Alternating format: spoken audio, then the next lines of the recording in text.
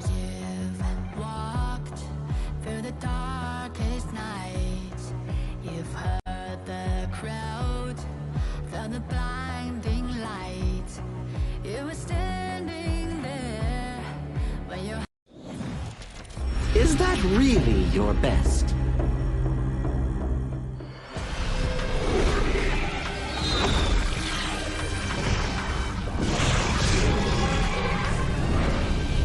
I reserve mercy for what's known as the masses. And as for my wrath, it is reserved for the wicked.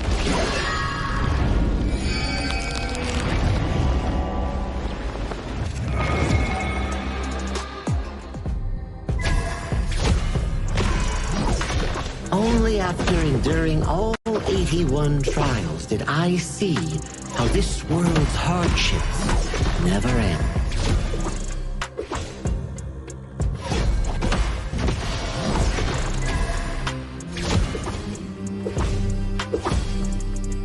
How does your head compare to the serpent sovereign?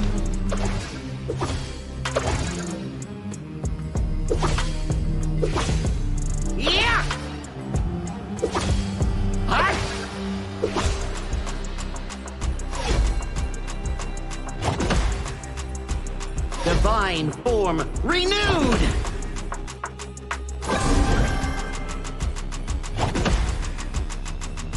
Evil, be gone!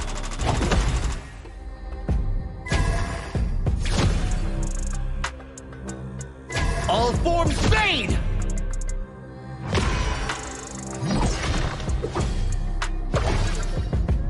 Before the Lotus Podium, all suffering ends!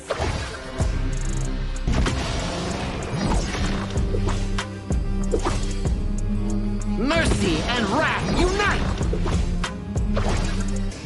I return from the West to dive back into this chaotic world. Little ones of Mount Huaguo, do you still remember me? The great sage, heaven's equal? I'll be back in a flash. Don't let any demons sneak in while I'm gone.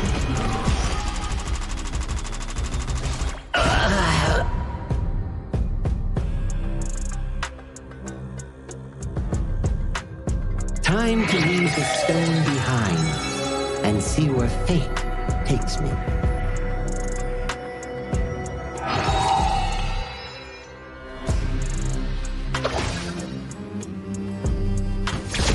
This land belongs to Mount Huaguo now.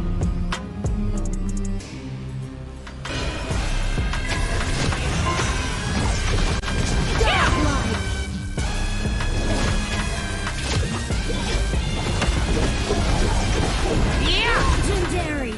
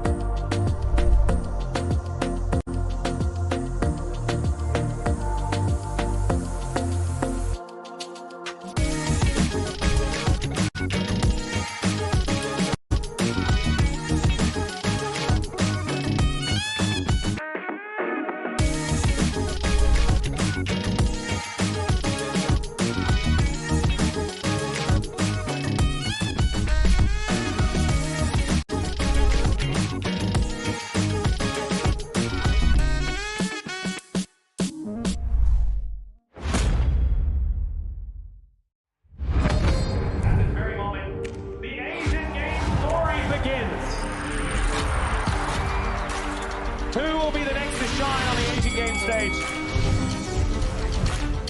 Contestants fight for the honor of their regions while we cheer them on from the stands. Double kill!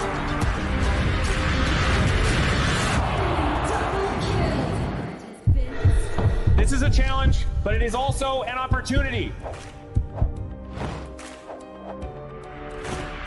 The tide has turned.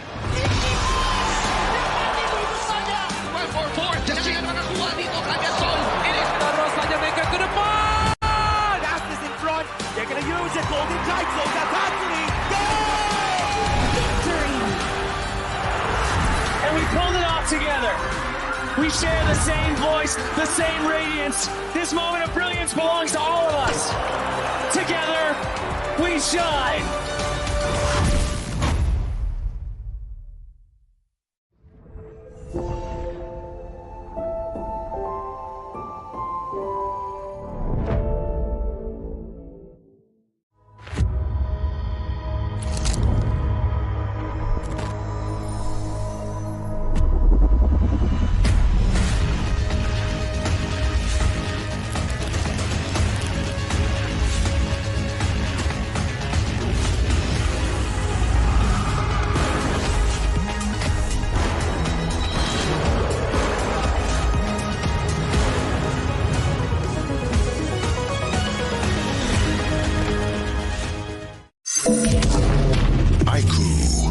The new Honor of Kings version is here. Let's take a look at the two major areas of updates: hero control adjustments and battlefield balancing improvements.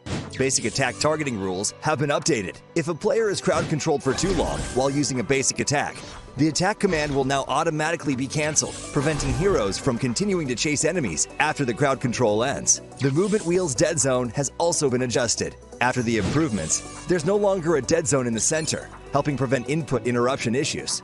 After improving basic attack and skill targeting logic, even if base attack target priority is set to lowest absolute health, you still prioritize nearby epic monsters, and targeting will feel more intuitive. Next up is an overview of the battlefield balance updates. In the new version, the true damage value of the Crimson Golem buff has been adjusted, with the minimum value slightly reduced. The tower destruction slow effect has also been improved. When a tower is destroyed, nearby enemies will now be slowed. The teleportation portal cooldown has been reduced from 45 seconds to 30 seconds, allowing for more flexible tactical choices. A new lizard platform return mechanic has also been added. When a lizard leaves the platform's area, it will automatically climb back onto the platform. There are even more battlefield improvements waiting for you to experience in-game. See you in the Gorge.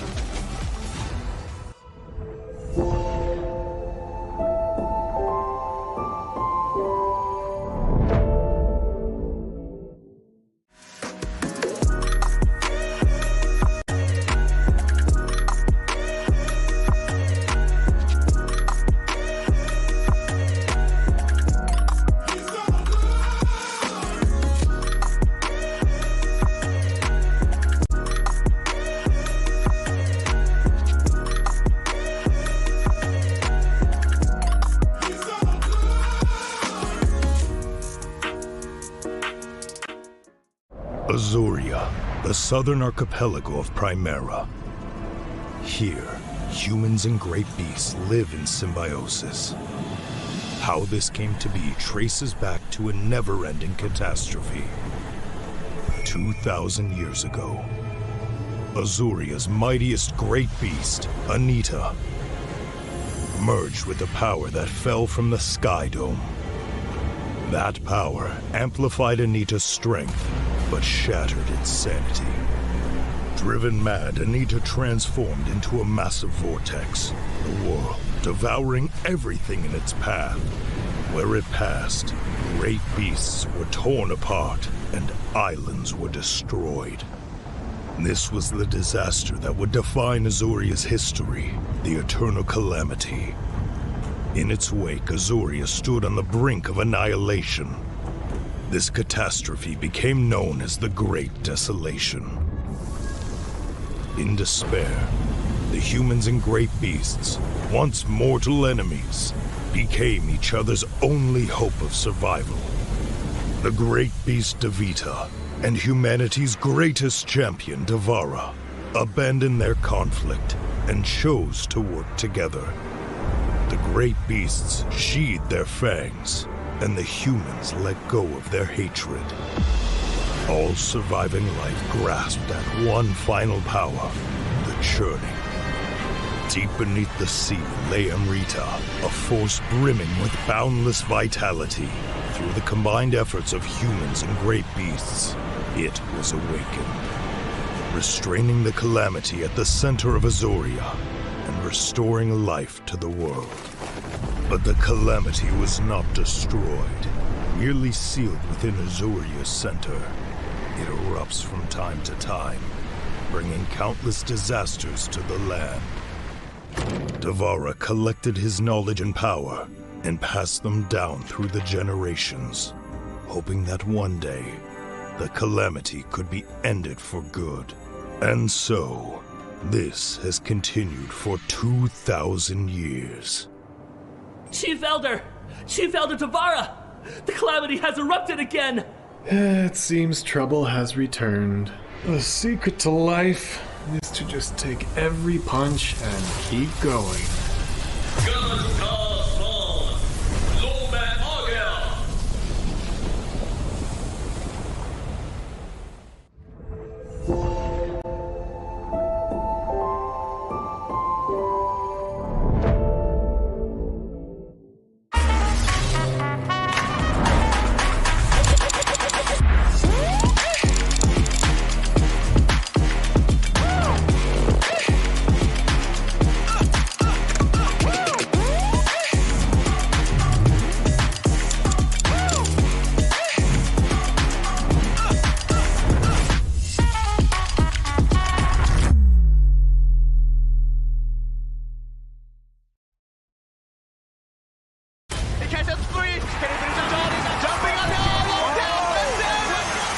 Welcome to the 2026 Asian Games Esports Qualifiers, Honor of Kings.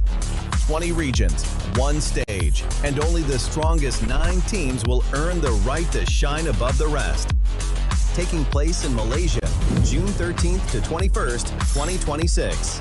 Coming to Malaysia. This is the battleground where teams fight for the right to qualify for the Asian Games.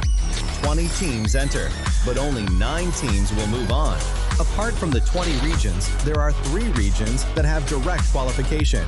Here is the 2026 Asian Games Esports Qualifiers Honor of Kings format. First, the 20 teams will split into 4 groups of 5. In each group, every team faces every other team once in a single round robin, with every match played in a best-of-3 format. That means every match matters. Every game matters. Every single point matters. The point system is simple. Win the match, earn 1 point. Lose the match, earn none. At the end of the group stage, teams are ranked by the total points they've collected. And from there, the road begins to shine. The top 2 teams from each group qualify directly to the Asian Games main event. That gives us 8 teams advancing straight out of groups. But for those not through yet, the light isn't out. The teams that finish 3rd in each group still have 1 more shot. They move into the last chance stage. There, they battle through one final BO3 single elimination bracket until 2 teams remain. The 2 teams will then face off in a BO3 match to claim the one final qualification slot. So in total, 9 teams will make it through, 8 from the group stage and 1 through the last chance stage. That is the rule. Now it is time to see who can rise through it. From across the world, regions gather here in Malaysia. 20 teams, and only 9 will qualify. The path is set. The stakes are clear. Together, we shine. Stay tuned, and we'll see you at the stage. Itu kontra kita. Relax, bro. Phone aku! Jom kemari. Mountain View! Mantapkan pengembaraan! Kau boleh! Kat mana pula ni? Water Trust! Kasih bus! Adventure! Dapat pun. Steady, bro. Lancarkan kepala gengmu!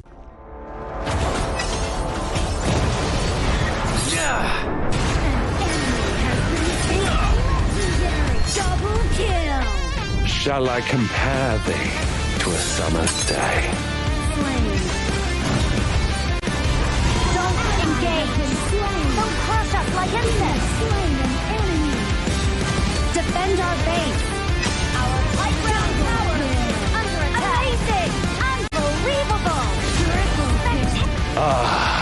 the fragrance of romance. Ally has been slain. Rampage. Double kill. Triple kill. Spectacular. Pentakill. Lady Fortune is on my side.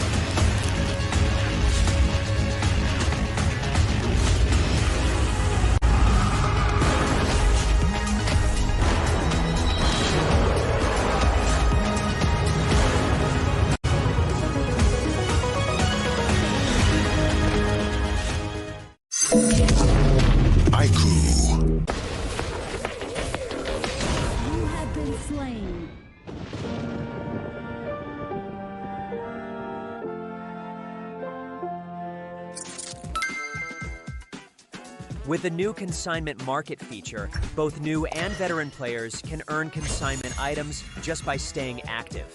Sell them to earn tokens and purchase the items you've always wanted. Players can head to Dragon's Hoard to get tradable appearances, chests, and more.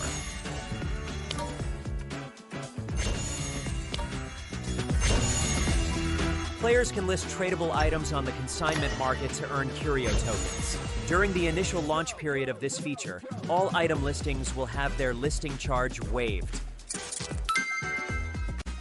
Use your curio tokens to trade on the consignment market, or purchase skins that were available before June 17th directly from the shop.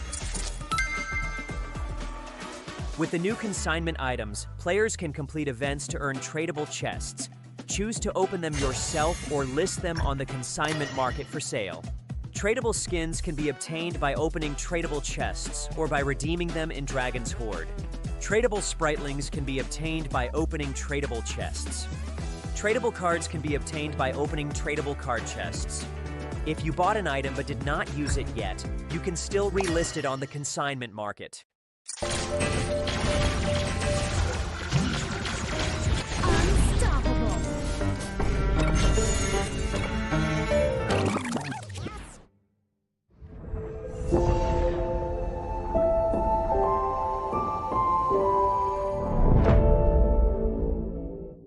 Itu kontra kita. Relax, bro. Phone aku! Jom ke bara. Mountain View! Mantapkan kegemaran! Kau boleh! Kat mana pula ni? Water Trust! Kasih boost! Adventure! Dapat pun. Steady, bro. Rasakan kekuatan gengmu!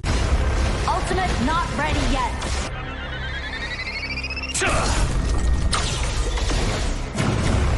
You have slain an enemy. My magic murmurs in ecstasy.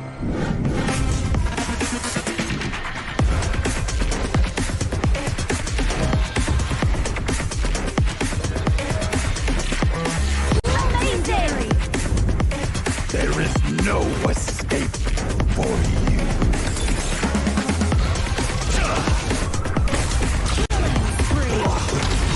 Double kill. Triple kill. Spectacular. Kill.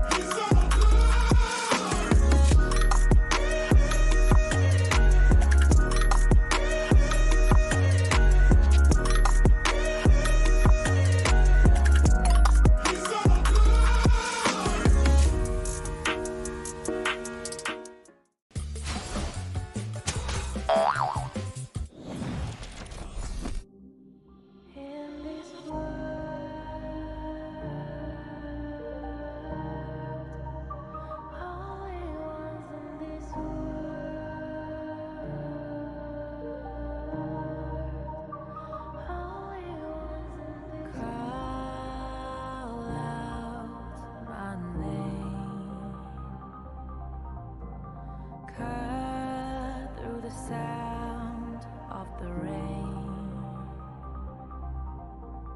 No matter how I feel the flame, you know I feel the darkness and the pain.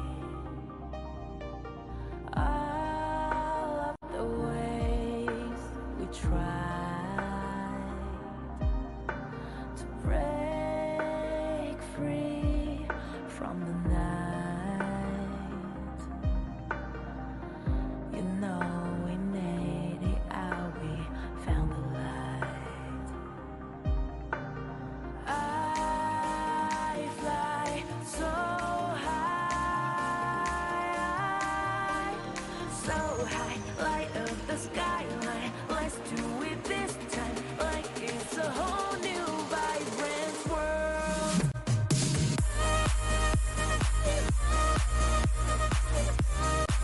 Like we're the only ones in this world.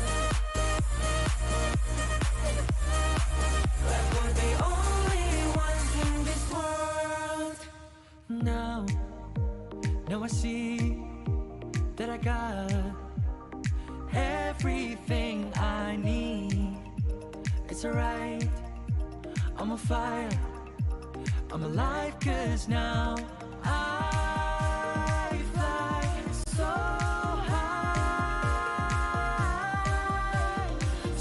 high, light up the skyline. Let's do it this time, like it's a whole new colorful world.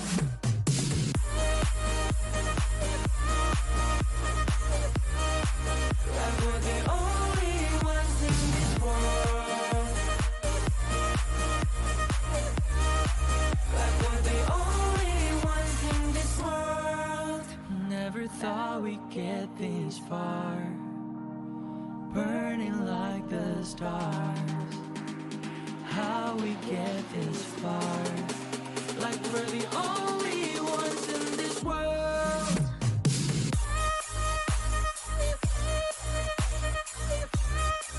Like we're the only ones in this world. Like we're the only ones in this world.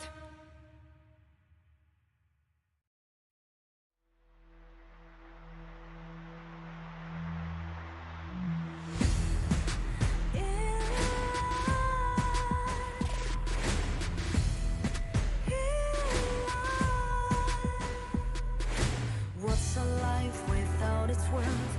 Compromising with what hurts inside. When you let fear decide your fate, you don't choose which path to take in life. I'm finally letting go of everything that still holds me. I'm against all odds, but I won't give up, 'cause it's my time to shine. Standing in the spotlight, and no one let me down. Destiny is calling high. I'm not afraid to fight for everything I love. Victory is on my side.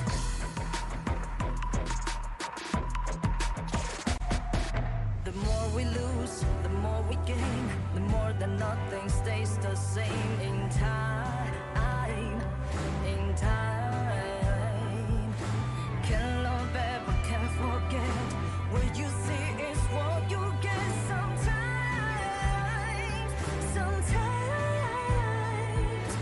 Gonna show the world tonight the light that shines inside us. We're against the odds, but we won't give up, 'cause it's our time to shine.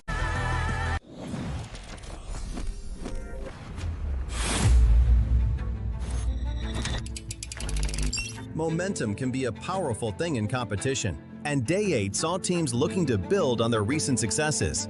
Nepal opened the day with a commanding performance against Jordan. Their dominance was especially evident from their plays, where Nepal wasted no time closing out the match and securing a convincing 2-0 victory.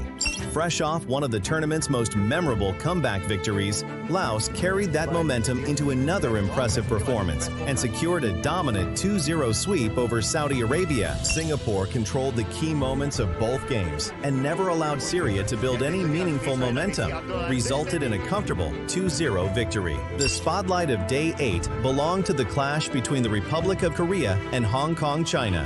In a matchup defined by elite mechanics, coordinated team fights, and constant pressure, Korea rose to the occasion.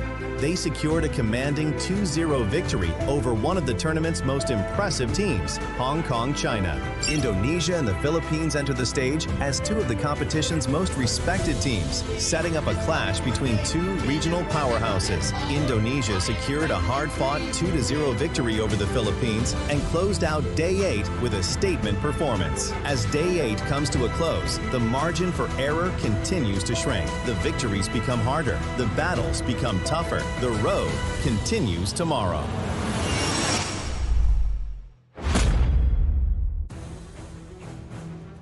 Nine were promised, 8 have been claimed, and today, one final seat remains. Welcome to the last chance. This is the 2026 Asian Games Esports Qualifiers Honor of Kings. Republic of Korea, Hong Kong, China, Philippines, Indonesia, Laos, Myanmar, Nepal, and Kazakhstan. These are the regions that have secured their ticket to the main stage, but hope remains alive as one final slot to the biggest stage in Asia remain within reach. And with a tournament that only happens once every 4 years, you fight until the very last second. And that's exactly what's about to unfold. Uzbekistan and Kyrgyzstan opened the day in the semifinals, battling for a chance to move forward. And Vietnam versus Singapore will follow with everything on the line. The road is simple, but make no mistake, it will be brutal. Win and you advance. Lose and the dream is over. And now it's time to find out who will claim the last spot to the Asian Games. This is the last chance. Casters, lead the gorge.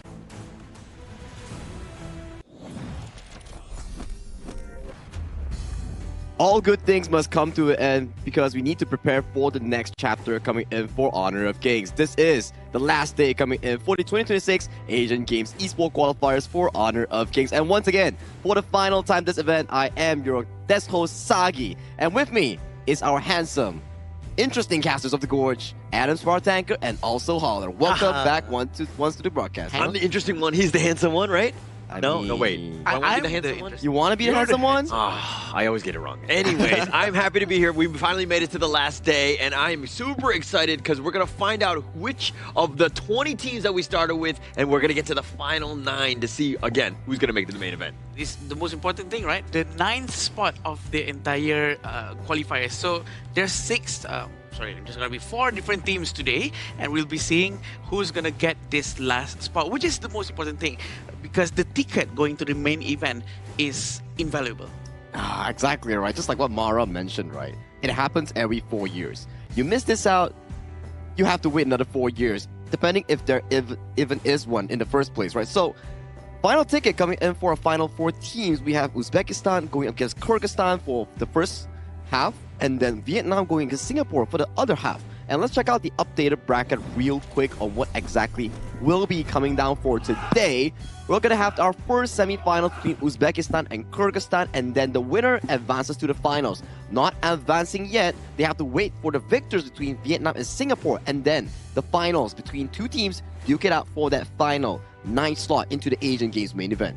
It's all very tough. I think that when you're talking about the best of 3s, you have to play essentially back-to-back, at least for the Vietnam-Singapore squads, going into that finals to see exactly which of the teams are going to be making it. And of course, only one of them is going to make it on. That's scary. Hence, because of the, they have to play back to back, so we want to reduce that tired fatigue. We will give you a longer break after the second match today to make sure that it's much more fair for everyone. And this will be the schedule for today's matches. We have Uzbekistan's going to go with Kyrgyzstan at 12 p.m., which is going to be now. And then we have Vietnam to go against Singapore afterwards at 2 p.m. And this is going to be very interesting, right? Because the matches today is just full of intense fight for sure. Exactly, right? Especially when you talk about the specific grouping here, right? It's going to be Group A's third place, Uzbekistan, going up against Group B's third place, Kyrgyzstan, and then Group C's third place going up against Singapore, which is from Group D. And this is a single elimination, same format in our Asian Games version where you are playing under the standard ban pick rule. And so far, it has been amazing because we have a lot of different picks coming up based on this version. Yeah, it's actually changed things up quite a bit with the amount of just the flexibility some of the teams have had to show. Because going in, you're thinking, there's no global ban pick. Yeah. We can pick whatever we want, but the teams are they're like honing in on what specific heroes those teams like to play, right? Yeah. So the strategy in that chess match, if you will, starts from the draft. Yeah, whatever we want and every time as well, because you can repeat over and over again. We do know that the Kyrgyzstan team they really like their Hansin. So I'm not surprised if Uzbekistan will try to ban the Hansin because, Dastan with his gameplay is very annoying. I would like to see some respect bans coming in from Uzbekistan. Definitely deserving, right, of Dastan's ban on Torsten Hansen because he was one of the few players out of the 2 Panda Strike that we had. He was one of them coming in for this tournament in the group stage itself. But you know what other people like as well? Free stuff. If you like free stuff, check out the new Buy Cheap Playground Hunter skin in the game itself. Just gotta complete some few missions and log in every day, then you can claim it for free. Yeah, and actually that skin is pretty fire. And especially when they're giving it away for free, you might as well just go in, log in, play your games, get that Buy Cheap skin. I'm willing to do it myself. Yeah, I've heard that a lot of people actually already get the skin, so don't forget to log in and update everything. There's a huge update going on. And yes, going back into our match for today, Uzbekistan and Kyrgyzstan, which is going to be the first match of this final day at Asian Games Qualifiers. I'm so sad. This is already the final day, Sagi. It's been a long journey, right? Like I always like to say, if things come to an end, it's opening up for a better chapter later on. For us, it's about maybe casting for another event, but for the players, it's about going into the main event, That's what they have aimed for. That's what they have trained for these past few months. It's the true honor, right? Being able to be that team that makes it to the main event. And unfortunately, we have 9 members can only make it on. So again, it's very few in between. But with 4 teams, again, just only one moving on. Only one moving on today when it seems like the teams are already up on the stage, Sagi. Yeah. Let's invite them to the stage. This time around, Uzbekistan goes up against Kyrgyzstan for that one slot into the final to find their final ticket into the Asian Games. Let's go.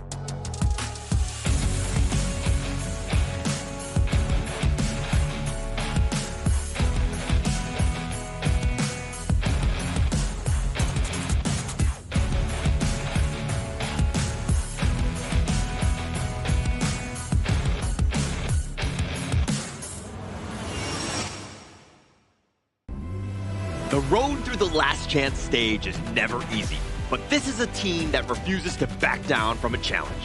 With qualification still within reach, every victory brings them one step closer to their goal. Ready to keep their dream alive, Uzbekistan!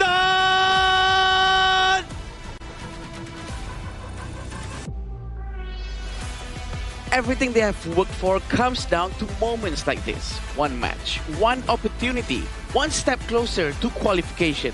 The pressure is high, but so is the determination as they fight to stay in the race. Make some noise for Kyrgyzstan! Both regions have made it this far. 8 days of competition, and finally, on this final day, this is where they find a final step into one step closer into the doors of the main event of the Asian Games. Let it go, because this time around, it's time to fight for that slot. One day, one opportunity, going in. This is everything is at stake. Uzbekistan's lineup, Mahmoud, Farouk, Umijan, Ismolbek, and of course Akbar here to kind of round out this draft. This is a team that we find their footing at times, and they just tear it up when they have their moments. And especially when we talk about Uzbekistan, they never play around the things where they are not uncomfortable with, whereby they will like to play picks where they are more used to. The Kaiser, the Dolia, the Fuzi. These are picks that they have shown signs of success, which won them the final ticket going into the last chance stage from Group A. Yeah, it may seem like a simple pick. It may seem like a very classical, Dolia and Kaiser pick. But if it works, it works. And Uzbekistan has been one of the most consistent with this kind of picks. And here we go with the lineup of Kyrgyzstan. We have Jamalbek, Dastan, Kubanic, Azad, and Marlon. One of the fierce players from Kyrgyzstan. We do know they can play very, very well with their unorthodox picks. That's what makes it so much more scarier, because they just know what they want to do. Yeah, and you know what's scary? Dastan and Azad. Those are the two cores that have been really lighting up the scoreboards. They've been playing with their play. They've been backing off of each other. Azad with like some burning sun arrows from downtown. And the craziest part is, of course, Azad is only 16 years old. So young, so talented, and so much more room to improve. And this is specifically the head-to-head for this final showdown coming in from these two regions here. We have Uzbekistan on the blue side, and then we have the side of Kyrgyzstan coming in on the right side. Yeah, and this is the KDA coming in from both sides of the team. We do know that probably a lot more Ds coming in from Uzbekistan, but the hero pool is exactly the same. The first strike rate is just a tad bit higher on top of Kyrgyzstan, and the total match being played from Uzbekistan is 9 games. So that just means that they have much more experience here. They've went through much more, so probably they have better resilience going into this game. Yeah, with overall KDAs that are generally roughly the same, and that's kind of where they ended up with just being in third place. But the thing that worries me is the Kyrgyzstan first strike rate. That's a 13%. That's very low, right? You know that you're being initiated on, and it tends to be a more reactive piece, especially to start things early.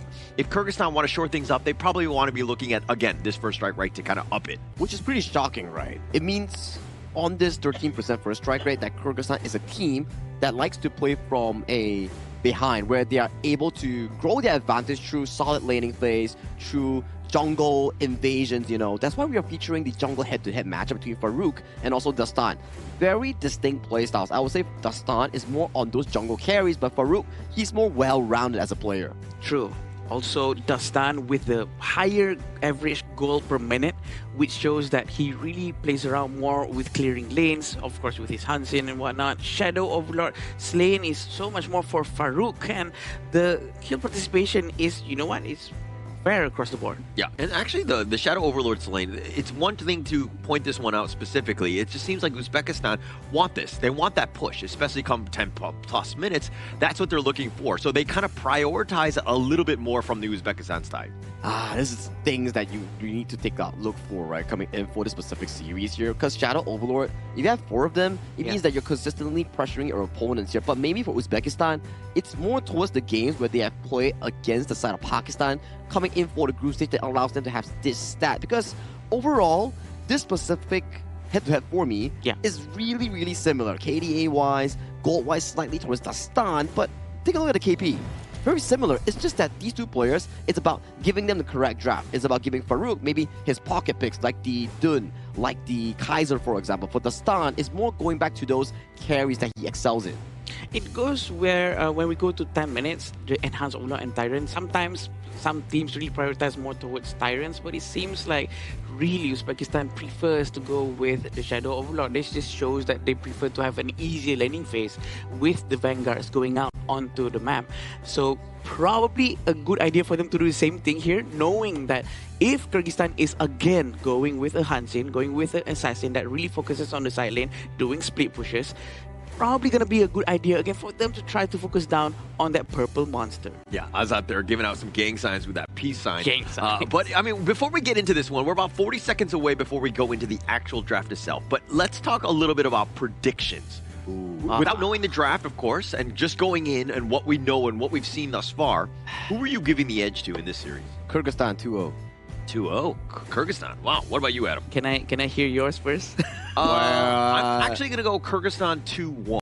All right. What about you, Adam? It's very difficult because I really love the gameplay of the Hanshin, right? The Hanshin really doing a lot of split pushes, and I'm expecting to see more. But if Uzbek bans that one out, I'm not sure if they can pull off the same thing with other heroes. So it's really like a 50-50 thing. If there's a respect ban, it's gonna be like 2-0 for Uzbek. I feel it like that. But you know, in terms of the maturity of the gameplay, in terms of the confidence coming in, I think it's gonna be 2-1. For Kyrgyzstan. Oh, we're all on the Seems Kyrgyzstan like we're train? on the Kyrgyzstan train here. Well, you know, I hope Uzbekistan proves the caster that's wrong, because we are always wrong. Yes. Like sometimes we're right, but not all the time we're wrong, you know? For the record, I was right yesterday, but that's all that matters, you know. I mean, if you want to kind of play your own thing. Surprising, by the way. Surprising. Actually, I was 50-50. Accurate. So accurate. The first thing came to my mind, oh my god. You You're got it really right. going towards Holler's prediction right now. You know, sometimes, a blind squirrel finds a nut sometimes, you know, and I happen to get a little bit lucky with that one. But I was only 50% in terms of win rate yesterday. Well, we have to pace in towards the draft right here. Azat, he's really active as a player, 16 years old, so confident in that role itself, as he said. They haven't really played Honor of Kings for long, only a few months, but you can see the level that they have achieved is really respected coming in for this tournament itself. So without further ado, let's head into the pick and bans coming in for our first series for the final days at the last chance stage. I think that if you make it to today, I mean, obviously, if you were first and second and moved on, you would have a much better time. But it's a big honor even to make it to this stage, right? You fought through, and you're coming in third place, which is not easy to do, especially against the gauntlet of teams that you went up against. And to now have this opportunity where you can, again, represent your region at the main event. Yeah, that's the most important thing, the invaluable thing that they always talk about. It's priceless, the emotions, the pride, and these are the heroes that's going to be picked by both sides. For now, we have Dolia, Xiangyu, and Angela from Kyrgyzstan still not showing up with their jungle for now. Also a Duranji, Guan Yu, and also a Lapu Lapu. Interesting picks thus far, right? For Kyrgyzstan is more unconventional with the Xiangyu. We've seen it once when they were up against their Group A opponents. Didn't really work out, so they are coming back visiting once again. Maybe they found a better way of succeeding this pick. For Uzbekistan, is really back to basics here. Drafting the Guan Yu, Lapu Lapu, Direnjie. Really comfortable 3 picks, I would say. I'm not a huge Zhang Yu fan. I think the win rate is actually, I don't think there's a single win on it yet. No, not yet. It has, I mean, it's played in Clash and Rome. It's kind of had its opportunities, but I think that this is more of like a comfort pick. I'm, again, not completely sold on it, but I think it's more just comfort here. Yeah, it's really a defensive hero, but at the same time, I haven't seen what Dolia is going to be comboing with. It's most likely going to be the Blazing Brilliance from Angela for now. But also, they're sort of hiding their jungle picks. Liba is going to be banned. Probably the Dolia is picked to steal it away from the Uzbekistan instead of trying to do their own combo. Likely, right? Likely. There's still the opportunity for Kyrgyzstan to come in with a double ultimate coming in from the Xiangyu, or even a Dun last pick here coming in from the side of their 4th, 5th. So these are still available options that they can venture into here. For Uzbekistan, it's more about drafting toward what they are comfortable with. Do they come up with the Kaiser? Do they come up with like the last pick Mage on the Guardian Mo? There we go. Good counter so far going into the Angela up towards Kubanuish. Yeah, one thing that, again, if we're to look at the Kyrgyzstan side, I mean, you pick the Dolia. This is something that you want to kind of, take advantage of that refresh with that Celestial Melody. But then you pick the Zhang Yu, and it's kind of like, oh, okay. Because if you pick the Zhang Yu without the Dolia, you can kind of flex it in, and then you can kind of play mind games in terms of the draft, because it could be Clash, it could be Rome, and then now it would actually affect them. But now that they've locked it in the first phase, it's a little bit more linear in terms of this approach. Yeah, it also feels like maybe they're going to go try with a double Hegemon slash coming from the ultimate of Xiang Yu, which is going to be quite scary, to be honest, because the damage from Xiang Yu is actually very, very high, especially if he buys all of the physical items instead of going with a tank route.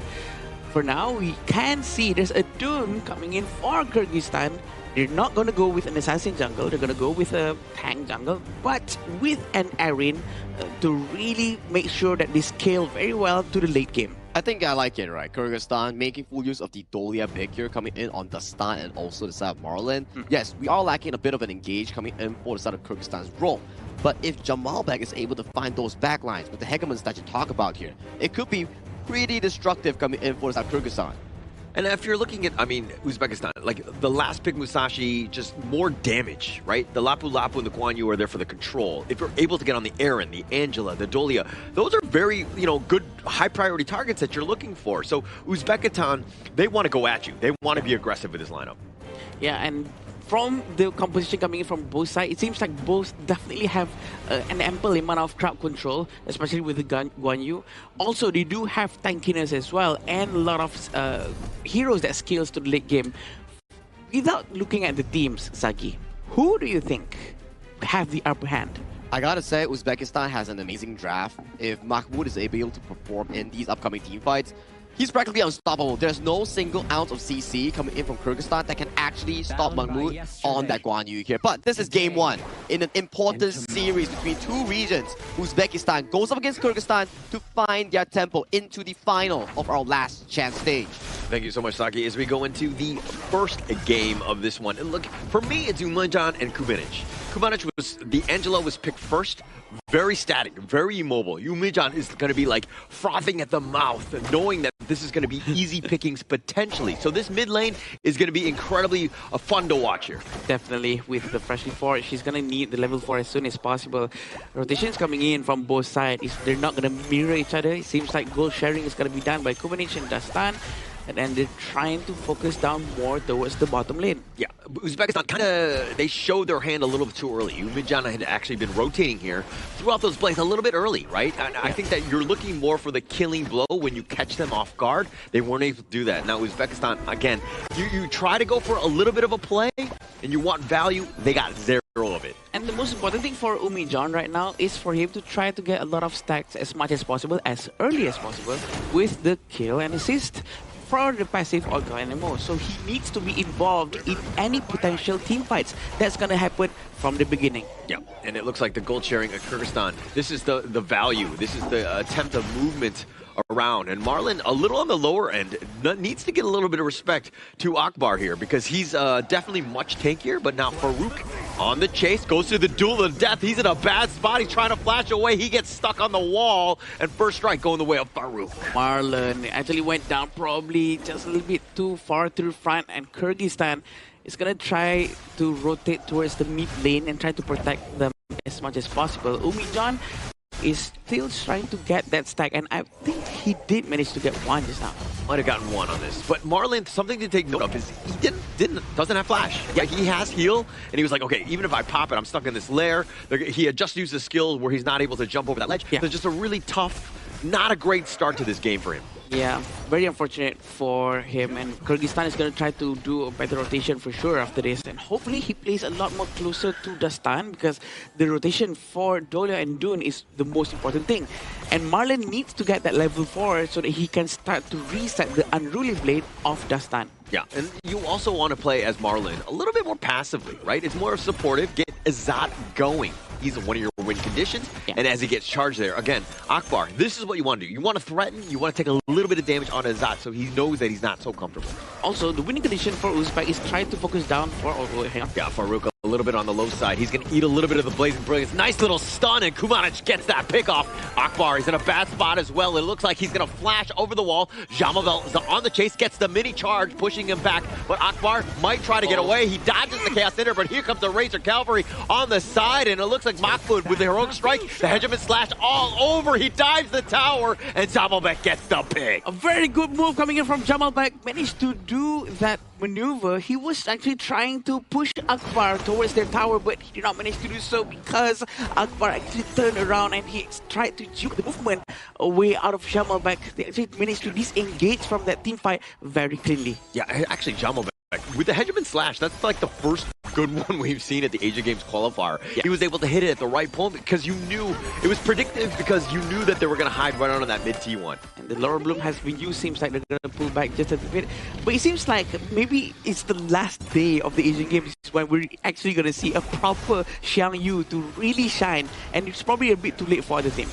I don't think it's too late. I think it's Jamalbek, as long as he continues to do what he is doing right now, which is, you know, getting those pickoffs, also that control with that charge, very nicely done. So he has that potential. He needs to keep that up, and that's when you're going to get value out of this Xiang Yu pick. The amount of couple blades that's been thrown out by Umijon is really painful. They're trying to find their targets, really trying to see if the Tyrant is going to get struck or not. Yeah, Akbar on the side, the wind slash onto him. He says, okay, you want to go get some vision for your team, but now the Razor Cavalry just pushing him back. The Blazing Brilliance is doing a little bit of work, and now Farouk turning it around, trying to go for Jamalbek, but he will fall first. But they do get the pick off. Is Malbec? No, he now trying to run for his life. He's going to be taken down, and it looks like Mahmoud tried to go back in, but it's just feeding the beast that is the Kyrgyzstan machine. Little bit too late coming in from Mahmoud to actually involve himself in the team fight, but at least I think Umijon managed to get one here, and this is what happens now. Very good win slash for him. I think they tried to really focus down on one person,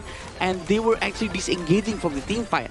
You know, as the hero Akbar was actually trying to start something, they actually have to commit into it, but they were kind of unsure of how to do it. And Mahmoud actually joined after the rest of his teams already went down. Yeah, I mean, Ismailbek was definitely late to the party, and then when he was late, he was getting focused, and then Mahmoud is like, oh crap, we're going back in, and then he was also late to re-engage as well. So again, Uzbekistan not on the same page right now. It seems like they're kind of, you know, paying for their sins because of the fact that they're, again, not on that same page. And what Uzbekistan has to do right now is that they have to recollect themselves and then try to have this chemistry going on, try to have the countdown, you know, like 3, 2, 1, let's go in now. So I think that would help them a lot to have this more proper communication to make sure that everyone goes in at the same time. Yeah, and people, even when you count down, it's hard to do, to synchronize properly, especially in this type of game, but it comes with just more practice, probably more film study and going to the cinema and all that, right? Really helping out. Muscle memory is very important as well, right? So they really need to practice more with each other. But pretty sure it's starting to get reflected in the situation from the side of Kyrgyzstan. The way they rotate, the way they move, and really focus on one target at a time is just amazing. Yeah, and they have a bit of an edge, 1.6K. But Kyrgyzstan, this is the thing: when you have a lead, what do? You want to put pressure in not just one lane, but all of the lanes. You want to be invading. You want to be in their face so that Uzbekistan has to play, again, trying to just salvage their own jungle, if you will. It's all about trying to make good use of that advantage that you currently have to make sure that you extend the lead. Right now, they still have the option to get the Overlord, but again, a sub 10-minute Overlord is not an enhanced Overlord, not a Shadow Overlord, so it might not be worth it as of now. But also, the rotation coming in from Uzbekistan, they're trying to spread out, they're trying to handle all lanes at the same time, and Kyrgyzstan might have an edge trying to find them one by one. Yeah, so another thing, okay, now in the top lane, it looks like Marlon needs to be careful. The Razor Cavalry is going to be just off to the side. Farouk was trying to dive in. He's in a bad spot. He dashes away. He does have that mobility. Azat not able to catch him, so it looks like Farouk will get away for that gank attempt. Wow, Azat was alone and he actually made their HP went all the way down, and he's still chasing them alone as a marksman, so that says something. With 2,000 gold lead, they can still try to put a lot of pressure, and I think Uzbekistan needs to try to stick together and rotate together as a team more. Well, at the same time, you don't want to be so stuck with one another that you're fighting for farm, and now this is Golem is going to be looking to be taken away. The wind slash a little off the mark. Akbar flashing on back. Kyrgyzstan, this is the way you want to play. You want to be aggressive. You want to take away the enemy jungle. Plus, now the bottom T2. Mahmoud is trying to come from the front line. He's not trying to flank them. This is a different approach for sure. It seems like from the sidelines as well, Farouk is going to try to join in. But it seems like also Kyrgyzstan is also aware that they're going to come from the sidelines. So you know what? We have to pull back and find a safer formation to start a potential next team fight. Kyrgyzstan right now are moving beyond their years. I know that they say that they've only been playing for months, but the way that they're moving across the map, and look at how when they shift back into the mid lane, Zamalbek is actually going to the top, and that's creating, he's protecting that top lane, but he's always within arm's reach of a potential team fight. And the fact that Azad is still all alone down there, it means that he has all the freedom in the world to try to farm as much as he can, and his teammate is going to try to focus down on putting on a lot of pressure in other lanes. Yeah, and in that other lane, if we're talking about Zhamobek and Mahmoud, something to take note of, they wanted the Zhang Yu pick. They picked it very early.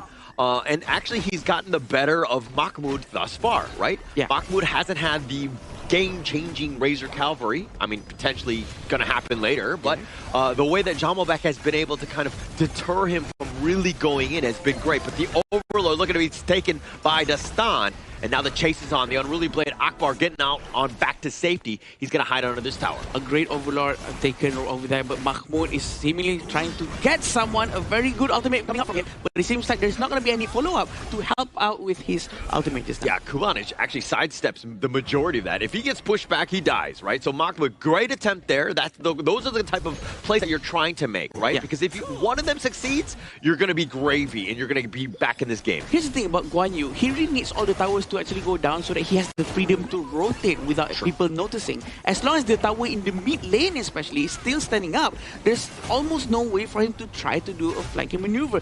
The window of the fog of vision is just super tiny. It's very small. And look, it's going to open up even more for Kyrgyzstan. The way, again, when you've got the lead, take these towers down, that map and that vision that you're talking about gets smaller. It gets much darker, and it's harder to make any sort of play because you might get jumped.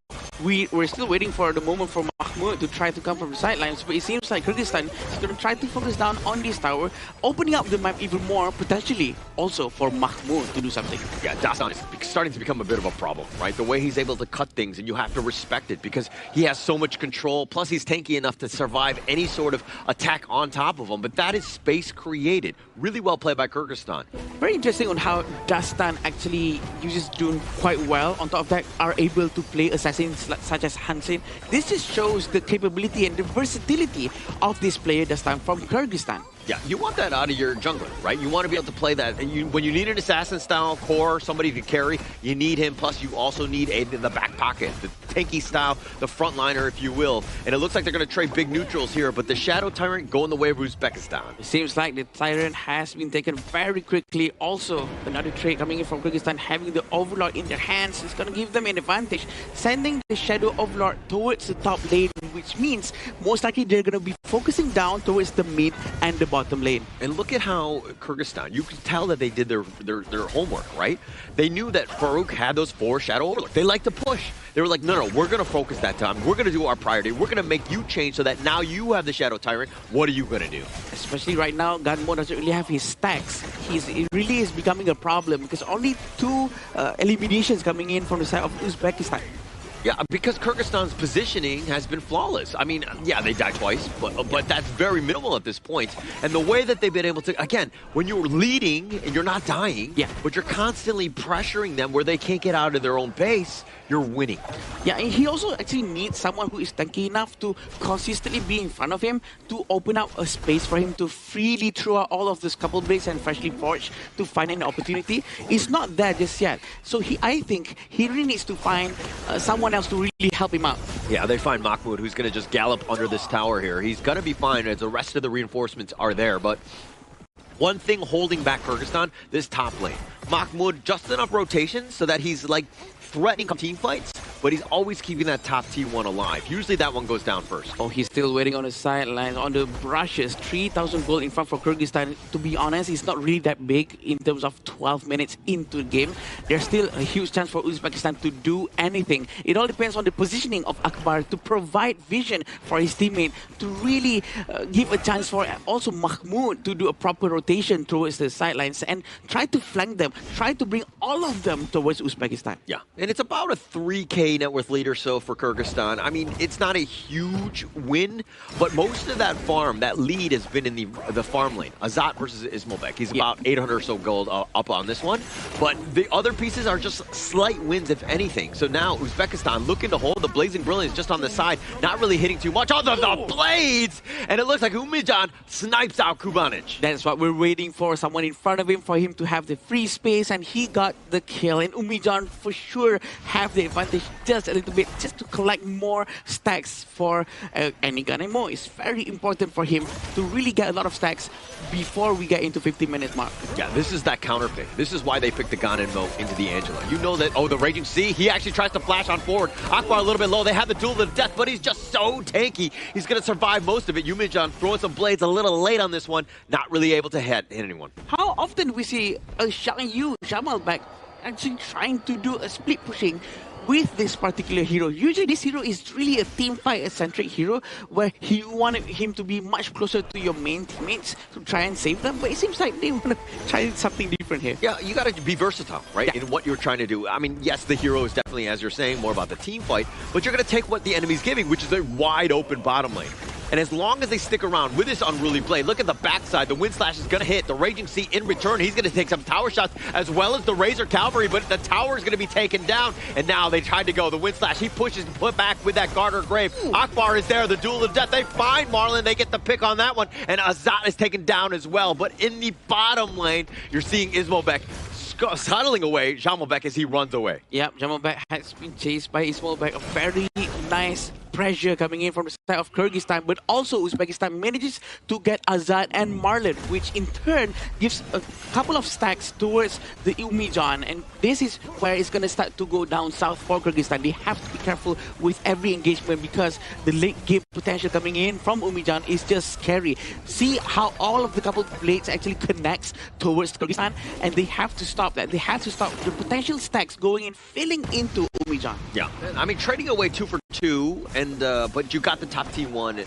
Overall, not the best trade for Kyrgyzstan, especially since Uzbekistan was losing. But Umijan, the way he stepped up this game, his blades have been on point. He's staying alive. Even with Dastan chasing after him, they're not able to really do enough to find him.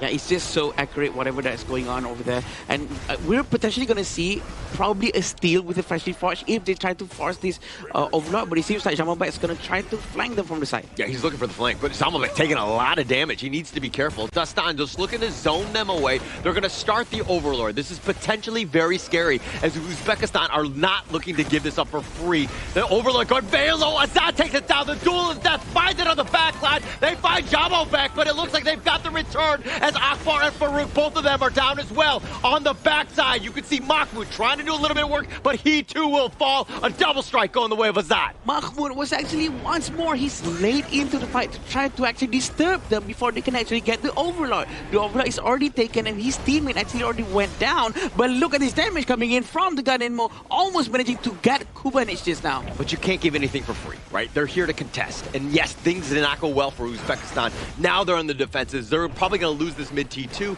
just eventually as the Shadow Vanguard takes its time to get there. The Vanguard is going to go in towards the mid lane. It seems like they're still leaving Azad all alone up top, but he has to be careful with Umijan, who can really throw away the freshly forged, very dangerously towards him. Oh, they find Umijan. They finally found the pick. That was the one. I was just like, yeah, as long as Umijan stays alive. Now the wave clearer is gone. This mid T3 under stake.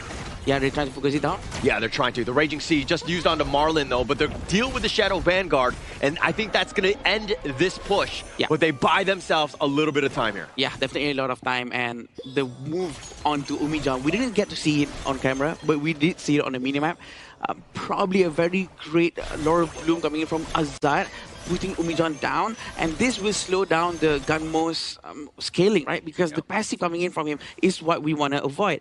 So he only have 5 stacks for now within 70 minutes, which is not so much because of the potential team fight that Uzbekistan is trying to do. He did not manage to get a lot of eliminations or participation in the assist. So maybe his teammates really has to try to be much more aggressive from this point onwards, especially when Ismailbek already has all of his items. Yeah, but Kyrgyzstan right now, I mean, taking the Shadow Tyrant for free, up about 4.5. They're continuing to roll. But these high grounds, as long as Uzbekistan has them, they still have a chance. I agree. They're still trying to group up in the center. Probably going to try to rotate more towards top lane very interesting on how they're trying to lock down Mahmoud's movement so that he cannot do any flank. Yeah, the freshly forged just a little off the mark. Zamalbek tanking at least one of them. And now with this Vanguard, this Siege Catapult, not going to be enough time really. Zamalbek taking some tower shots, needs to be careful as he retreats. And Zamalbek's item, he actually goes with all full tech, including the Dragon's Blood Rage, So this is going to be giving a lot of shield, especially when he's low HP. The lower his HP, the higher the damage of the Hegemon Slash. So he wants to be low HP with that thick shield. Yeah, and actually, the way Kyrgyzstan are playing right now, it looks like they're giving Uzbekistan a little bit of an out in terms of just staying alive and extending this game. We are about a minute and like 15 seconds away from a Tempest Dragon to start today off. Wow, the first game going into Tempest, and it's always you and me. I don't know why. Yeah. Are we cursed or blessed? I don't know. We're probably blessed. Okay. We want to say curse first. No. We want to see more Tempest because Tempests are fun, and this is where we're going to see a lot of different plays coming in from Mahmoud. Mahmoud needs this freedom from the enemy's tower or even their own tower so that he can try to find it from the back. But there's no right moment just yet. Yeah, I mean, they're going to hold it off. Like, they don't really want to get that team fight because if you die now, you can't contest the Tempest Dragon. You're in a really bad spot. So if anything, they need to pick their moments. They need to wait and play the patient game here. And there's already 3 major team fights coming in from both sides, and we haven't seen a proper Mahmoud initiating the fight, but it seems like they're going to go in. Yeah, they find Akbar, but he's going to dash away, dodge most of all of this right here. But come the side, they get the Razor Cavalry, they have the flank, and now the Duel of Death, they go right back in. Akbar looking for Azad, but he's going to be whittled. Azad all by himself. Sage's Sanctuary is going to be popped. They try to focus it in, and now comes Dastan. He says, get off, my brother. Wow, proper disengage coming in from both sides of the team, and actually Mahmoud was actually trying to push someone until Kubinich had to waste his Blazing Brilliance. Oh, Dastan finds him. There's 2 members with that Wind Slash. They find him, and now with a Blazing Brilliance, Umijan has already been taken down. They have the other one with Ismobek. They find another. Farouk now trying to run alive, but he goes for the Duel of Death. He decides to go all in. Farouk is down. All 5 members of Kyrgyzstan still standing. They are way in front right now for sure. They can end the game if they want to, but Mahmoud and Akbar, can they hold on to this high ground tower, the last one in the mid lane? Yeah, I don't know if they can hold this. This seems like way too long. The death timer's more than 15 seconds at this point, but they want to go for the kills. They're looking to make a statement. Azad is up in front. It's a matter of time as they go, but Mahmoud looking to flank him, trying to go around, but they actually find the pick up onto Akbar, who's trying to outstand this. He too will fall. They have them push away. Mahmoud takes out the minion wave, which is going to buy them time. He's running for his life, but he's going to be picked up. But with the response, do they have enough? No! Kyrgyzstan takes game number 1. Out of a double Dune Unruly Blade coming out of Dastan, he found Umijan, and once Umijan was to fall, there's just no more threats coming in for the side of Azad in those team fights, and they took it with a clean last 5-0 on, and they are now currently 1-0 up in this important series. What a fight, what a fight. The total move coming in from them was actually very surprising, and also they do know a lot of skill sets coming in from the side of Uzbekistan was actually on cooldown, so they re-engage with a shorter cooldown coming in from the side of Kyrgyzstan. Yeah, and actually, I just mentioned Tempest Dragon, like we're gonna get one, and then all of a sudden that team fight happens, and then Uzbekistan just like got caught out, and once you're down members, you really can't fight. So Kyrgyzstan taking advantage of that over-aggression, that vision that they were looking for. It was Umijan. He wanted to come in for that potential steal, but then he didn't realize that the Dun was in that bush just waiting, praying for him. And when the moment he went near just a bit to the red back, he got jumped on once, popped the flash, the Dole refresh came in, immediate Unruly Blade, and that's the end of the story coming in from Uzbekistan in game 1. Yeah, it's just beautifully done from both sides actually, because we also can see on how Uzbekistan was actually trying to manage to defend as best as they can. But if they had a little bit more time to collect more passive for Umijan, probably would be able to really destroy one hero after another, but there's just so much, not enough time for them to do anything. Yeah, not enough time, and especially at that very end, Dastan, Dune in that bush. Oh, God. Caught him out. That was game winning, right? He gets those 2, sets it up, and it just like literally cleans house from that point on because you have that stun lock, and that was like worst case scenario for Uzbekistan there. It took a while coming in for both teams to actually find their proper marker here, but we did see signs of success coming in for the side of Uzbekistan, where they were able to punish Marlon in the river and get few pickoffs in the early game, but the tempo just wasn't in their favor here. They couldn't find repeated plays. And I gotta say, Guan Yu is an amazing pick, but Mahmoud, he failed to show up. Yeah, the timing. He actually tried to do the right thing. The positioning was correct.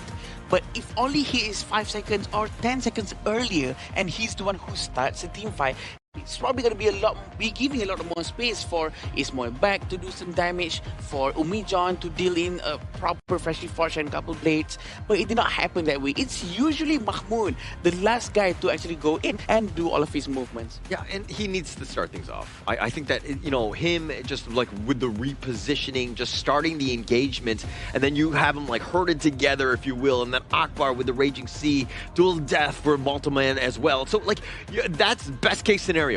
And Uzbekistan was never really able to do that because, again, the movement by Kyrgyzstan was able to, again, see everything and use that map control for that vision to never get ambushed. It was just too solid coming in from the side of Kyrgyzstan, where they were able to put a lot of the focus coming in from Dastan and Jamal back into vision control, giving Kubanuish and also Azad more room to actually play. You can see it reflect from the damage charts here. 161 damage coming in from the side of Azad's area, and when you pan over to Dastan, 78,000, 112,000 tank and done. You can see Dastan definitely has such a big role coming in for Kyrgyzstan. Yeah, the fact that they can actually still control the entire map, even though he's not actually using his Hanshin or any assassin, this shows something, right? They just know how to rotate properly. And even sometimes Jamal back, he's not really joining the team fight. He actually focuses down towards the tower in the bottom lane.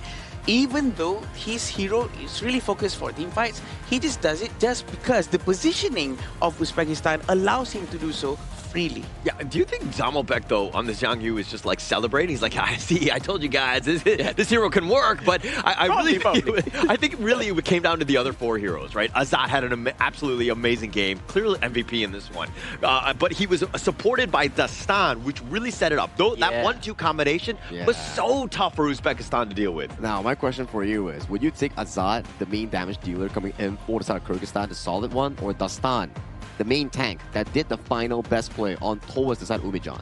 To be the MVP? Correct.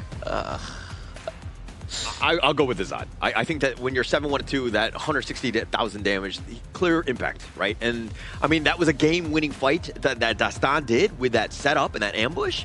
But I think that you got to look holistically, right? And it looked like Azad was kind of that man from start to finish. Yeah, you know what? He's probably right, Sagi. I'm not trying to be safe here, but Azad actually managed to fight against two different heroes at the same time in the bottom lane this time when he was alone, and that gave the freedom towards Dolia to actually rotate more with the Dune. So with that confidence having in Azad, they are allowed to do amazing plays elsewhere. I think Azad did great. I like the comment, right? Especially when we saw you guys commenting about Umijan being this menace coming in for the side of Kyrgyzstan, unable to push forward, and then Azad was the one to flash in forward and get the pick off on towards the side of Umijan's gun and Mo. And these are the early game highlights that we saw. It was actually in control of Uzbekistan. They were able to find some of these amazing pickoffs in the early and set the tone for that team in the early game here. But damn, that's a lot of damage coming in from the Zhang Yu. Yeah, that was the one true Hegemon slash. I think that you like literally clip it and just put it on your LinkedIn, because that was the only one that he did on the Asian Games qualifier. In terms of the Hegemon slash, not too much value throughout, but he had a lot of control in terms of the charges.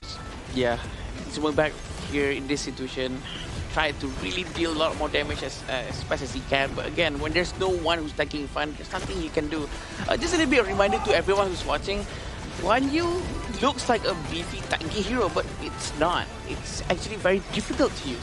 And also very, very squishy. His HP can go down in a blink, right? Because if he make a wrong move, everyone focuses down on him, there's nothing you can do. And just look at this play coming in from the side of Dastan, right? Using the first Karuli with stun, drop the damage in, get the refresh from Dolia, get the other one, and as of this point, you're like, oh god, where is my main damage dealer, Umijan, and also Ismoilbek? And look at how Mahmoud and Akbar, they were within the vicinity, but they were nowhere there to really get any sort of stuns off. The cores were completely got caught out. Once Umijan and Ismoilbek were dead, you need to just run. And Farouk was trying to get to safety, but then he was like, okay, he got caught, he got slowed. He's like, okay, we have to go all in.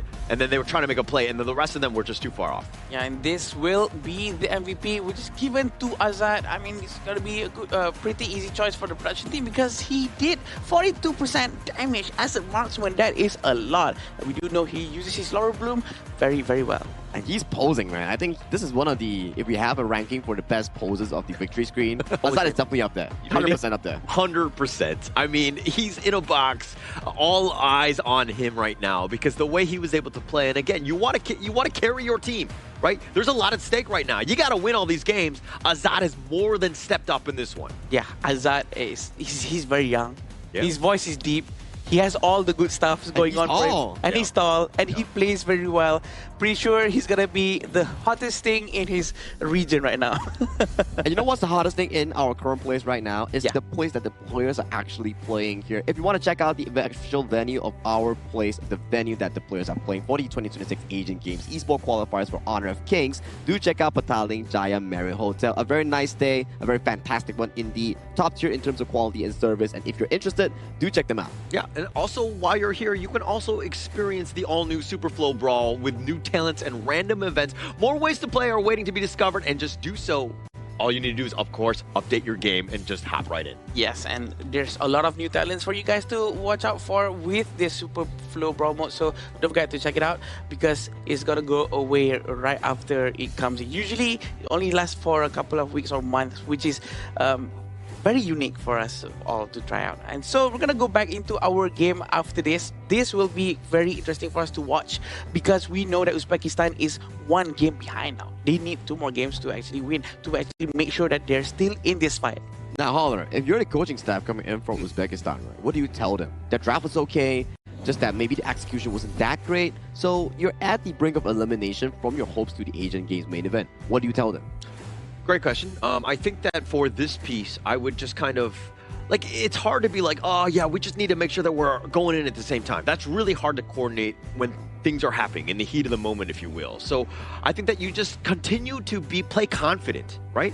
And understand that when somebody's going in or making a call, everybody just goes in together. We ride or die together. The hesitation seems to be a bit of a problem, Sagi. I think the way they were not knowingly, should I commit now? Are we going in now? Are we going in later? And then, oh, I'm already half HP, I'm going back. Oh, wait, my teammate is still fighting, I'm going back in. So I think that's going to be the biggest issue for their side. Because I think from the side of their hero picks, the heroes are fine. Great, the heroes are great, right? Yeah. I think you guys make a lot of sense, right? Where we did see a lot of hesitation in terms of team fights where, yes, maybe both teams are not perfect, but when it comes to uniting for one team fight, playing for one target, Kyrgyzstan does it really well. But for Uzbekistan, they still lack a bit of that chemistry that you're talking about in playing those big team fight moments here. So I think rather than playing towards the big meta heroes here, maybe Uzbekistan, they have to revisit back to some comfort picks like the Dun, like a Zhang that they have relevant success with. Yeah. Backs on the wall, right? Elimination game essentially here. You need to pick your best heroes. Don't mess around. It looks like, again, the Zhang Fei, Dune, it looks like they're going with a more simpler tone, a simpler draft, which will definitely make it much easier to play come those crazy team fights. And also, I love how Kui is here. This is going to be very interesting. But I love how Kyrgyzstan is very well aware that, oh wait, Uzbekistan is going to be on the blue side. They have the chance to pick the first hero. So we're going to ban out Dolia because Uzbekistan is also very familiar with Dolia and Kaiser. They've done it before. And I think this is very good from the side of the coach of Kyrgyzstan. What about the Kui pick, Sagi and Holler? What do you guys think? I love it, right? It really boils down to whether Marlon is able to land those hooks, and then you come up with the Sarkuba Nuish to land that perfect Raising Brilliance here. If that 1-2 works, yeah, whatever Farouk is playing, even on the Dun, he's going to get melted immediately. Yeah, definitely. And that's going to be a problem. So Uzbekistan, with just more damage to round out that draft, you have team fight galore, you have that Dune, you have frontliner, you have a lot of already, things that you could kind of tick off. But if you're going up against the Gui, this is going to be a problem, right? He hooks you, you're in a bad spot. As long as he's not hooking the Zhang Fei, generally speaking, I think you're going to be okay. Yeah, Atabaichi is out, Futsa is also out. This means that they're going to really try to find a good clash lane for their side.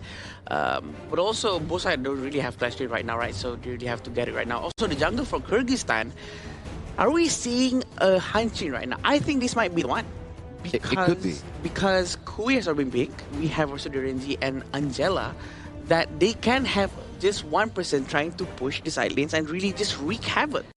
I think you're onto a very good point here. Like Kyrgyzstan locking up this Byron here, and then they just want to see the upcoming potential matchup that either for the side of Jamalbek or Dastan will be facing in that 1v1 matchup. And then we get the Fatih coming in from Uzbekistan. They're still flexing between the Dun and Fatih in towards the clash and jungle. Some teams do play the jungle Fatih. Yeah. And Kyrgyzstan right now, I think this is an okay time. If Dastan wants to go Hansen that he had a Penta Strike with, this is probably the best time to do so. Yeah, and because also the draft is kind of built where your early game is pretty good, right? You're going to get that space. And now with the Hanshin, the tried and true, right? If Dastan, this is his comfort hero, this is his main, let the man shine, let them carry this game, and of course Kyrgyzstan into the next round. Especially when there's an early on Uzbekistan, so it seems like Hanshin is getting into to be a better and better pick along the lines of the end of the hero pick. I think what you specifically mentioned here of why is exactly better on the Hansen is because that this Hansen,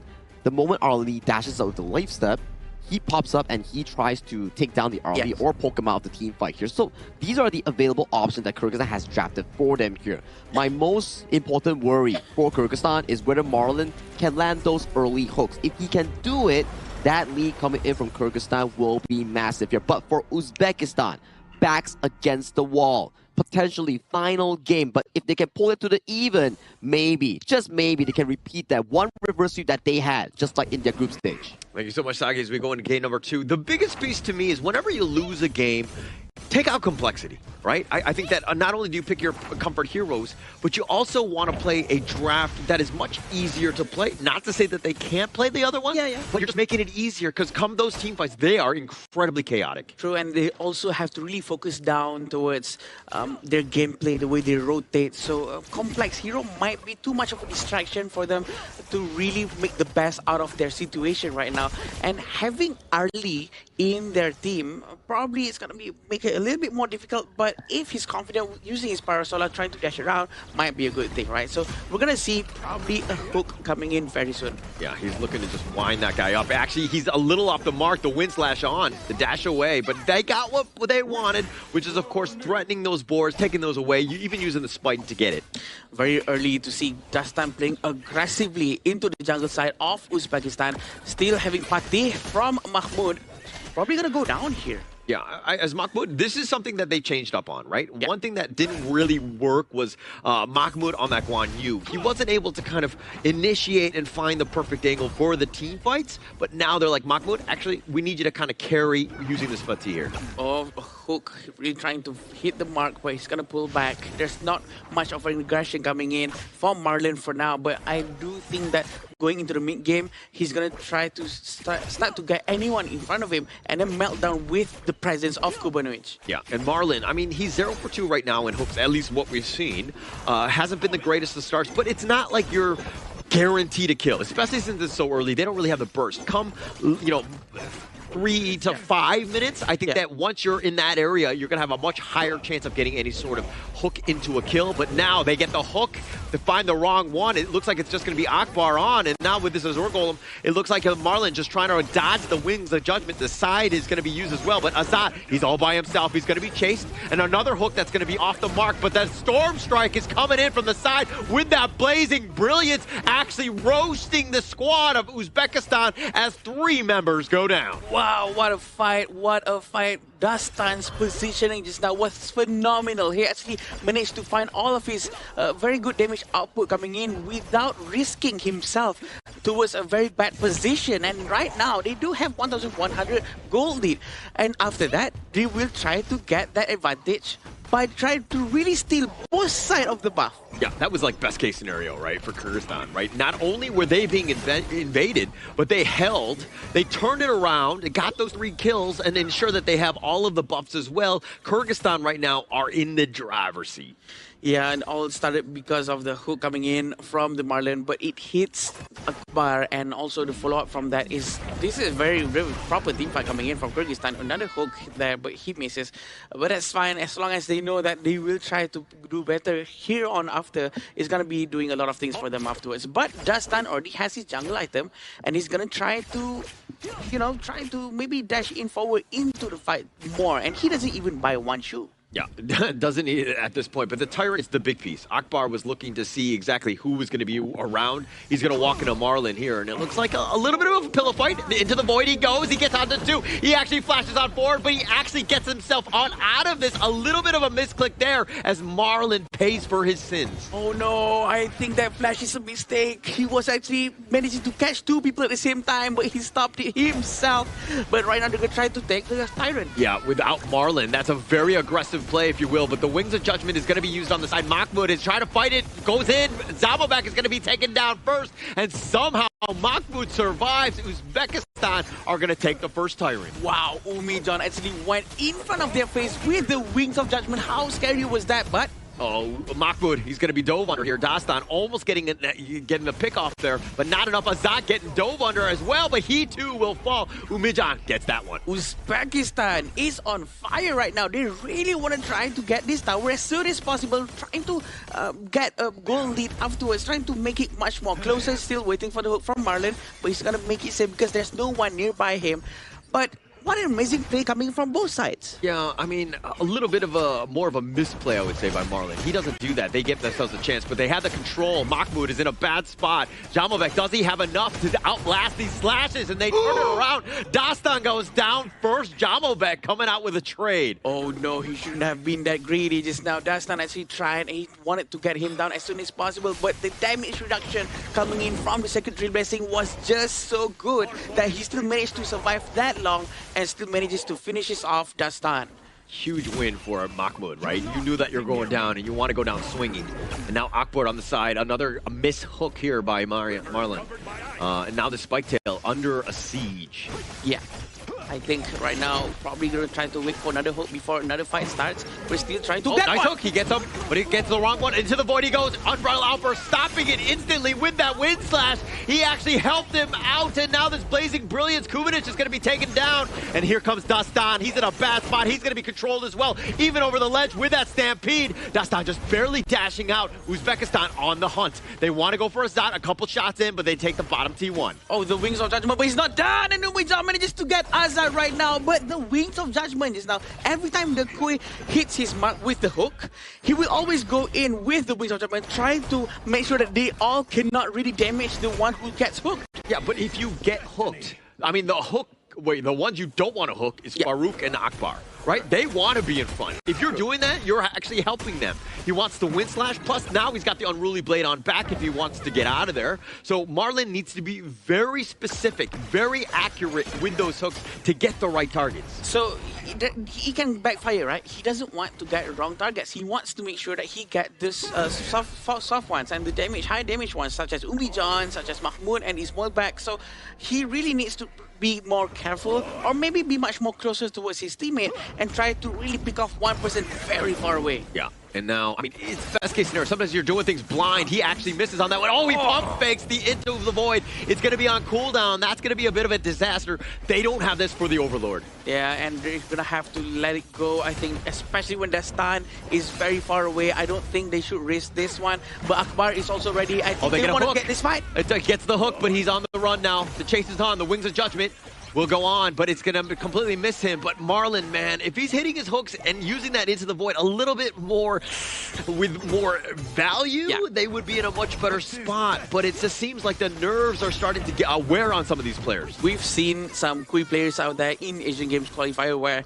the accuracy is just so high that even not hooking is very scary with his presence, right? So maybe he should try to be much more conservative and try to make sure that it really hits if he wants to hook. But it seems like Jamal back is going to try to open up the map for the entire team. So you're not going to hit 100% of your hooks. I think that, you know, the number of attempts has been great. Like, it makes sense for when he does go for it. And now it's into the void. They actually have him locked in. The Umbrella Outburst trying to stop it, but Ismobek is going to be taken down. That's the first true value as they go. And now Marlon is a fast spot. He tries to flash away, and Mahmoud doing some serious work. They turn targets. They try to go for Kubanich, and they let everybody go from Kyrgyzstan. And on the backside, it looks like Jamovek has joined in. The Storm Strike is going to do a little bit of work, but the flash away, and here comes Azat. Wants to go for this. He dodges the wind slash, and that will be the end of this approach. What a nice disengagement coming in from Marlon. He actually managed to hook the Zhang Fei, hooked Akbar away from his teammate. helping Kubanich to actually disengage away, which is just very beautiful because he just did what we just did was actually get Ismail back first, and the fight started for Uzbekistan without the presence of Ismail back. So that's why they shouldn't have continued into that fight after Koi actually hooked him. Yeah, Tyrant going to be taken here. Space created by Marlon. And it's just the threat of that hook, right? I think as long as he keeps that one up, and he misses it, he just splits the defenders, if you will. Marlon on the run, if you will. But Marlon, look, if he makes those hooks, this game is completely different. Right now, it's 50-50. It's like feast or famine with his play.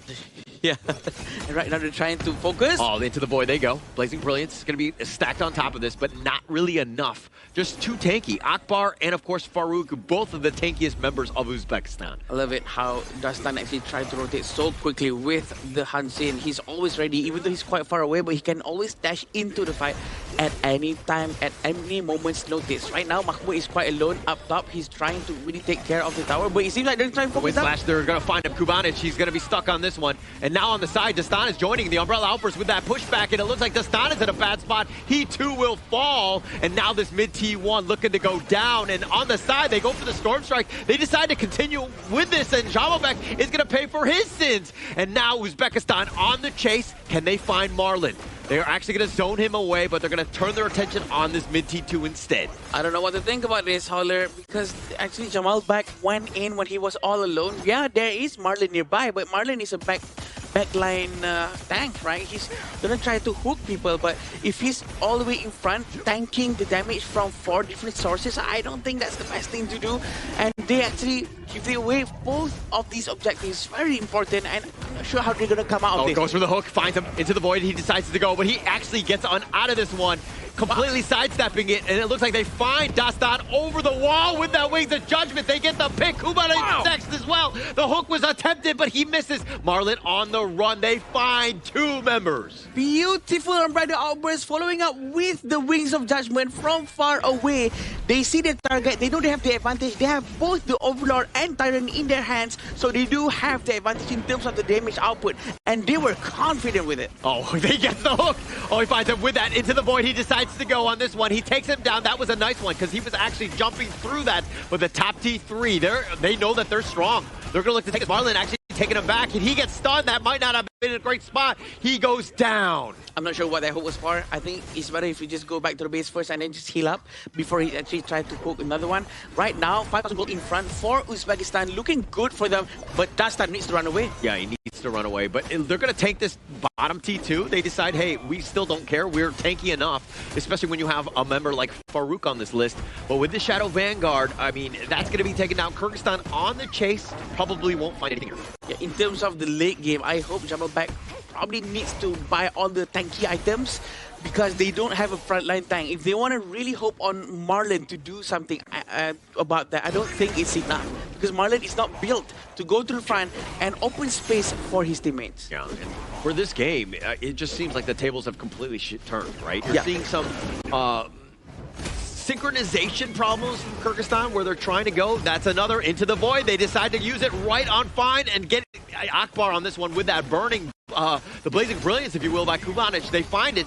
Dastan gets back onto safety. He's a little bit low if they want to continue fighting, but no. Uzbekistan back into the jungle. I love that. That's actually a very good hook because the hook happens before Madness passive coming in from the Janfei actually filled up. It was still 10% left and he managed to do so. So I think without any presence of a proper tank in front for Uzbekistan, they're going to have a lot of problems. Very good hook coming in.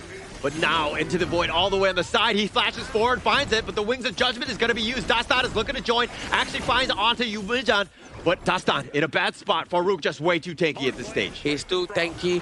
The hook has been made into the void, was forced out, but the Blazing Brilliance has to be forced again. Oh, looks like they find Kubanic. She's trying to flash, but it's not enough. The flash, oh, he gets the hook and he puts him in a worse spot. Zamalbek is on the run. The T3 deterring any sort of approach at this stage. Still haven't seen Ismail back to try to deal a lot of damage. They're going to try to focus down on the last tower before they go in. Yeah, Azat is on the side. Needs to be careful. The into the void. He actually uses it again. And he's just no value on this. With that Wings of Judgment, Farouk is just an absolute monster. The Stampede on forward, sending him back into the fountain, but no minions. The Crystal, a couple shots in. Dastan was cutting the creeps. Yep, Dastan actually bought a lot of time for his teammates, and I'm not surprised. This is the moment for Dastan to actually try to split to the side lanes, and this is going to be giving a lot of problems as long as Kyrgyzstan's, the rest of the team, doesn't fall down in the mid lane. They have to play kiting, they have to pull back and kite the movements of Uzbekistan, giving a lot of space for Dastan to do his split pushings. Yeah, and actually that's really good by Dastan, right? I think that as long as you have this Hanshin, Dastan, you still have a chance. Yes. Right? It really comes back to, are they able to isolate someone? Probably not Farouk. And now they're going to look to go. He completely missed it into the void on the side. He's actually on the back side of this one. A little bit of a disaster, if you will. Marlon now on the run. The Wings of Judgment just softening them up. The Crimson Golem taken away by Azat, but he's in a bad spot. Mahmoud decides to go for the side. The hook is on the side, but actually putting him in a worse spot. Azat is isolated, but he takes down Umijan before he goes. And now the slashes are real. Mahmoud doing some serious work on Marlon. They deal with the minions. Uzbekistan waiting for the minion wave. Umijan actually goes down, but they got to touch another the hook. They find it. Umbrella Outburst instantly trying to use, but into the void he decides to go. Farouk just tanky, outlasting, if you will. The wind slash on top. They find Jamalbek. He's very tanky as well, but he will fall. And Uzbekistan finding the right pickoffs. The minion finally comes in. I think they forced that fight a little bit too early. If they just waited a bit, they can probably have ended the game. Yeah, they're trying to, but I think it's going to be very difficult. Umijan is up, down for another 5 or so more seconds. Uzbekistan is turning to the run away. Yeah, we're still waiting for a proper hook and a proper teamwork coming in from Kyrgyzstan with the Blazing Brilliance. We haven't seen one that is really game-changing just yet, just because the aggression coming in from the side of Uzbekistan really stampede and steamrolling towards the side of Kyrgyzstan. The fact that they cannot react quick enough with the Blazing Brilliance, with all of their skills. Yeah, Marlon just hasn't really been hitting. Okay, here we go. They find it. Oh, he actually sidesteps it, and he gets on back. It was used as well. Marlon has been using that whenever it's on available, if you will, but he hasn't hit too many at this stage. So this is very important for him to keep at important times as well, because right now Uzbekistan knows Into the Void is on cooldown. They can try to force something. Unbridled Outburst is also very much available for him to use. He's threatening. He gets it back into the void. They decide to go with that Blazing Brilliance. The Unbridled Outburst pushing them all the way back on the backside. Not trying to do a little bit of work himself, but he dashes a watch. He's going to use the Blood Rage. He's going to deal with the Vanguards here. Mahmoud turns his attention. They find him. He tries to dash, but he gets taken down. Ismobek with just way too much damage. The bottom T3, they get the hook. Ismobek somehow surviving, and now it's going to be a little bit of a retreat. Wow. There's no reason to go. The Blazing Brilliance will fry up Akbar, so they at least get that, but they trade away Dastan at this stage. Very great try for Uzbekistan to force this one out. They actually managed to get one hero, Dastan, just now, and they had the advantage, but they probably overstayed their welcome. They should have went back way early on when they have no skill sets whatsoever left. Umijan actually tried with his Wings of Judgment, actually managed to deal a lot of damage to the backline early on, forcing Azad and Kubanich to go back. And this is when they tried to force it way a bit too long, a proper hook coming in from Akbar, and they actually managed to go back. I'm sorry, from Marlon, and the Blazing Brilliance actually went in quite nice this time. I mean, if you're able to get the hook and into the void, Kubanich is just, it's so easy. The Blazing Brilliance is like right in front of you, right? Yeah. But Marlon hasn't hit too many of them, and has made things a little bit more difficult. But at the same time, Dastan, he survives in that one. They actually completely shift this game because he had the mobility to jump the back line. But Kyrgyzstan right now hanging on. It's not completely out of their reach. They're down about 4K, but they do have some hurdles to jump over. You know, in this situation where Jean-Philippe doesn't have his ultimate just yet, I think it's better to just hook him over and just try to get him down first. That will solve a lot of problems prior to the next team fight. Yeah, but they don't 100% know. It's more of just like a all hands on deck. They'll just try to hold on more than anything else. But here's that hook. Into the void, they decide to go with that Wings of Judgment. Look at the turn, they find Ismobek. That's a huge win. 3 members down from Uzbekistan. Now they're trying to run away. Mahmoud is on the run. Couple slashes before he gets on out, but he does trade away 2 members from Kyrgyzstan. That was just exactly what I was saying. Just get Janvi before he gets his madness, and that's what he did. They managed to get 3 people at the same time. I think they have to build up a lot of pressure right now. They have to go out. This is what happens. He hooks Janvi, he uses Into the Void, and the Blazing Brilliance hits his target. All 3 people melted in front of them. Yeah, I mean, you take down Ismobek, you just win the team fight. He has been the guy, right? He has all the farm, he's doing all the damage, and basically just tearing tearing people up, right? So as long as he goes down, you have a chance. Now, with only, 2 members up, 3 members, excuse me, from Kyrgyzstan, you got to get some sort of towers. This mid T1 would be a huge win. But again, having Omijan with that Wings of Judgment is very difficult for them to push any lane whatsoever. The high ground capability of this hero to clear from far away is just so difficult to deal with. So probably what should have been done is Dastan needs to find him in the backline. He needs to go in somehow.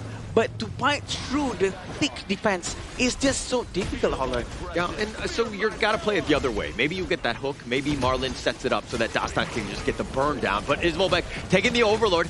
The Wind Slash tries to go. Farouk not able to find too much. The Blazing Brilliance is on the side. He's protected, at least for now. Marlon's looking to be going down at this one.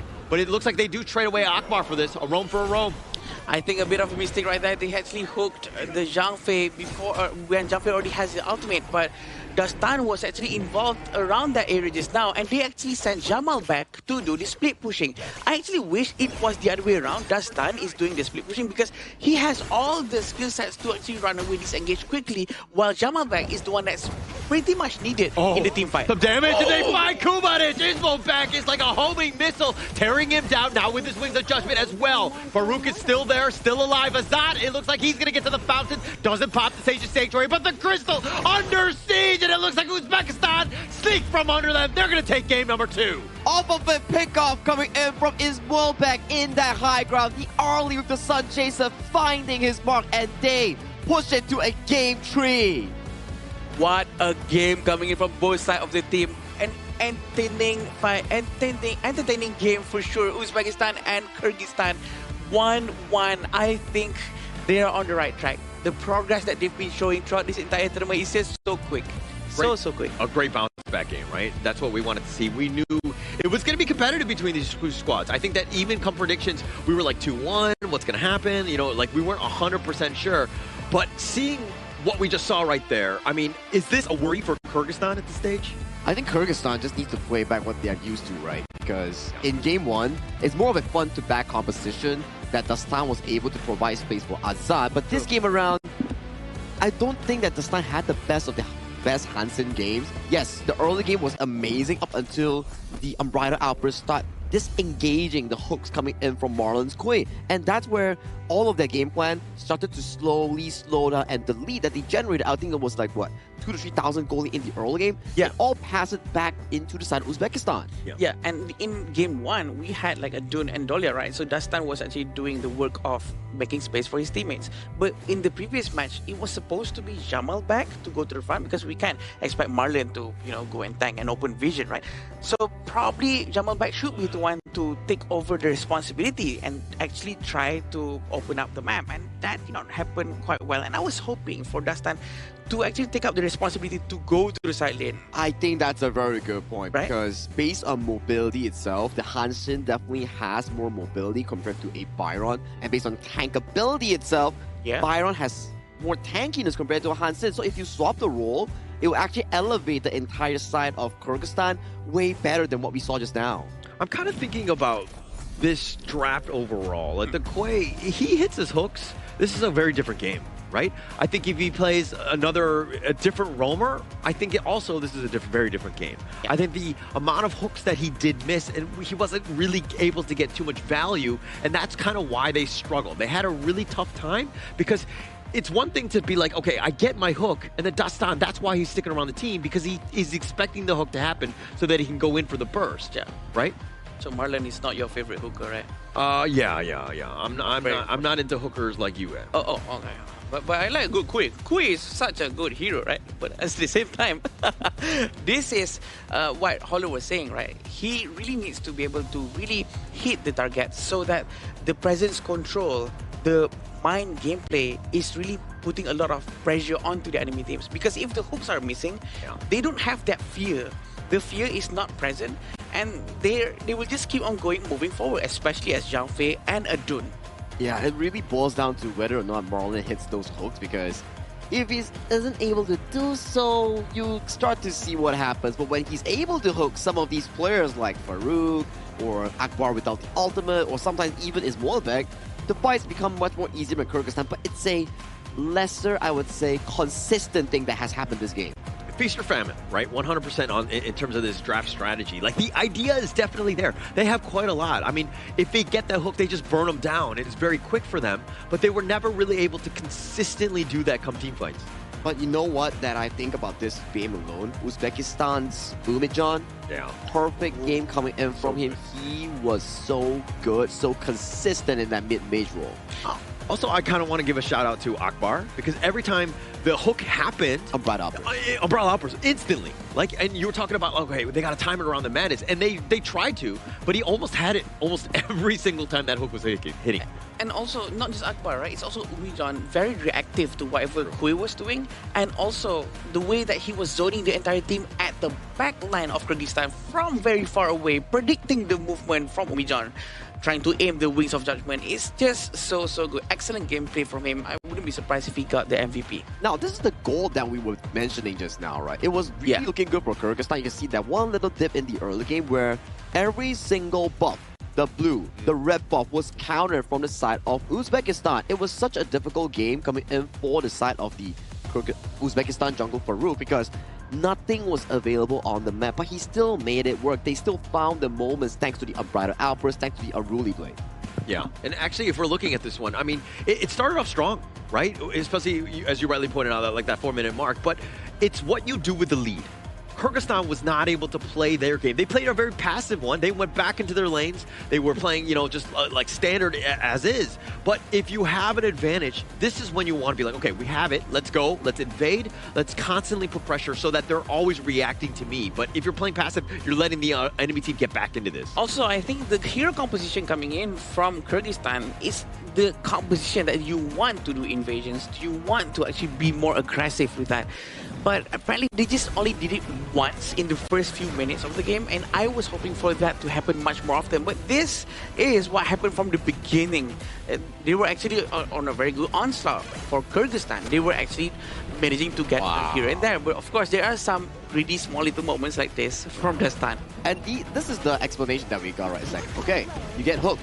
Then the Unbridled Outburst comes in from the side of the roamer from the side of Uzbekistan, immediately disengaging for the team. And this game, Akbar has been so consistent at it. Yeah.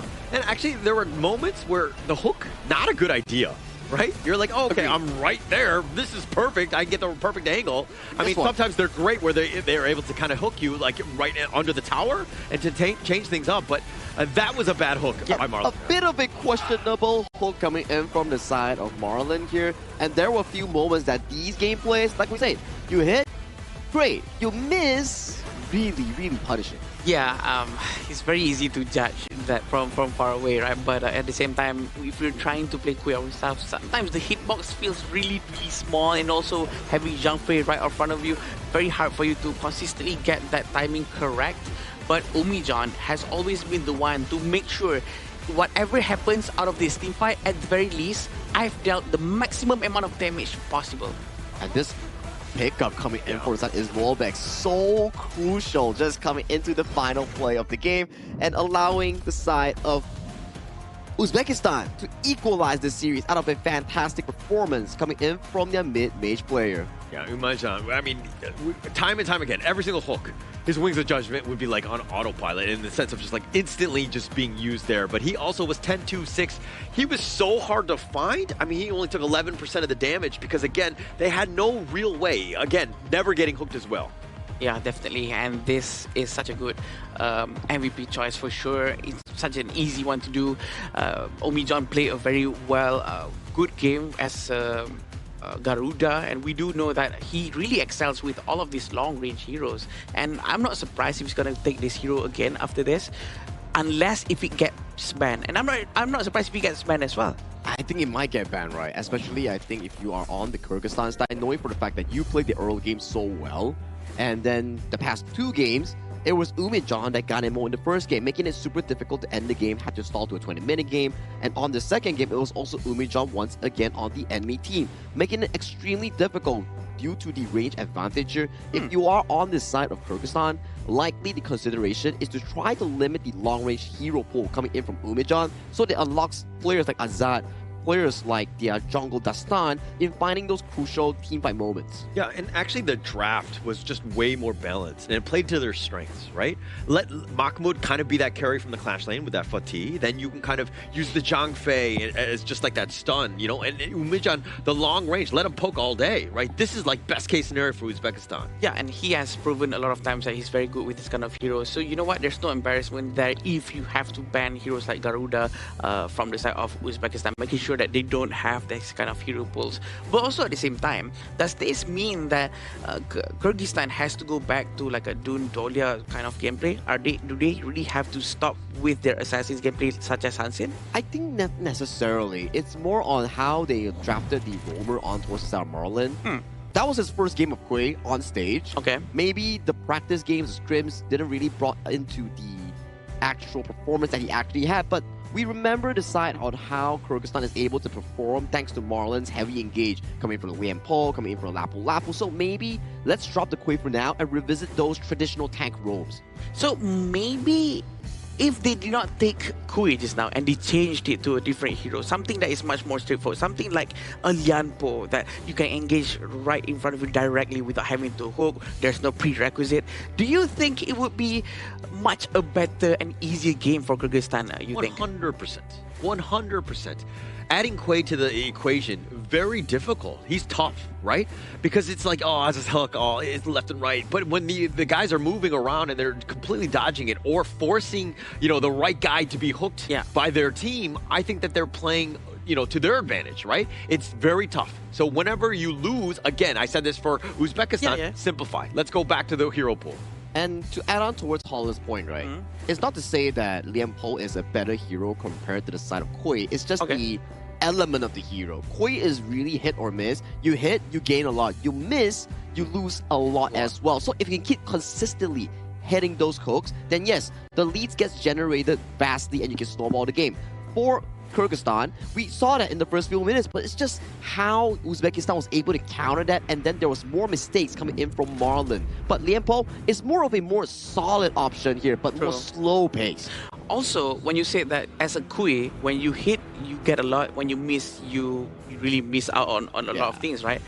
But in the previous game, even though the Kui hooks, he still loses a lot of things because of Umijan with his Garuda, right? So there's a lot of downside, and Garuda is going to be picked again by Uzbekistan. And Uzbekistan coming off of a very smart approach, right? You see the Dolia first pick immediately taking away the Dun, and Dun in this series itself has had fantastic performance coming in from both junglers, Dastan and also Farouk. So that's going to be a key pick coming in for the side of Uzbekistan. Does Kyrgyzstan go for the Nako here is what I'm suggesting. Yeah, I think it's a great pickup here. I think that you want to just, you know, separate the Dolia as much as possible. Kyrgyzstan was looking to do this. This was what they did in game one, and they're not going to give it up. They're not going to make the same mistake twice.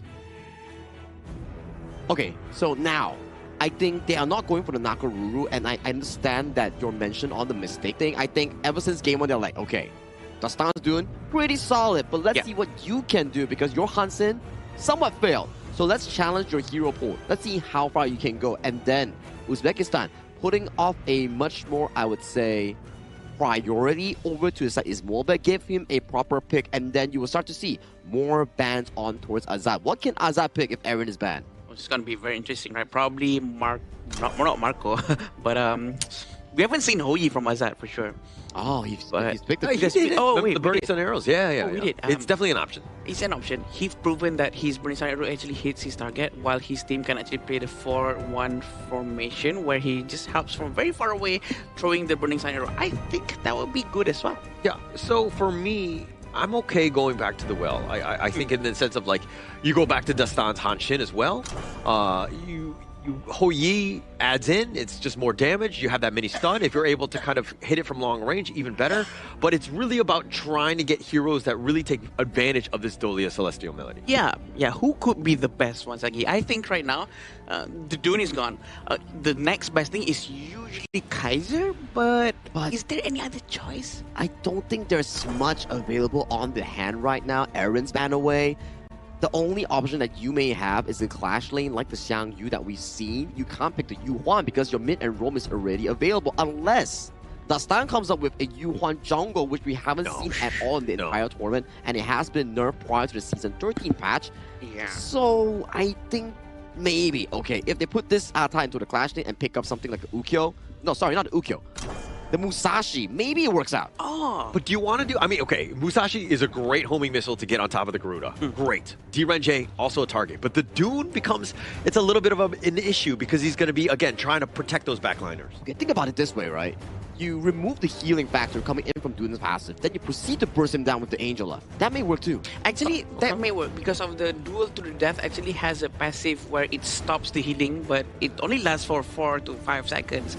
And then it replenishes the heal that he's supposed to get afterwards. But within that period of time, he has to get Dune down as soon as possible. So the unyielding might from Dune will be considered as is not there at all. You know what? That's probably a good idea. I think it's not bad of a pick coming from Kyrgyzstan. So we need to see how they finalize their draft because farming options, not quite a lot. Channel removed, Aaron removed, Diren just stolen away. We haven't really got to see more picks coming in from Azad. This is a game where it challenges his hero pool here. Lubu Doliak.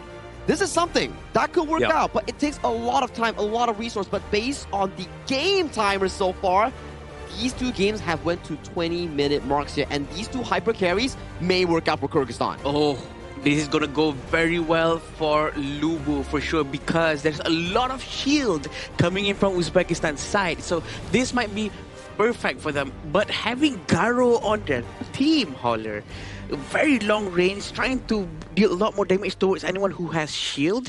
What do you think? No, I mean, I like the Garo. I think that it just, I mean, when you're looking at the heroes that were available, not too many, right? Yeah. And I think that this kind of adds in because you never want to be close to the foods. You never want to be, you know, near the Dune as well. So you're going to try to just artillery bombard from the backline. But Jamalbek Lubu, Sagi, you pointed this one out, right? It has a lot of potential to dealing with all these shields, but I'm worried about the placement of those Tremble Mortals. I'm really worried as well because we haven't yet got a single Lubu win in the Asian Games qualifiers yet, and in such an important game coming in for Kyrgyzstan, they pull it out, and whether or not it works, it better work out because this is the final game one of these two teams will be playing. This potentially could be the last game for them as well, so they do not want to make a mistake, but they have called the shots, they have chosen their heroes. We're going to go into the final games for this match. Yeah, and going in, I mean, it's elimination for either of these squads, right? You lose, you go home, you're out, right? Yeah. You're going to be top 12, but you're not going to be moving on, which is very sad for either of these squads. I would love to see both of them in the main event, but unfortunately, that's not how it plays out. Yeah. Only one can move on from today. Yeah, we can't do that, but this is what we're going to be seeing right now. Are they going to rotate quick with the Fudza? Fudza really need a lot of items for him to work compared to Ismail back on the side of Uzbekistan as well. He might not really need too much of an item because once he has his Spark Forge Dagger, it's going to be more easier for him to really get all of the rest of his goals. But the rotation coming in from Kyrgyzstan, they're really making Angela Kubanich to stick with his jungle. Yeah, you want to have him stick, right? I think Kubanich is the type where, again, if he's able to kind of outpace Umijan, who generally, I mean, Umijan definitely in Game 2 got the better of him. Yeah. It just seemed like Kubanich on this one, he has to play a little, you know, have better positioning, if you will. True, and you know, both sides of the mid lane as well, still using the same mid lane, knowing that Umijan's Garuda has been a big of a problem. But I hope this time, Kyrgyzstan actually has the answer to find Garuda at the backline. Probably why Jamalbek is using Lubu right now to use Tremble Mortal twice. Yeah, and now it looks like Marlon on the run, getting stuck in this lair. He doesn't have flash, something to take note of. He's got caught in Game 1 as well. Yeah, and right now, Atta is still at the mid lane. They're going to try to find out their target. Marlion's going to be focused down by Akbar. Might be the same problem that happened again like the previous one, but as of right now, it seems quite okay for them to just be much more aggressive. Try to find the backlines a little bit more. Yeah, Azad, this is super annoying. That long range, that shot is going to do some serious work. Ismailbek and Akbar are going to be a little wanting in that department, but they might be zoned away. So going into this one, I mean, Azad definitely needs to step up. Dastan is probably the guy, but if you're looking at the perfect team fight, Jamalbek has to be like pinpoint accurate with these Tremble Mortals. Accurate. He has to be really that, but this is what's going to happen again. Wait of Judgment. Not enough. He was locked down by Sage's Might. You're not going anywhere. Wings of Judgment, that's the easiest setup for him. Umijan taking first strike here. And that's not going to be the only Wings of Judgment in this entire match. We know there's going to be a lot more coming in after this. It is really painful, and they have to find a way to try to stop it. Probably going to be Jamalback's responsibility to handle that one, but Dastan playing Atta right now, probably he has the advantage to do so, to try to just move and bounce along to the back line. Yeah, okay. And now let's talk a little bit about Azat and Ismailbek. Yeah. Both of those guys have been the difference maker for their team whenever they're winning. Azat had an MVP in game 1. Ismailbek had a really good bounce back game and was getting some pickoffs, right? Especially on the Kubanic. Yes. If we're talking about this lane matchup, who gets the edge? The edge should be on Azad right now because you have Garo, which is a very long range and has a lot of extra critical rate. But it all depends on the fight, the execution, how they're going to rotate and take care of each other's farm lane. That's the most important thing. Yeah, okay, and another piece, Farouk had an amazing Doom game as well. He's always been that guy. Akbar's been second in command in terms of just being the frontliners. They've been actually doing an amazing job with the team fight because of this 1-2 combination, but is this going to be enough? Will Farouk be able to kind of push them away? Zamalbek eating some Wings of Judgment. Dastan, it looks like he's going to take the Tyrant. Tremble Mortals, he decides to go, but the Tremor Smash is going to be used in return, and now he uses the second Tremble Mortals, finding it, and they get the pickoff on a Farouk. Yeah, the Tremble Mortals really hurts a lot here, and it's really accurate this time. I think it's a very good thing that they're doing here. They're trying to get the blue buff, trying to buy more and more economical advantage for themselves. Oh, the steal away. Burst Ram, a little slow on this by Akbar, and now without Farouk, this is an opening for Kyrgyzstan. Yeah, very good opening for them for sure. The amount of goal is exactly the same. We've seen 2 effective Tremble Mortals coming in from Jamalbek. Seems like it's really working out very well for them. Very smart coming in for the coach of Kyrgyzstan.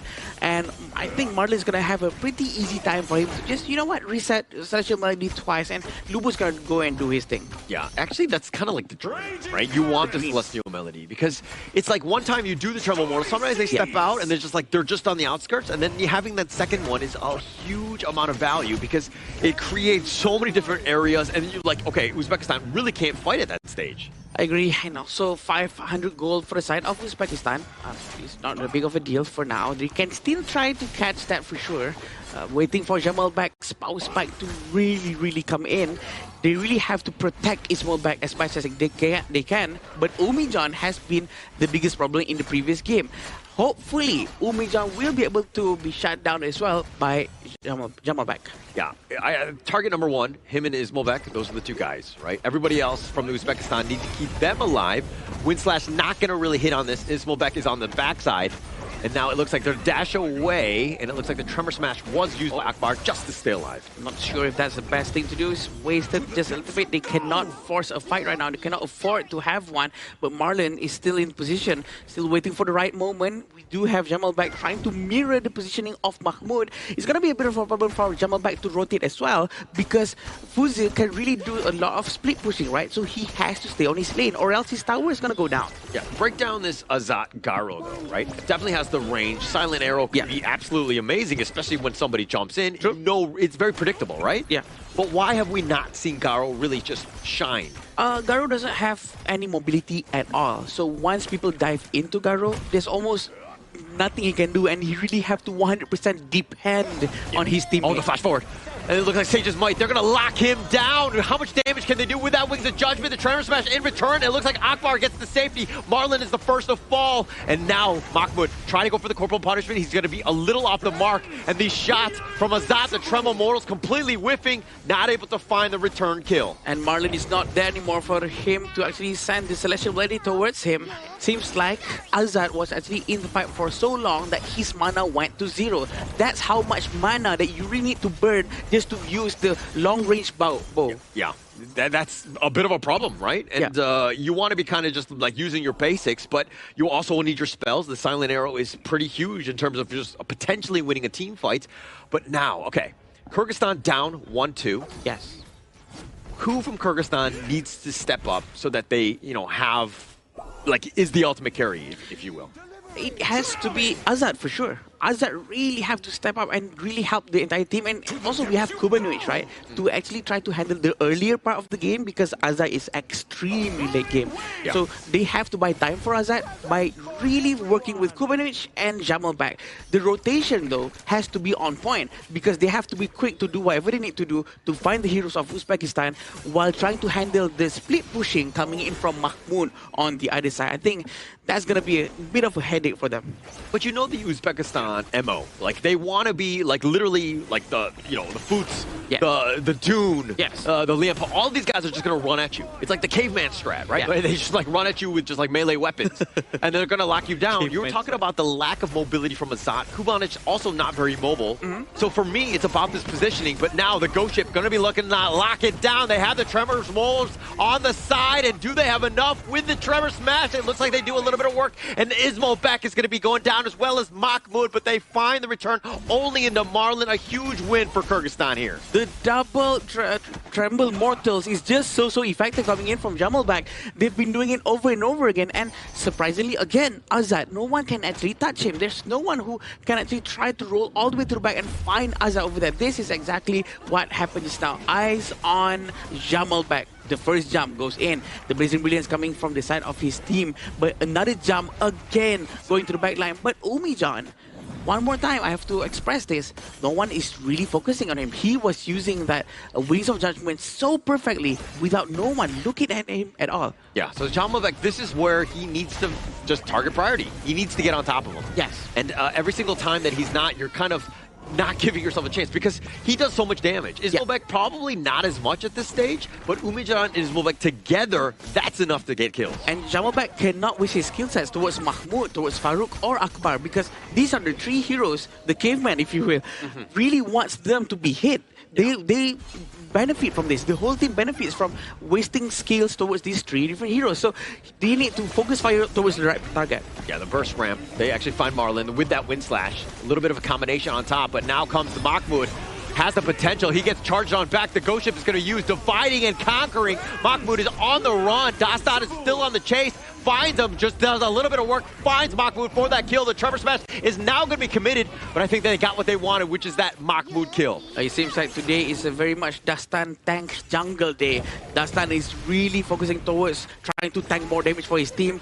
He's doing it again right now, trying to provide vision for his team, space and time for them to do a lot of damage coming in from the Angela. Yeah, and it's been that target. Mahmoud wants to be left alone. He doesn't want to be harassed, if you will. Yeah. And he's been completely zoned away. Dastan is doing some serious work. Again, prioritizing Mahmoud as much as possible. Again, now Umijan did not manage to get effective amount of damage with the Wings of Judgment. I think that's also why Uzbekistan was actually struggling, but also because Umijan hasn't has his itemization yet. So Kyrgyzstan still have to be as best as they can, try to focus. They cannot be complacent whatsoever. Yeah, not being complacent, but they're taking the Tyrant on the backside, mid T1, under siege. Kyrgyzstan looking to just burn that down, and this is an opening. Kyrgyzstan have opened this game up. Akbar on the run.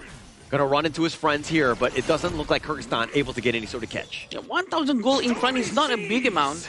Within 11 minutes, this is more or less the same amount of gold. So they really have to, right now, focus on funneling all the goals available towards Azat. Azat is their key to win. So they have to protect him from here on onwards, right? At the same time, Uzbekistan needs to find him. So I'm not sure who's the right one to actually go to the back. Probably Farouk have to jump and find Garo all the way to the back. Like, look at his position right here. Very far away, but he uses a lot of mana. So at some point, they have to give the blue buff. Sage's Might in the top lane, and now they're looking to decide to go on this with the Trevor Smash is all the way on the backside. Azat is doing some serious work as he turns it around, goes on to instead focus on Farouk. Mahmoud has been taken down. They're fighting under the tower, and they don't care. Akbar, one sliver of life, he too will fall. Dastan finding him, and now he's fighting 1 versus 2. He needs to get back to his friends. Marlon is there. They take the top T2. Azat has been free firing. They still have the chance to destroy the tier 2 tower in the mid lane. There was actually a bit of an oopsie just now. Jamalbek actually lost his life towards the tower.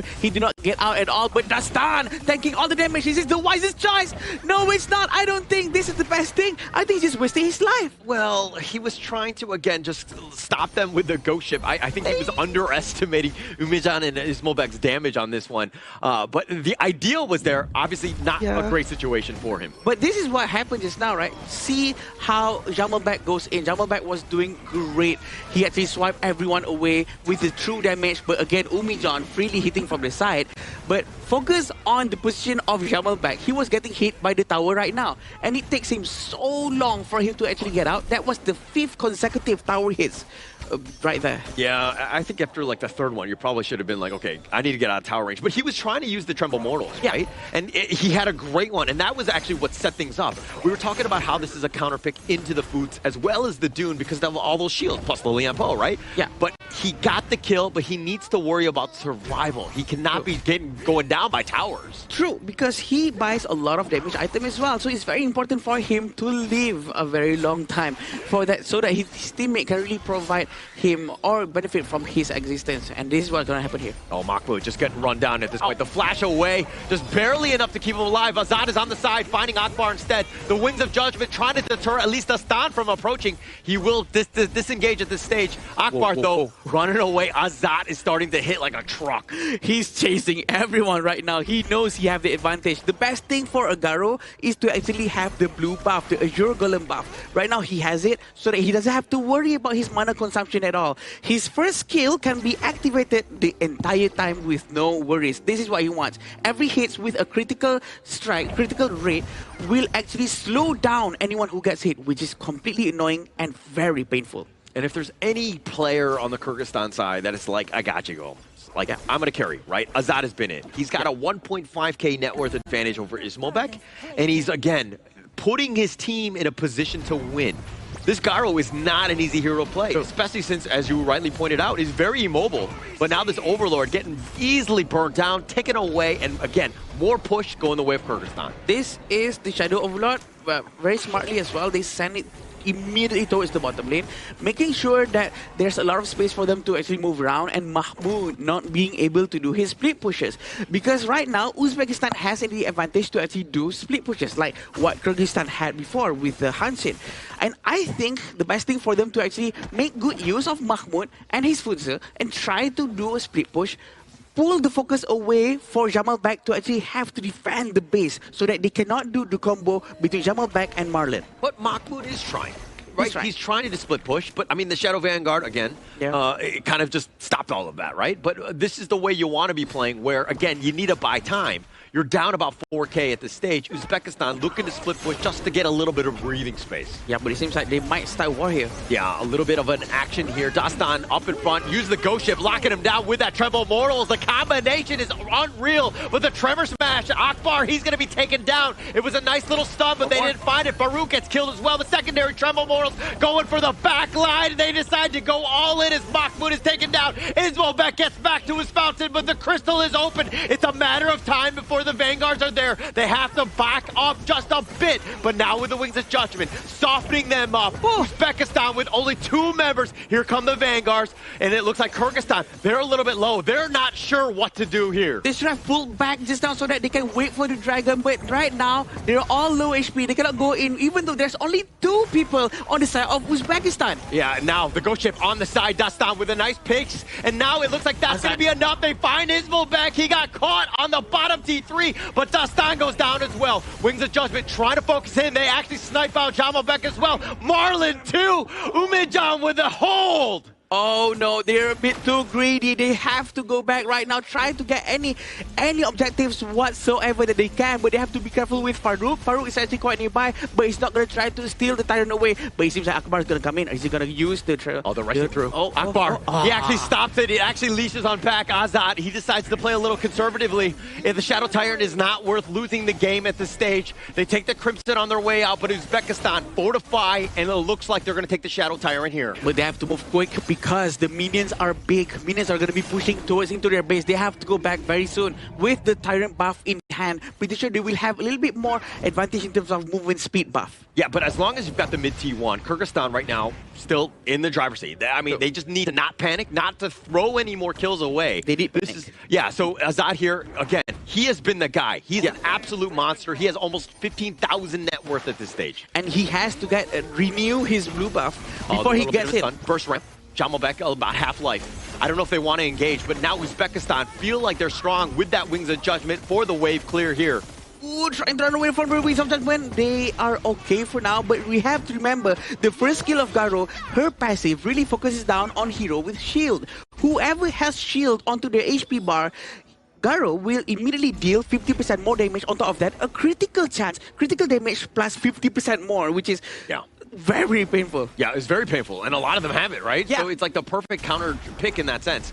But Azat has been playing phenomenally. 406 has not died, has Sage's Sanctuary as well. So another big piece. Uzbekistan need to know that this Overlord is happening. Yeah, and they have to get the Overlord right now because they have to counter bottom lane. Wings of Judgment is going to be used. Dastan already taking this one with that Tremble Mortals. How they can try to go for the back line. They get on back to safety. They're not able to find anything, but Mahmoud looking to push the bottom lane, but the Shadow Vanguard taking that one all the way down. Mahmoud probably deals with this Vanguard and has to recall on back. Wins, very good win slash, but it seems like Mahmoud is going to stay at bottom lane. No one's going to go back. It seems like Kyrgyzstan is going to try to commit into pushing top and mid. It seems like Mahmoud decides to, you know what, I have to recall and help my team in case this might be the final fight. But what is Azat doing going back? Why is he not pushing the wave right now? You're getting value. Your team is going to use that that farm, right? So you can just take the Crimson Golem here. You get that buff as well. So you're looking for this fight. It's about the maximum value that you're getting out of the jungle. And right now, 50 seconds away from another Tempest today.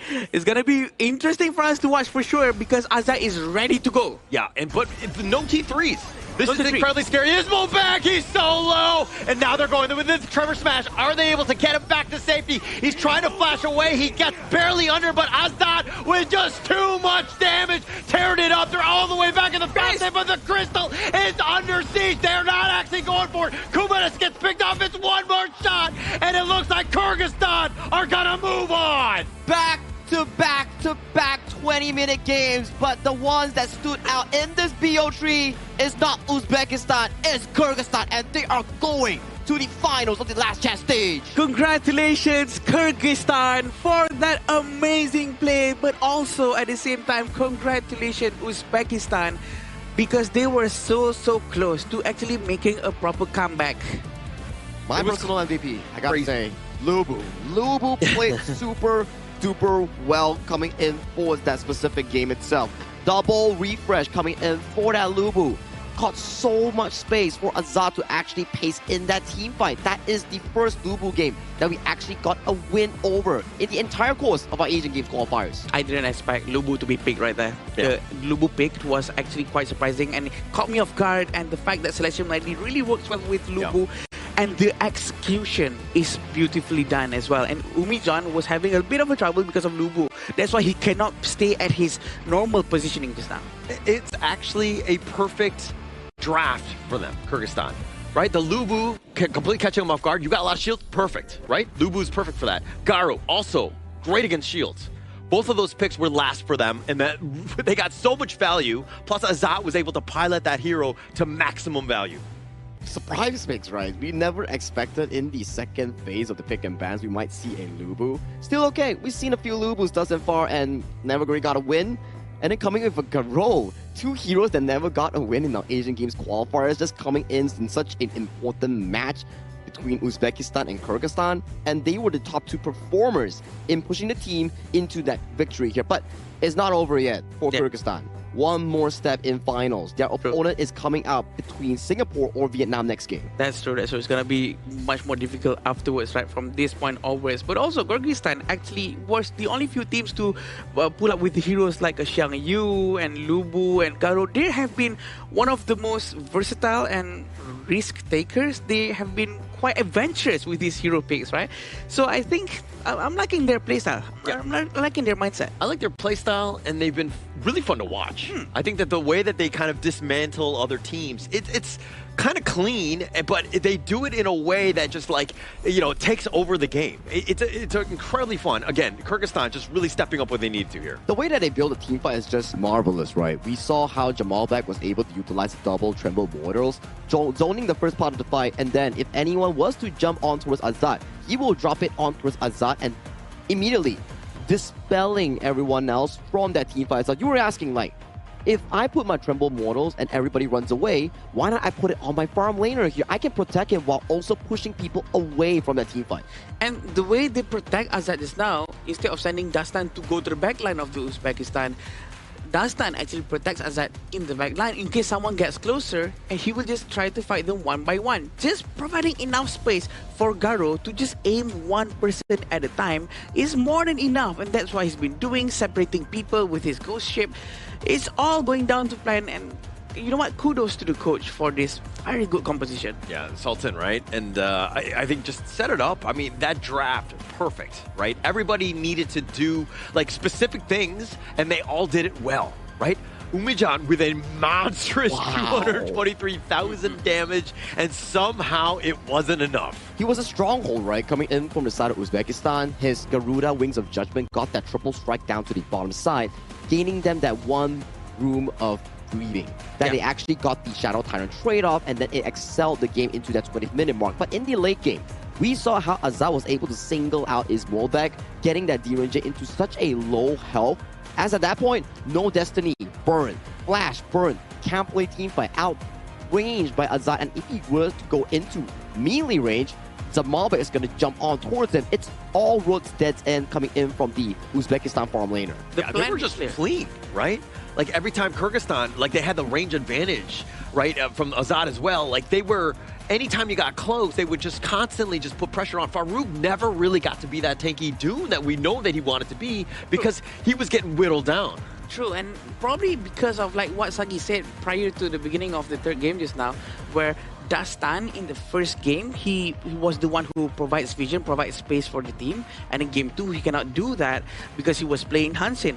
But now he's playing Atta, and you know what? He's doing the same job as the game 1 again. It seems like his character, the way he rotates, the way he moves around with his teammates, you know what? It suits him much more for his character to actually play around with a hero that can actually tank for the team and try to kite the movement from the side of Uzbekistan. It's adaptation over ego, right? Because if you're Dastan, you're going to be feeling good after that Penta strike in your group stage. But then adapting from game 1's victory and game 2's loss and finalizing that, hey guys, probably Hansen's today's not the day for me to actually pick it out. It's not working. Let's immediately swap me over to a tank and let's let the others shine. And that's the adaptability and ego control that I like about Dastan. Yeah, it was about sacrificing, correct, right? Yeah. Like, hey, we know the true core for us is Azad. As long as we keep him alive, as long as we kind of, you know, just bait and just make sure that he's just free firing from the back, we know we're going to win these team fights. It's so hard to actually bring Garo and make it work, and we're going to see it once more, how Garo actually managed to make it work from the beginning. But that's how aggressive Umijan is. Almost every highlight, you will see Wings of Judgment hitting their mark. But this is the core value coming in from Zamalbek, right? Just back-to-back Tremble Mortals. Disengaging team fights, making sure that it goes in favor here. And even in these moments here, we see Dastan going in. First Tremble Mortals, jumps on towards his wallback. No flash, catches him off guard. The second one goes in again, zoning off the backline here. And you can see multiple members just piling on towards the side of Zamalbek, meaning no one will be in the vicinity to handle Azad on that Garo. Yeah, and look at how he cut it off, right? He knows the intersections. He just shuts it down. He's like traffic controller. He's like, no one passes, right? Gandalf, thou shalt not pass. And like completely locking it down every single time. He had a lot of value this game. Yeah, a lot of Tremble Smash, Tremble Mortals that has been done. And this is where he was actually 1, 2, 3, 4 tower hits, 5 tower hits, 6. He actually took 6 hits from the tower. That was a little bit of mistake for him for sure. But again, you know what? He can do whatever he wants because he was playing phenomenally just now. And a bit of an oopsie, right? They could have been more patient, wait for the overload, then go for the late game. But look at this range, this advantage coming in from his wallback. Getting chunked out from 3 arrow shots from a late game Garo immediately. No more gameplay coming in from the farm lane here. Double Tremble Mortals, disengaging the backline and then allowing Kyrgyzstan to just push for that game-winning push. And they are going one step further, closer to being the finals for the last chance stage. I mean, Azad, give it to the man, right? 5-0-6, 43% of the team's damage. It was like all in on this like train. Protect the president, if you will. Azad lived up to the name and was the president here. I think this is the highest one I've seen yet or maybe the second highest, because I think the highest mark is 43.5, but this is an insane amount of damage coming out from Azat. And the damage taken, of course, is not really there because no one could touch him thanks to his teammates. It's a collaborative effort coming in for this MVP. He was a solid stone, and all the other few players coming in from Kyrgyzstan, they were the supporting factor in allowing Azat to truly shine in this game. One trust becomes a whole team's effort, and they deliver it, and they are now on track to the finals for the last chance stage. And it seems to me like they were really trying to end the game so quickly. And I believe that the only thing that they have to fix before going into the next match for them, for Kyrgyzstan, is to be a little bit more disciplined. If they know that, you know what, the Vanguard is coming in, why don't we just wait for the Vanguard? They actually dived into the crystal, trying to destroy the crystal, even though there's no Vanguard, there's no minion. I think that's just a little bit greedy. If they have a little bit more discipline, their gameplay would be almost perfect. It's almost like impatience. Yes. I think, right? And it's definitely part of discipline as well, of just being able to like hold the line, right? Yes. You make a mistake like that against another team, you might lose, right? Where everything looked like it was going to be closing, they were able to close it out, but it's just like you can't make mistakes like that. You have to know when to retreat, and it comes, unfortunately, with experience, and sometimes these lessons are hard to learn at the end of the day. I would say it's more punishing when the gameplay and stakes are much higher here, but in the very case of this specific one, both teams are tied neck and neck, and maybe they are slightly weaker in terms of the macro gameplay and more focused on those team fights here, but if they want a shot to the main event for the final slot, they have to go through either Singapore or Vietnam. Those are not easy opponents here. Kyrgyzstan, you need to pick up those mistakes and try to learn from them in a short time. Yeah, but they have a bit of an advantage. I mean, speaking of time, they're going to watch that series coming up, Vietnam versus Singapore. That one's going to be a banger as well. You have that intel, you're going to know a little bit more about that team right away, right? And then plus, after that, you have a little bit more of a break from when you actually have to play them. True. So you might be well rested, or more so than these two squads here. True, true. They really have all the time that they can and try to rest and just watch and probably give them a little bit of an edge for sure. But it seems like the interview is ready. Yeah, before we actually go into the next series of the day coming in featuring Singapore and Vietnam, let's throw it to a short interview with Mara and the representative coming in from Kyrgyzstan to find out more about their win. Take it away, Mara. Moves on to the last chance stage. Congratulations, Azat. My goodness, how much pressure did you guys feel? Because this is a winner take all. You won game number 1, you were MVP. Game 2, you lost. Game 3, there was moments where the opponent looked like they were going to make a comeback. You were already in their high ground tower. They recovered, but in the end, you won as an MVP as well. How was the communication like with the team, and what kind of pressure were you guys feeling? Во время игры узбеки почти взяли, ваши оппоненты имеется в виду, взяли камбэк почти. Насколько чувствовали вы себе давление, получается, с их стороны? И по поводу коммуникации в вашей команде, как вы вообще коммуницировали друг с другом? И как вы оттеснили давление со стороны Узбекистана? На самом деле, во время второй игры у нас были не очень подходящие персонажи, из-за чего мы, соответственно, проиграли. И в третьей игре я на самом деле решил рискнуть. Я решил взять Гаро, одного из моих самых любимых АДК. И по итогу оказалось, что Гаро отлично заходила. И просто у нашей команды была цель, чтобы, главное, я не умирал. По итогу я ни разу не умер. И мне очень, на самом деле, понравилось, как мы отыграли. И очень понравилось, каких героев мы выбрали. I really like this game and the characters we picked with our team. So in the second game, we picked the wrong characters that we not used to play with. And in this game, the last game, so I picked my favorite character, the ADK, Garo. So for this game, I felt very confident and I was very happy with my performance at all. Even though you didn't pick the right heroes that you wanted in game 2, you were able to bounce back. And even with your heroes like Garo, you were MVP. Splendid. That was phenomenal. Now, up next, you might need to choose between Vietnam or Singapore. If you were to choose, which one do you want to face for the finals of the last chance, and why? В бою против Сингапура и Вьетнама, кого бы ты предпочел в качестве оппонента и почему? На самом деле, я бы скорее хотел поиграть с Сингапуром, потому что у нашей команды не было опыта с ними. С Вьетнамом мы практиковались несколько раз. Они играли хорошо, но в этот раз бы хотелось увидеть, как играет Сингапур. На самом деле, мы довольно часто играли с Сирией. Она тоже в группе D, и она проиграла Сингапуру. Поэтому хотелось бы посмотреть, в чем будет отличие от нас с Сирией, и сможем ли мы выиграть Сингапур. Actually, we'd like to play with Singapore because we saw already how Vietnam plays. We practice a lot with Vietnam. And actually, before we played with Syria, and on the practices, Syria lost to Singapore. So we wanted to check how is Singapore playing, and so our main opponent for now is Singapore, our favorite. Like, we played too much with Syria, and I wanted to check how Singapore playing. Oh, you might get that wish. We will need to wait for that one. That's going to be the next matchup. And now, the people in Kyrgyzstan, they're cheering for you with that hope to make it to the Asian Games. What would you like to say to them before you face the final team in the finals? Что бы ты хотел сказать, передать Кыргызстану перед тем, как придешь в последнюю битву, получается? На самом деле, я очень надеюсь, что мы вправду займем первое место,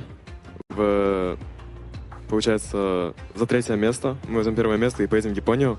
Мы постараемся сделать все, что в наших силах. Спасибо, что нас верите. Удачи всем. We like to take the first place here. We like to win and get to Japan. So I want to thank everyone in Kyrgyzstan. Thank you for all your support. Thank you. Once again, congratulations. Get some rest, have something to eat, because later on tonight, it's going to be another battle for the last ticket to the Asian Games. And now we're going to break it down even more and head back to our casters. Lead the gorge. Young and confident coming in from Azad. We like that. We like that. You know, the final game that he came over with the Garo, it's a confidence pick. He mentioned it himself. Yeah, I love that Garo pick, and it seems like he knows what he's doing. And he trusts his teammates. That's the most important thing. As Garo, if you don't trust your teammates, you can't really be aggressive at all. Yeah, you can't make any sort of play. And I think that, again, this team revolves around Azad, right? He has been the guy. Every time they win, he's MVP. So you got to continue to create space for him to let him, again, carry you to victory here. Yeah.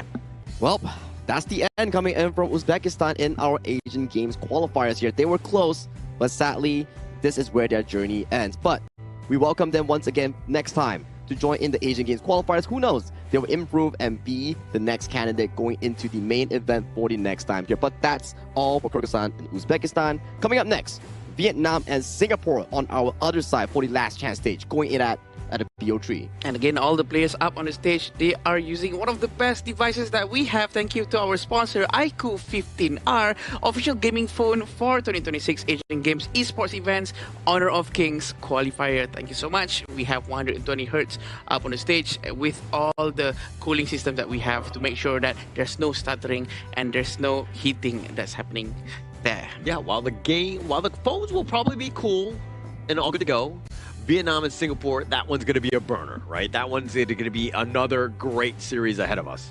Oh, I don't know, man. Want to do some predictions before we throw it to the break? Hit me, boys. Hit me. To be honest, my brain is telling me Vietnam. My heart is telling me Singapore. So your mouth is telling you...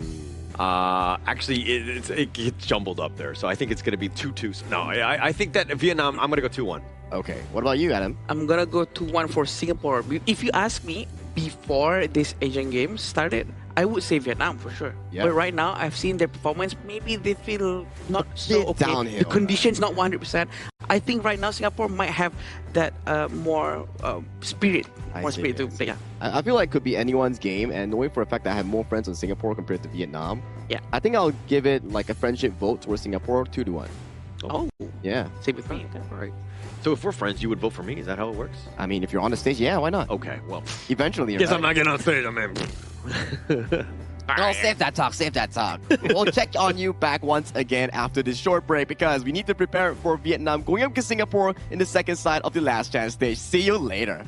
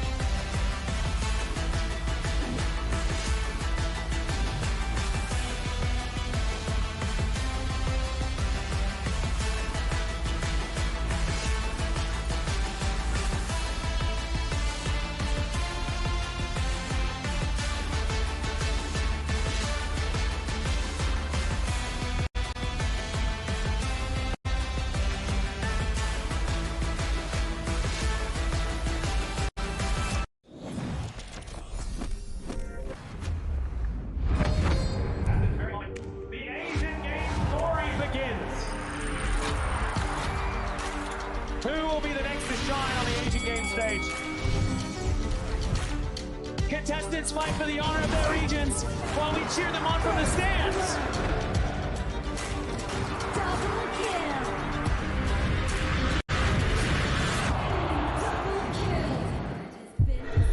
This is a challenge, but it is also an opportunity. The tide is turned.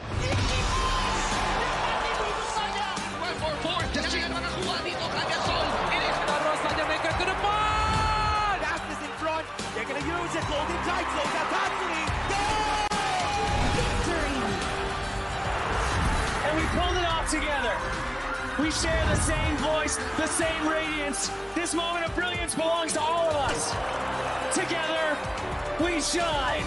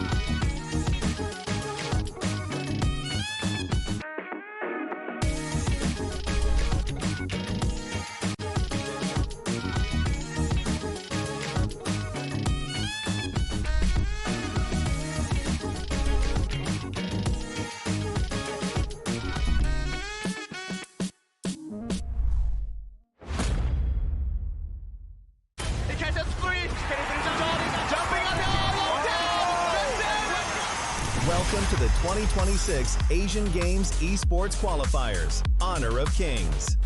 20 regions, one stage, and only the strongest 9 teams will earn the right to shine above the rest. Taking place in Malaysia, June 13th to 21st, 2026. Coming to Malaysia, this is the battleground where teams fight for the right to qualify for the Asian Games. 20 teams enter, but only 9 teams will move on. Apart from the 20 regions, there are 3 regions that have direct qualification. Here is the 2026 Asian Games Esports Qualifiers Honor of Kings format. First, the 20 teams will split into 4 groups of 5. In each group, every team faces every other team once in a single round robin, with every match played in a best-of-3 format. That means every match matters. Every game matters. Every single point matters. The point system is simple. Win the match, earn 1 point. Lose the match, earn none. At the end of the group stage, teams are ranked by the total points they've collected. And from there, the road begins to shine. The top 2 teams from each group qualify directly to the Asian Games main event. That gives us 8 teams advancing straight out of groups. But for those not through yet, the light isn't out. The teams that finish 3rd in each group still have 1 more shot. They move into the last chance stage. There, they battle through one final BO3 single elimination bracket until 2 teams remain. The 2 teams will then face off in a BO3 match to claim the one final qualification slot. So in total, 9 teams will make it through, 8 from the group stage and 1 through the last chance stage. That is the rule. Now it is time to see who can rise through it. From across the world, regions gather here in Malaysia. 20 teams, and only 9 will qualify. The path is set. The stakes are clear. Together, we shine. Stay tuned, and we'll see you at the stage.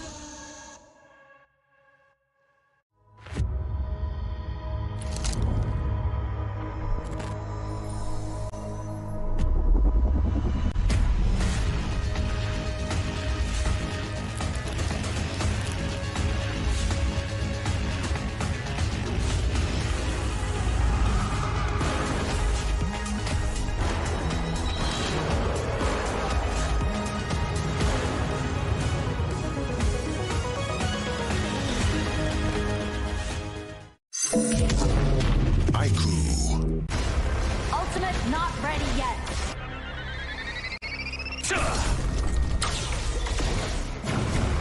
You have slain an enemy. My magic murmurs in ecstasy.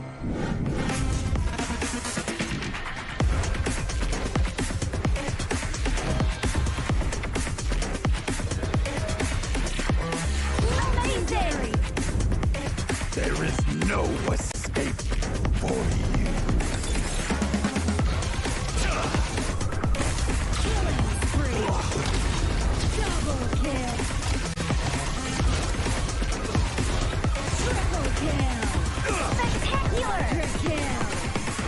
Don't worry. I'll be back for your life soon.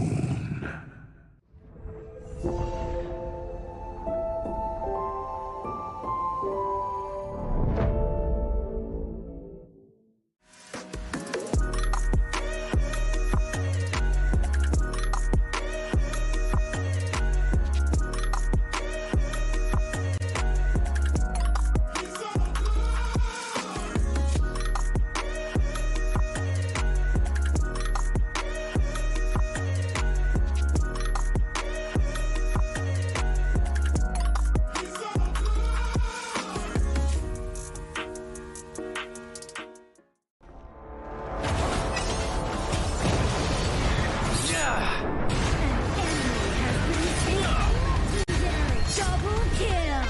Shall I compare thee to a summer's day? Slain. Don't engage. Don't crush us like insects. Slain an enemy. Defend our base. Our high ground tower is under attack. Amazing. Unbelievable. Triple kill. Ah, the fragrance of romance. Ally has been slain. Rampage. Double kill. Triple kill. Spectacular. Pentakill. Lady Fortune is on my side.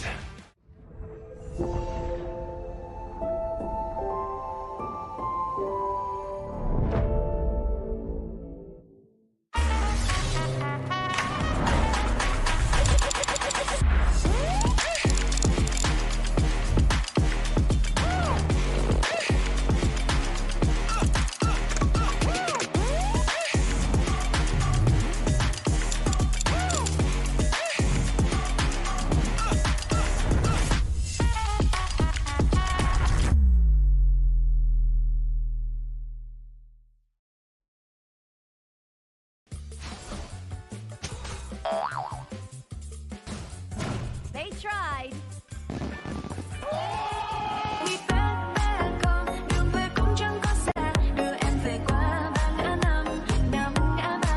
The new Spritling skill, Dig It, is a passive skill which will automatically trigger at fixed times each match, up to a maximum of 10 times. The skill grants guaranteed standard rewards like gold, XP, shield, health recovery, and more. There's also a small chance to uncover mysterious grand prize effects during the match. Dig It may also produce tradable high-value treasures. Detailed information about acquired treasures will be shown after the match ends. Each treasure has its own rarity and storage size, and obtained treasures will be automatically stored in your warehouse. If you want more high-quality treasures, make good use of the Treasure Fusion feature. You can also copy and share your code so friends can help speed things up. Treasures in your warehouse can be sold for event currency, which can be used to redeem skins, items, and other rewards on the event page. You'll even have a chance to win physical prizes like smartphones and cash. You can also spend event currency to bid on high-value rewards. The auction uses a hidden bidding system, where you can submit 2 bids for the same reward. The highest bidder wins, giving you even more ways to obtain rewards.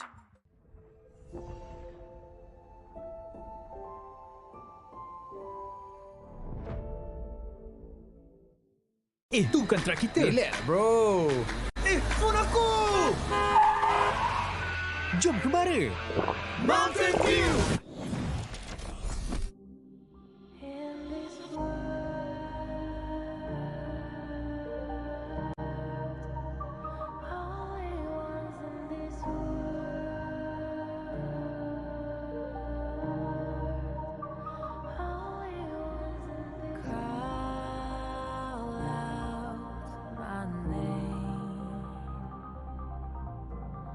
cut through the sound of the rain.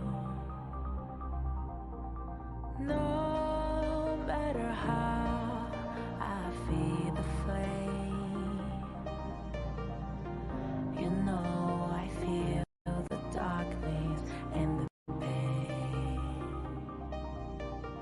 All of the ways we try to break free from the night, you know we made it out, we found the light. I fly so high, light up the skyline. Let's do it this time, like it's a whole new vibrant world.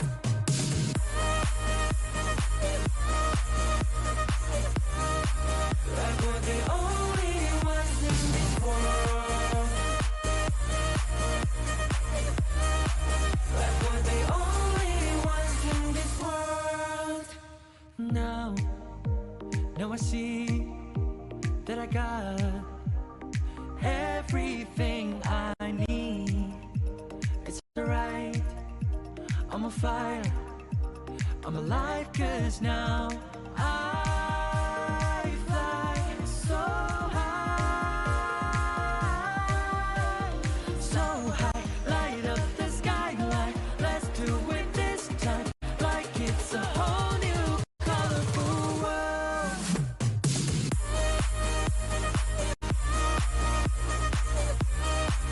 Like we're the only ones in this world. Like we're the only ones in this world. Never thought we'd get this far, burning like the stars. How we get this far? Like we're the only ones in this world.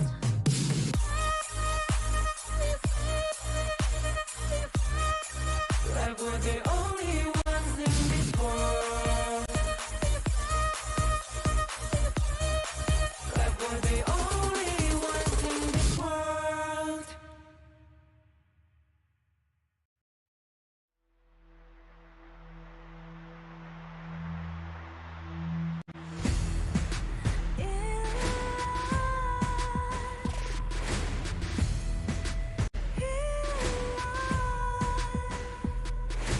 What's a life without its worth? Compromising with what hurts inside. When you let fear decide your fate, you don't choose which path to take in life. I'm finally letting go of everything that still holds me. I'm against all odds, but I won't give up, 'cause it's my time to shine. Standing in the spotlight, and no one let me down. Destiny is calling high. I'm not afraid to fight for everything I love.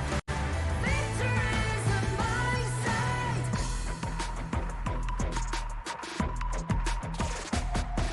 The more we lose, the more we gain. The more that nothing stays the same in time. Can't love ever, can't forget. What you see is what you get sometimes. Gonna show the world tonight the light that shines inside us. We're against the odds, but we won't give up, 'cause it's our time to shine. We're pacing through really quickly in our last chance stage, with Uzbekistan suffering a defeat coming in from Kyrgyzstan. Kyrgyzstan has moved on forward to wait for their opponent here. This is the final semi-finals coming in between both Vietnam and Singapore. I'm your desk host for the final day of our 2026 Asian Games Esports Qualifiers Honor of Kings. The name is Sagi. But pairing up with me is none other than our casters of the gorge, Adam and also Sir Cloud. Welcome back. Hello, Cloud. How are you? Your bow tie looks nice. Oh, your bow tie looks nice. That was the response that I want to hear from Adam, right? We need to get him a bow tie very soon. Yeah. I need a red color one, man. Look at this. exactly. Join the club. Yeah. Yeah, Look at man. this color really representing the entire area here. But after this, there's gonna be a lot more colorful things happening. Vietnam and Singapore. We do know that it's gonna be an amazing time. But at the same time, what's gonna be more amazing than the grand venture? The new season has begun and it's gonna be right now. So don't forget to check out Inside the Game. You guys just have to update the game. Pretty sure all of you have already done it. And we're gonna be having a lot of fun inside the game. A lot of things to do. A lot of rewards. It features the dig it event, right? Where you can actually dig treasures and then the treasures can be sold for value. And the value is something like a consignment market token that you can actually buy or bid stuff on the consignment market here. If you want to know more, do check out Honor of Kings official app for more information here. But Sir Cloud, I want to ask you here. Just now we did a small prediction before we went to the break. Between Vietnam and Singapore, do you have a certain prediction on mind? I'm not going to go with like holler, right? Oh, my heart says this, my it says that, my face says this. No, okay. I was kind of thinking hard, like, how would the series go, right? I think it's not going to be a straightforward 2-0. Agreed. I think we're going to go 3 games. Okay. But if I were to put like, okay, I'm not going to be that guy on the fence, I'm probably going to give it to Vietnam. Okay. So Vietnam 2-1 is your final prediction? Yeah. I see. At first, I wanted to say Vietnam as well, but Vietnam is not really performing too well recently, right? So I thought to give Singapore an advantage. So yeah, now we're quite split right now. 2-1 for Singapore, 2-1 for Vietnam. Oh, Sagi's answer again? 2-1 Singapore and then Holler is 2-1 Vietnam. Oh, Holler is 2-1 Vietnam. So everyone is like split on the broadcast desk and there's like equal representation coming in for this series itself because we've seen it, right? Vietnam starting off the tournament with a 2-0 quick start in their respective group stage. We all thought Vietnam was going to be the #1 coming in out of Group C. Yeah. But then the form started to shake slightly when they went against Laos and then when they went against Kazakhstan. So it kind of surprised all of us, not only the broadcast, but even the viewers at home. Yeah, definitely. This is also because the adaptation coming in from other teams, right? Their progress are so quick. And maybe Vietnam are on the slow side or maybe even digressing. But this is definitely what we want to see from all the teams. The progress, how fast they learn from each other, the scrims that they're doing physically at the hotel. That's what we want to see. It almost feels like Vietnam, they kind of struggled to bounce back, right? After the Laos game especially. Yeah. I don't know whether it kind of hurt their mentality or not, their confidence level and all that.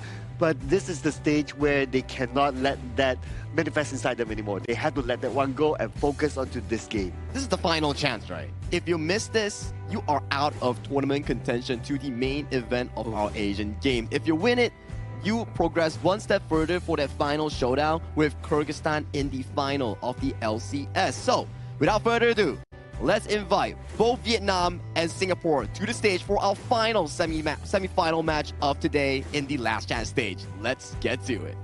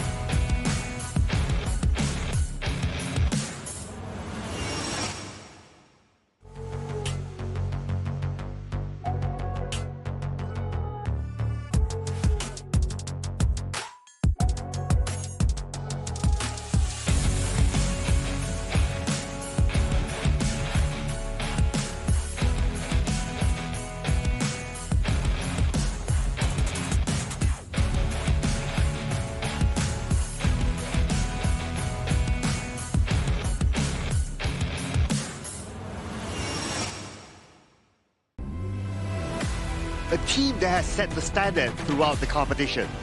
Time and time again, they have proven why they are among the favorites to qualify. Now they enter the last chance stage with the same confidence, the same fire, and the same winning mentality. Here comes Vietnam!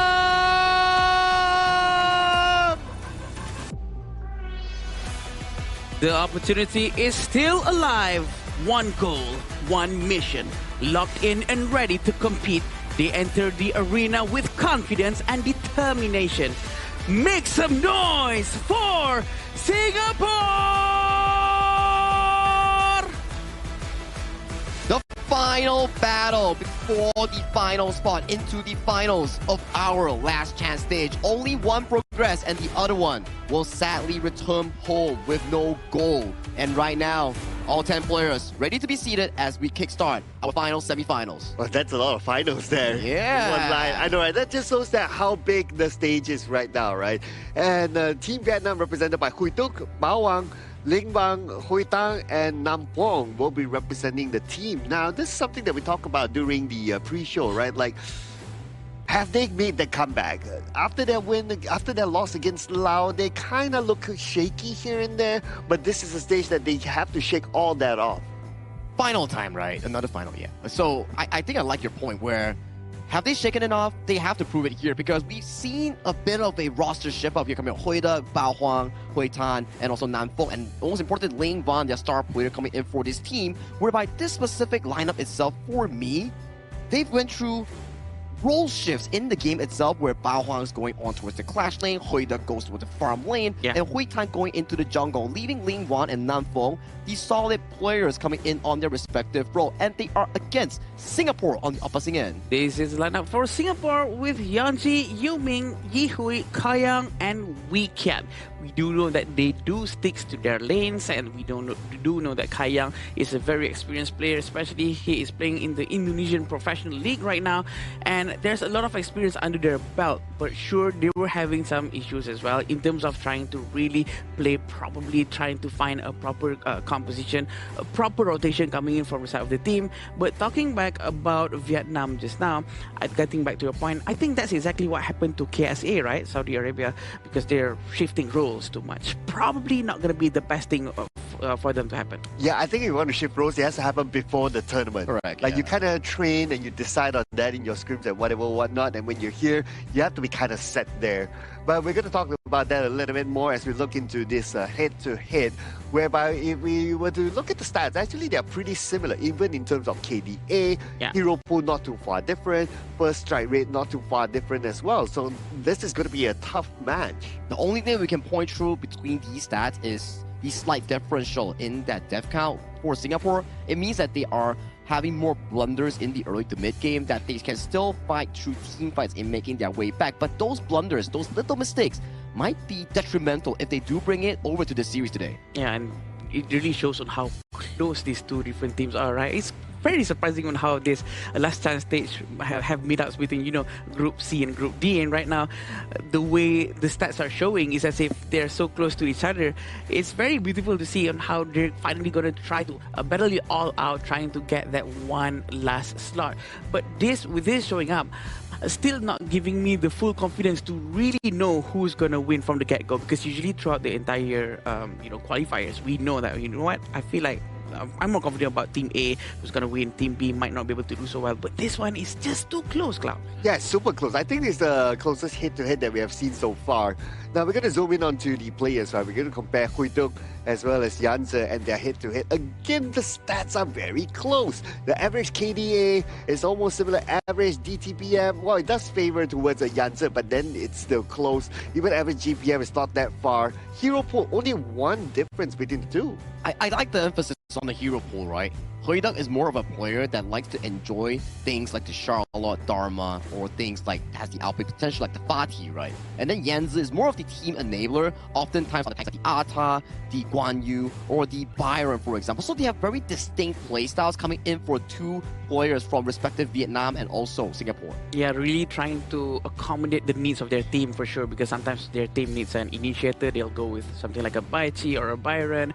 But definitely for two different needs, and we'll see on how they're gonna try to fire it out up on the stage. It all depends on the composition, the draft coming in from the coach, and also the execution, which is the most important thing. This is a very high pressure match for Vietnam because there's a lot of pressure on them. Everyone is expecting for them to win. Yeah, and I like the fact that you mentioned about like how important the draft is, right? Even in our last series, the Lubu pick, that changed a lot. The Garo pick, that changed a lot. So that's how important the draft can be inside the game.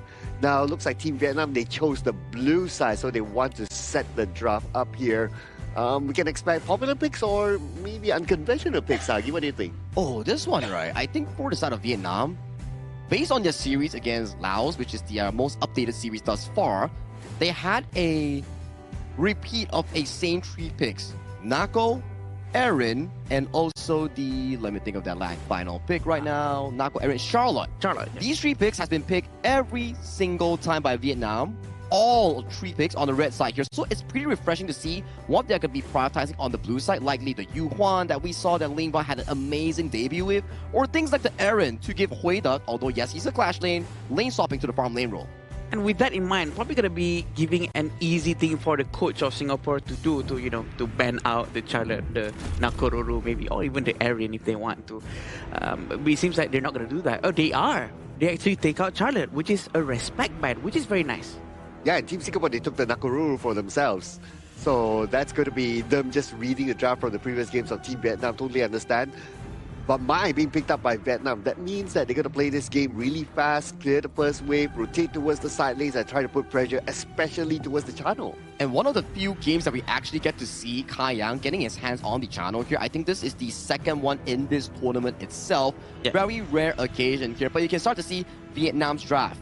They like the engage, they like the Mai Shuri Nui, they like the Lapu Lapu, for example, here. So they are definitely going to be jumping on towards Kai Yang in that backline on that channel hyper carry. Here's what we're expecting from Vietnam, right? We're expecting them to dive towards Kai Yang a lot. I hope they do so. They have to execute it well. If not, Kai Yang's going to really fly through with his scaling technique, with all of his itemization, because he is carry if you leave him alone and he gets all of his itemization. That's not what they want. But having Garuda being in the mid lane, it's going to give them a lot of problems trying to clear the wave as fast as possible, especially during team fights. Yeah, and especially during high ground defenses as well, right? If needed, Team Singapore, they do have that option. Right now, based on these options, Team Vietnam, they don't really have that. But what they have is that they have very strong engages together with the Mai and the Lapu Lapu. They did ban out the Zhang Pei and also the Lianpo, and that's totally understandable because they already picked the Lapu Lapu for themselves. So they want to try to limit the hero pool of Team Singapore, which means that I would expect Team Singapore to be considering the Moza as their last pick for the role. Oh, what if they come in for the Zhuangzi here? That's a lot of crowd control and a lot of dive potential. And if they can actually disengage it and protect Kai Yang in that backline, this just could be Singapore's very own game in trying to dominate that mid to late game team fights here. It's coming down to what WeKit wants to play here. What is the decision? Aggressive or passive? What is it now? Yeah, last time we actually saw Zhuangzi that it really works. And they do take the Zhuangzi. You are spot on, Sagi. But the first time we saw Zhuangzi, it didn't work out well because the execution is not really the perfect timing. It doesn't mirror the movement of the CC hero from the enemy side. And then the next time we saw Zhuangzi, it really worked perfectly.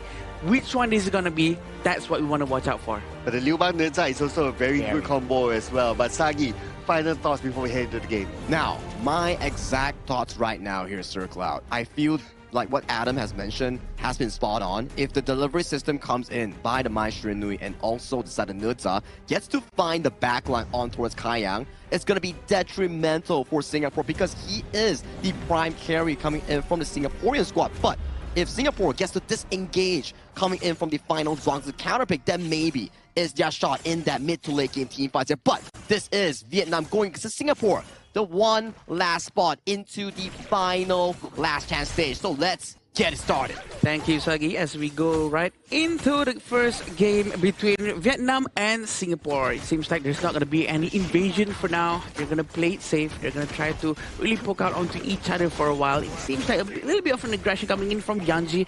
Going to try to steal the jungle in the top lane, but the Firehawk is going to be taken by Kai Yang. Not surprising because Kai Yang farm lane is just scary. Yes, I mean, he is a multiple MVP, right? Yeah. Before this even.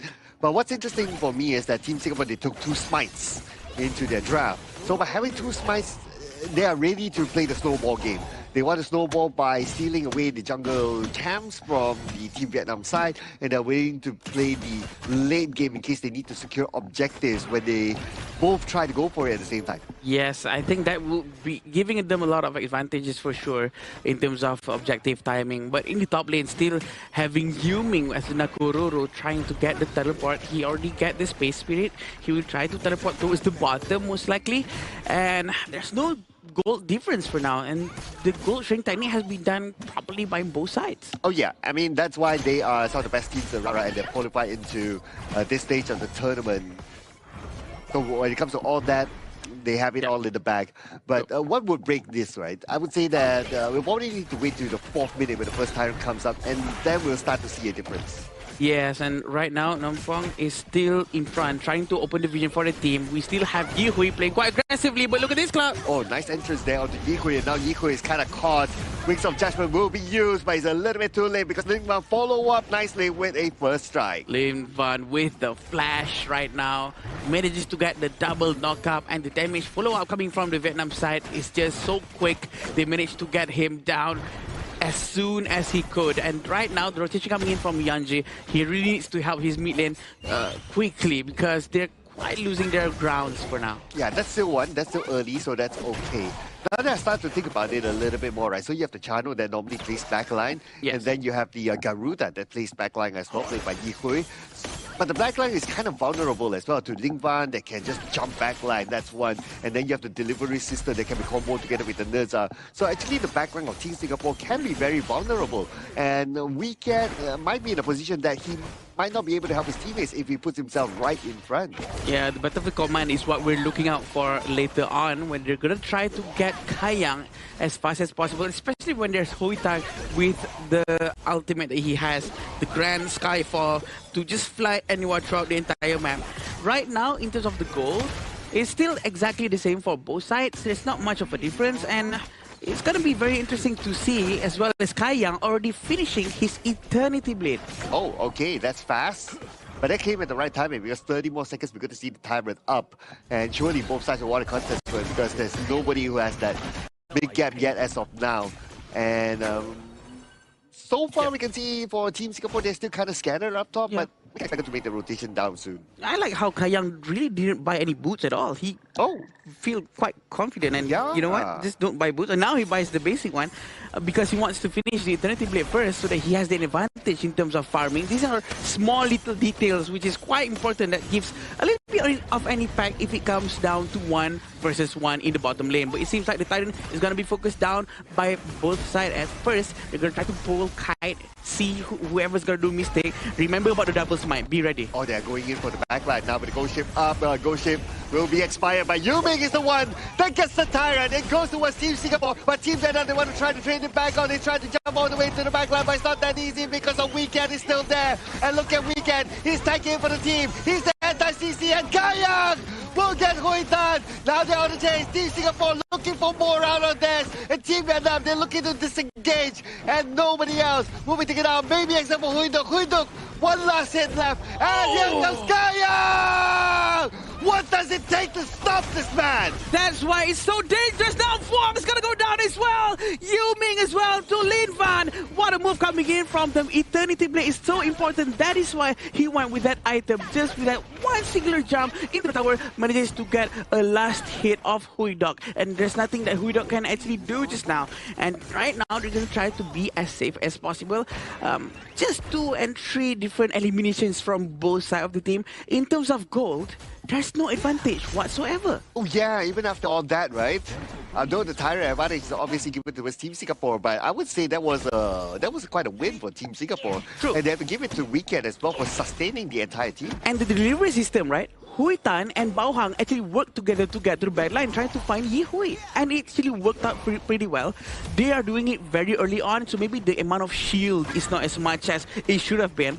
But at least it's such a good try. The execution is there. Right now, they're doing the mid splits, 4 to bottom and 1 in the middle. Maybe they're trying to defend up top, but I don't think Bao Hang should stay here. There's nothing he can do, even though he's trying to clear as much as possible. Yeah, he needs his teammates together with him if they want to try to challenge this one. Here comes. Okay. He cancelled. Okay, it was cancelled. But it would have been a bad idea as well if he went in because it would have become a 2v4. So you don't want to put yourselves in that sort of situation, right? Yeah. Now Weekend also bought the shield, so that's going to be giving even more sustained sustain to the team when it comes to team fights. At the same time, Huidok actually manages to destroy the tier 2 tower in the bottom lane. They did not manage to get these resources, the Azure Golem. But it seems like Vietnam's going to try to commit to get the Overlord. This is the sub 10 minutes Overlord, the small one. There's not going to be a huge Vanguard for them to use, the Shadow Vanguard to be sent anywhere. And I don't think this is worth it, but at least you can get an extra gold from this. There's no more resources around the map for them. Well, I guess they will take whatever they can get right at this point since they lost the first Tyrant. So might as well make themselves feel good by getting this Overlord. But somebody scouted inside the brush and it is going to be Yanzi. But he became just kind of like the scout. He opened up the map, opened up the space at the bottom. So now information fed towards Team Singapore. And Yanji is going to be right in the middle. He's going to try to rotate around, trying to play it safe. He does have Blazing Cape very early on. But I'm not sure who is going to be for as of now. No one really have a lot of recovery for Vietnam. But at least he has it right now, right? But Azure Golem is going to be taken. It's going to be stolen by Yuming. Right down Nakururu. Okay, they're chasing him down. Yuming is not alone though. Kayang is there together with him, but Yuming might not be able to survive this one. Here comes the backup from behind. Wings of Judgment will be used. Yuming is still alive thanks to the extra shield and the response from Team Singapore, sending Kayang to get that takedown. Now they're looking for Nampong. On the other side is going to be Huiduk. He reveals himself and Team Singapore will back off. Amazing Reggie C just for that disengage. He had to use Flash to run away, but at least they get one hero. Such a commitment, such a respect coming in from Singapore as well. And Vietnam, they know that they have to go back. They made the decision, the shot was called, and they moved back all together. They don't want to overextend at all, and the discipline is obvious. But 15 more seconds before the next Tyrant is up though. And now with the tower destroyed at the bottom, this will give a lot more space to Team Singapore. A lot, for sure. And the Tyrant is still there. 6 seconds before he respawns. Still waiting for a Yuming flank because he is using a Nakururu, right? So he should be able to try to dive to the back to try to get anyone he can. But the Tyrant who's going to get it, and it's going to be Yanji's for sure. This is second time for Singapore to get a Tyrant because, again, they have 2 smites. Yeah, it's going to be hard if Team Vietnam don't zone them away, right? Because you're going up against 2 smites. And it's going to be easy for Team Singapore to take it if nobody comes and try to challenge them. And that's how they got the Tyrant, easy peasy lemon squeezy there. But for Team Vietnam, they had to play this actively, I must say. So far, Nampong is opening up the map towards the northern side. He does see his opponent, but speaking about opponent, they are looking like they're going to chase down Yuming, and Yuming is protected. It seems like they're trying to Wings of Judgment. He's missing all of the hits. Badly started from them, but they disengaged for so quick. And right now, Vietnam knows a lot of skills have been used by the Singaporean team. They might want to try to force it out as well, but it seems like the Raging Sea is also not available anymore. Nam Fang's going to try to play it safe. The Azure Golem's going to be here, and it seems like the Tyrant and the Overlord is going to be spawning in 40 seconds. And we're going to be seeing another team fight afterwards. Oh, we're getting to the 10-minute mark soon. In about 30 more seconds. This is going to be a big one here. And for Team Vietnam, if they want to contest, they have to zone the players of Team Singapore because they're going up against a double smite. They cannot just like, okay, we go 50-50 and hopefully be able to smite it. It's going to be very hard for Team Vietnam. Yeah, Wikiat is consistently trying to open up the map in front, providing vision for the entire team. Singapore is really trying to find a more space for their teammates. Wings of Judgment has been used, trying to clear out in front of them as much as they can. Right now, will they be able to clear out the jungle in front of them? They cannot go in. There's too much of a risk. Now Tyrant has spawned. This is the Shadow Tyrant and the Shadow Overlord. Okay.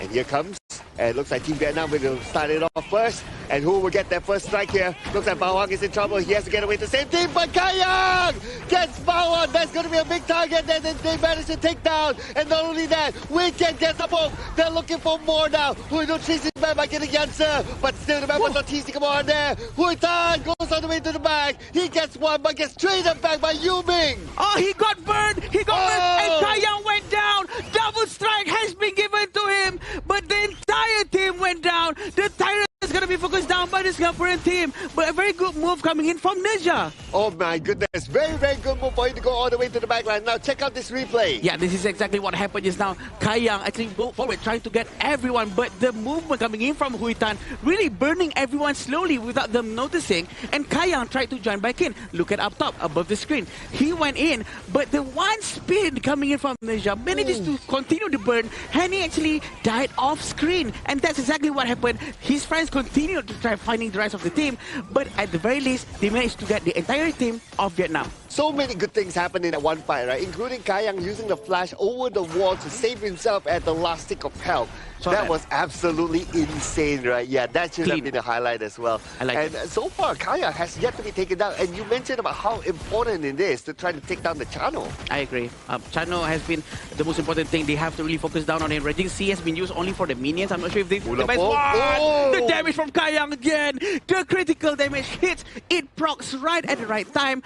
I think Namfon really have to take care of his position more. That ultimate was a waste, to be honest. Yeah, it was quite a waste there, and he got taken down. So he gave that takedown towards Kayang, that one hero, that one player that you don't want to feed to because he gets to scale really, really fast. Right now, his 9.3k goal as compared to the other side is about 8.2. But the Wings of Judgment has been used again. Look at how he took. He managed to be taken down very well, and the entire team goes down. Double strike has been given to Kayang. The tower is destroyed. Right now, we're waiting for Bauhaus to try to go in to buy more space for his team, but the high ground tower has been destroyed as well. Look at the back! He managed to get one. He buys some time for his team, and Yuming goes down. Oh, but so many good things happened in that one fight as well, including the ghost ship that came from the left side by Yanzi. That was beautifully executed. That stopped the members of Team Vietnam from going back, and they lost a couple of players in that one fight.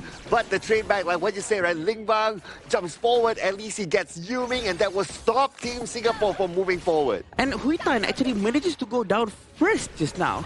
I thought he's attacked, but apparently he got focused too much. And Wikiat also providing a lot of anti-CC is going to be quite helpful for his team. He needs to be always ready with the presence of Lin Van. Lin Van is going to come in anytime soon, and he has to be ready with the butterfly fight. With only presence alone, that alone just forced Vietnam to move back to their base. Oh, but look at this. Team Singapore right now, they are ready at the Overlord, and they have the double smite together with them. And they will easily take the Overlord, unchallenged, and they didn't even really need to use the smite. Okay, they used one of it, but it was finished off by Kayang. At the end of the day, what's most important is that they get the Shadow Vanguard for themselves. True, and they have the freedom to use the Shadow Vanguard to be sent. They send it down towards the bottom lane. It's going to be Hoituk's responsibility to clear the bottom lane for now. But the most important thing for Vietnam right now, they have to find Kayang. They have to try to do this teamwork. Hui Tan and Bao Hang, the delivery combo, trying to get Kayang is the most important thing. I believe that if they can get that done and try to get Yi Hui in the process, they will have enough space to try to win the team fight. And Kayang already completed the Sun Chaser, will not make it any easier for Team Vietnam to try to catch him. True. He can extend his range by turning on the Sun Chaser, and he'll put himself in a very good position. But it seems like Wings of Judgment is going to be taken out. Can he hit the target? It does not work right now. Nerja is going to get a lot of damage coming in from the knuckle. Hui Tan goes down. Yuming finds his target, and the Vanguard is going to go in, trying to destroy all the towers. Can they have the time to defend here, Cloud? Okay, they want to try to end this one right now. They're looking for Nampo. Nampo managed to slide away to safety for now. Yanzi exhausted damage, and he's still okay. Now all 5 members of Team Singapore, they're still in the game right now. Wings of Judgment will shoot the members of Team Vietnam back. At the same time, they get Hui Duk, and this is game 1 to Team Singapore. What a way to start a BO3. They backed the first win, and right now, Singapore is on the line. They just need one more, and they will make it to the last chance finals. Yeah, this is a great start coming in from Singapore. Great start from Singapore. Again, from Vietnam, they seem pretty shaky just now. Although the picks were already actually very nice, and we were actually hoping to see more of that combo trying to shut down Kayang. But maybe, just maybe, it's probably a bit too late for them to focus on Kayang at that point of time, because he already has all of his itemization. He manages to get a couple of strikes early on, and that really helps out for him to get his itemization very quickly. Man, and the moment the game ended, we can hear the shout from Team Singapore just right beside us. Like, they went like, yeah! It just shows that how much this win meant to them, right? How much having this advantage, moving on to the next game, will give them that momentum. Yeah. And who knows what might happen in the next game for Team Singapore. I mean, who had their bingo card here?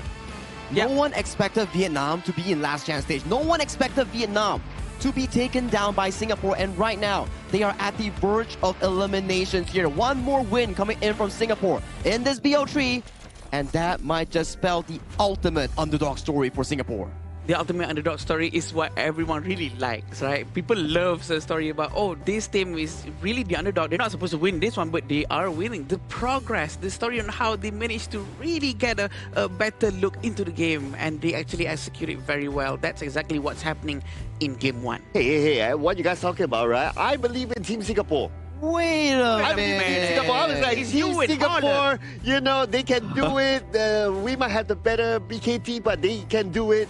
Tell him, Sagi. Tell him. It's okay. I think it's still too early to say because it's still only a 1-0. True. But let's reroute back into the draft itself, right? Yeah. The last pick, Zhuangzi, magnificent. I agree. Oh, yeah. They definitely executed it well as well, because we've seen some Zhuangzi that doesn't really work well, and the way he's really mirroring the movement from the entire team of Vietnam really forced Vietnam to not be able to go in. They are always hesitating whether or not is this the right time for me to apply all of my crowd control, because the butterfly effect is always there. And dude, Kayang, oh my goodness, this guy epic, man. I mean, his position, when he used his flashes to put himself to safety, when to go, he knows every inch of damage output that he can put out to secure takedowns. Man, this guy is really top tier. He's showing it, right? You give him a team that can back him up. The Zhuangzi, the front line coming in from Yanzi, everyone played an important role in this game itself. Even Yuming, at the very last few moments here, he was picking off the side of Hui Duck and also Hui Tan left, right, and center. And right now, it puts Vietnam into a position. What can they play to bring them back to equilibrium? Yeah, that's the question, right? To actually pick a proper hero to really follow up with the energy from Singapore, that's going to be quite tough. And to be honest, if they really love with all of these crowd controls, and you know what, sometimes Vietnam's gameplay is really focusing towards more crowd control, right? Maybe banning Zhuangzi might not be the bad idea to make sure that no one's going to be able to stop the immense amount of crowd control. But you know what, if you have limited amount of bans, like Zhuangzi won't be in your list. Yeah. Like, if you have so many other heroes that you want to take out, right? And Zhuangzi is like, do we really want to spend that one ban on the Zhuangzi? For the most part, it's not worth it, right? Oh, but this is the thing, right? Is it worth it?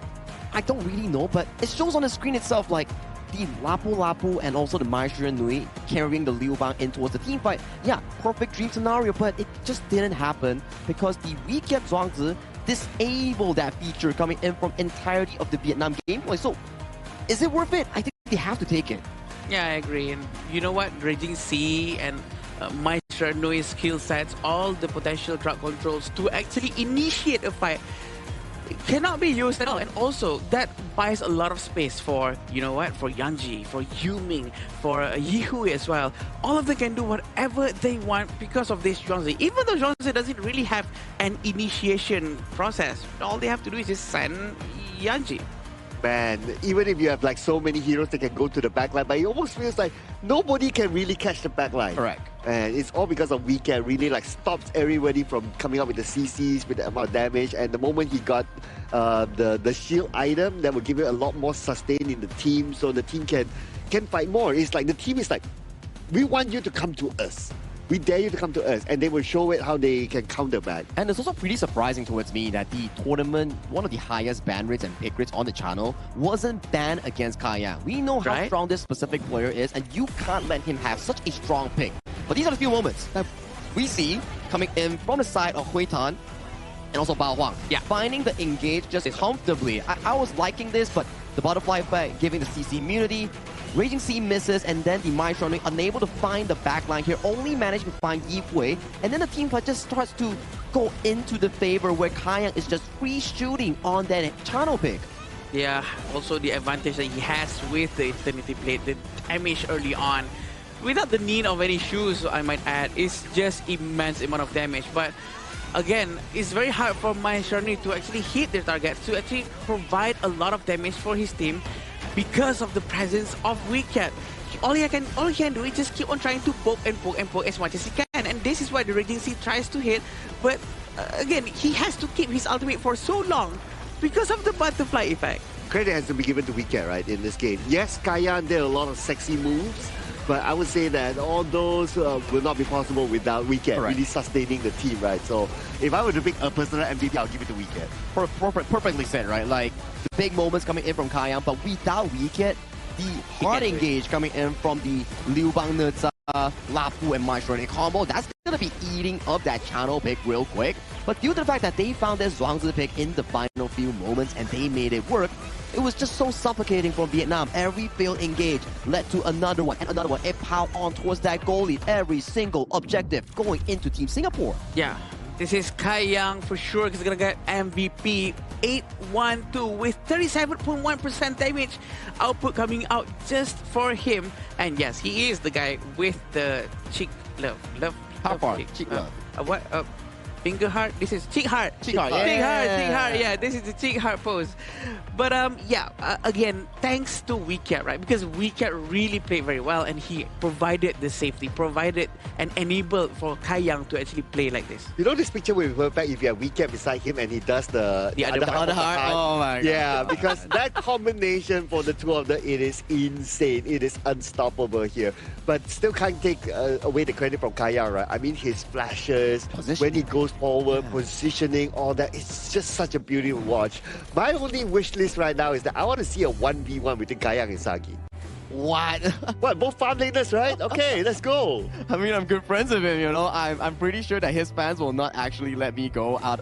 You know, we know for a fact that Kai Yang, otherwise known as Raven, he has a really big fan base back from the Indonesian Pro League itself. But if you want to find Kai Yang, you can find him at Petaling Jaya Marriott Hotel, the official venue and hotel sponsor here, coming in for the 2026 Asian Games Esports Qualifiers for Honor of Kings. Once again, thank you so much, Marriott Petaling Jaya. While you guys are visiting Petaling Jaya Marriott Hotel, don't forget to claim your reward worth 4,000 tokens on the 27th of June, the Grand Bounty Day, for free. Claim over 10,000 tokens. Wow! 10,000 tokens, by the way. It's a lot of skins. Imagine all of the beautiful skins that you can get. Oh yeah, I don't know whether they have like some of the old Zhangfei skins that I kind of missed out. So if it's part of it, yeah, I'm definitely going to claim that. I need to collect everything. Whole year I have everything. Oh, cool. Interestingly, right? Interestingly. It's not my main, but whole year I have everything. But Zhangfei, I need like 2 more. You need this collab, that collab, that one, So this is the chance. This right? is your chance here, Sir Club. But talk to me, gentlemen. Where is the chance for Vietnam in this series here? It's not looking too good. Yeah, that's gonna be the one that we really wanna see. But right now we're gonna see the players go into the game. But I think the chance for Vietnam against Singapore, they really have to find a proper composition, and the way they rotate needs to be much more quicker. Again, we've seen again and again in this tournament where aggression really is rewarding, right? Especially coming from the Republic of Korea, when they're more aggressive towards Hong Kong, China. They were really winning that one, which we were not expecting that to be that almost looking easy. I think they can do the same, because Vietnam, the way they played their games before this, is extremely aggressive. This is very unlike them to be, you know, having one arm tied behind their back. Yeah. You know what? I kind of feel that Vietnam is like actually they play okay, but it's because of the hard counters, right? Exactly. Yeah. Yeah. So maybe we can say that. Give credit to Vietnam, they play okay, but Team Singapore, they outdrafted Team Vietnam. Especially on the last Zhuangzi pick. So perfect counter, I would say. But this time around, Singapore goes on towards the blue side, while Vietnam goes over to the red side. So this is going to be slightly different from game 1. We need to see what has shifted here coming in for this specific draft, as we see Singapore picking up the Nakoruru as their first pick, and Vietnam responding with the Aaron plus the Byron here. And you can see the bands. No Mai, no Chano, no Charlotte, no Haino. Yeah, and usually it's the jungle side of the Vietnam who's going to get Nakoruru, right? Exactly what you were saying. But this is going to be the second time the Singapore team's going to get Nakoruru once more, making sure the power picks coming in from Vietnam is going to be reduced. But with the Guan Yu, I think this is such an aggressive pick coming in from Singapore. They want to make sure they are the one who sets the stage. They are the one who creates opportunity. Yeah, before this, the draft for Team Singapore is that, okay, I want you to come towards me, and then I will anti-CC everybody, and then I will fight back.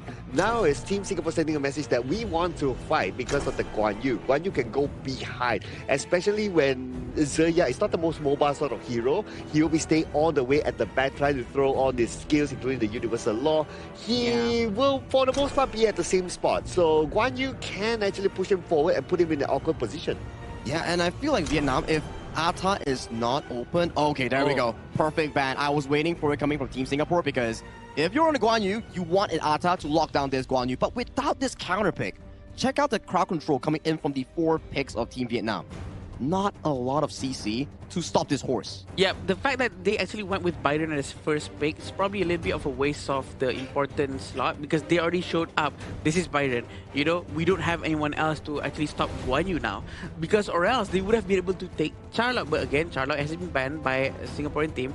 Very smart coming out from them. Ukyo for the jungle on Vietnam. If that's not a sign of aggression, I don't know what is. Yeah, so they want to take this fight head on, right? Without a doubt. Their last pick has to be the Lampo. If not, they won't have enough durability in front. They will be over-reliant on the Byron. At least right now, they have the Lampo and then they have the Byron. And Lampo can also engage in fights as well. So in case, like, okay, they get pushed in because of the Cannon Blast starting the fight, the Lampo is there to counter-engage. But Sagi, what do you think about this draft? This time around, I would say it's more of a 50-50 draft coming in from both sides. We'll have to see how Singapore plays around with the Guan Yu engage. Can they find the backline? Or will Team Vietnam utilize the strong jungle and clash lane synergy in punishing Singapore's slightly weaker early game setup here? But this is game 2. This is where it all matters here. Singapore, if they win this, they proceed to the finals of the last chance stage. If Vietnam wins this, they hold on in this series here. Gentlemen, let's get into the gorge. Thank you, Sagi. As we go into the game to see whether or not Vietnam can hold on to this fight.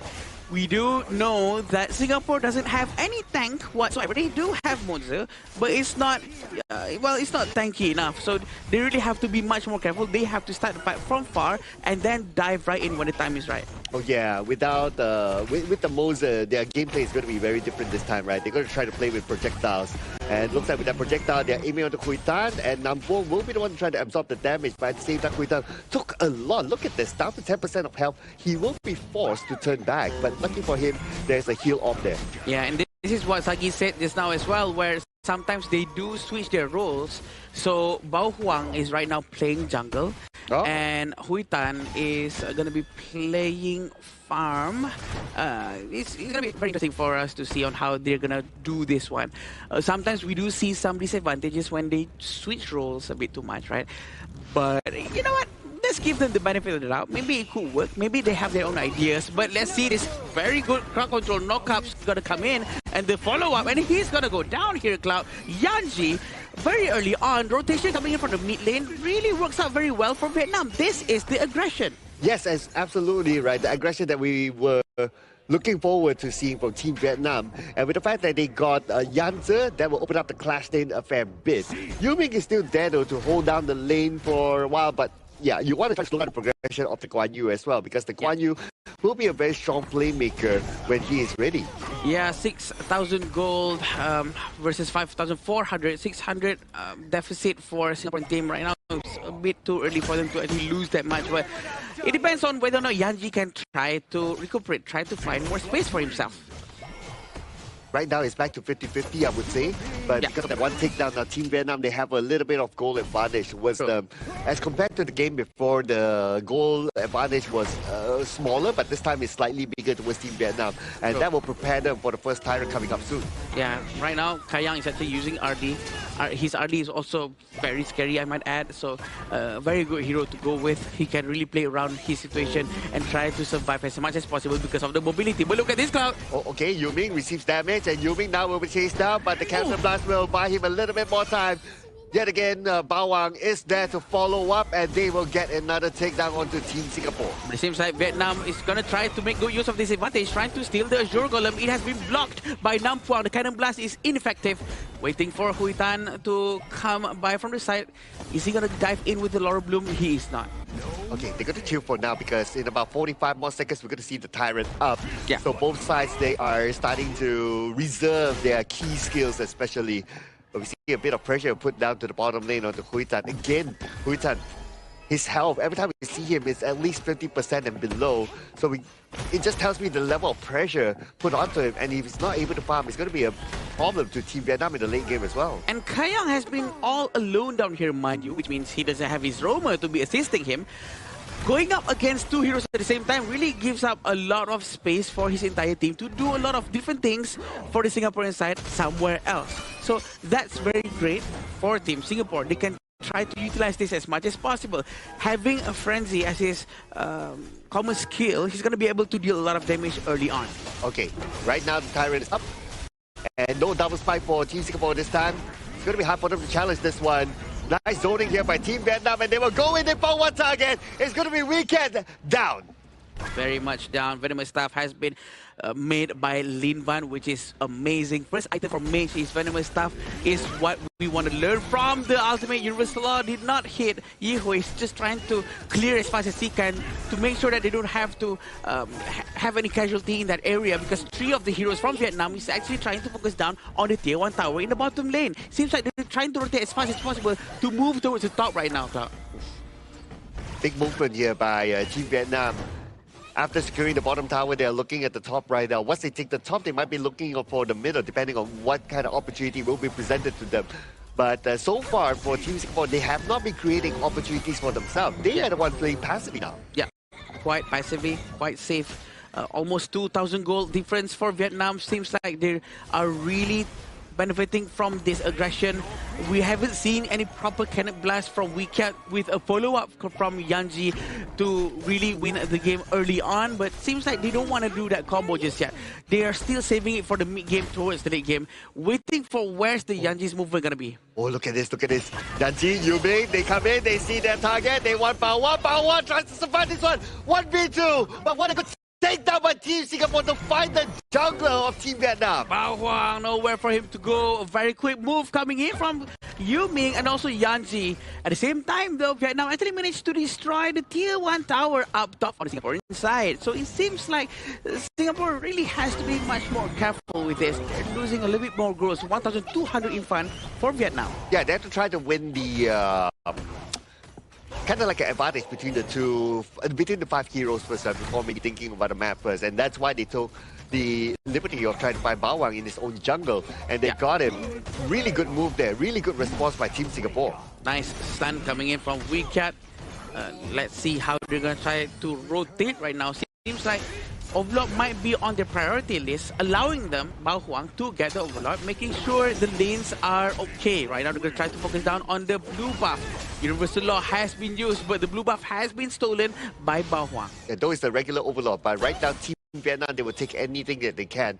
Now, I want to see more of Team Singapore doing creative stuff like earlier on, right? Like, send 2 players, go into the jungle, get their target. I want to see more of that, because if right now they just go back and forth, Team Vietnam, they're just going to eat more space. Oh boy, they're trying to force it out on the top lane.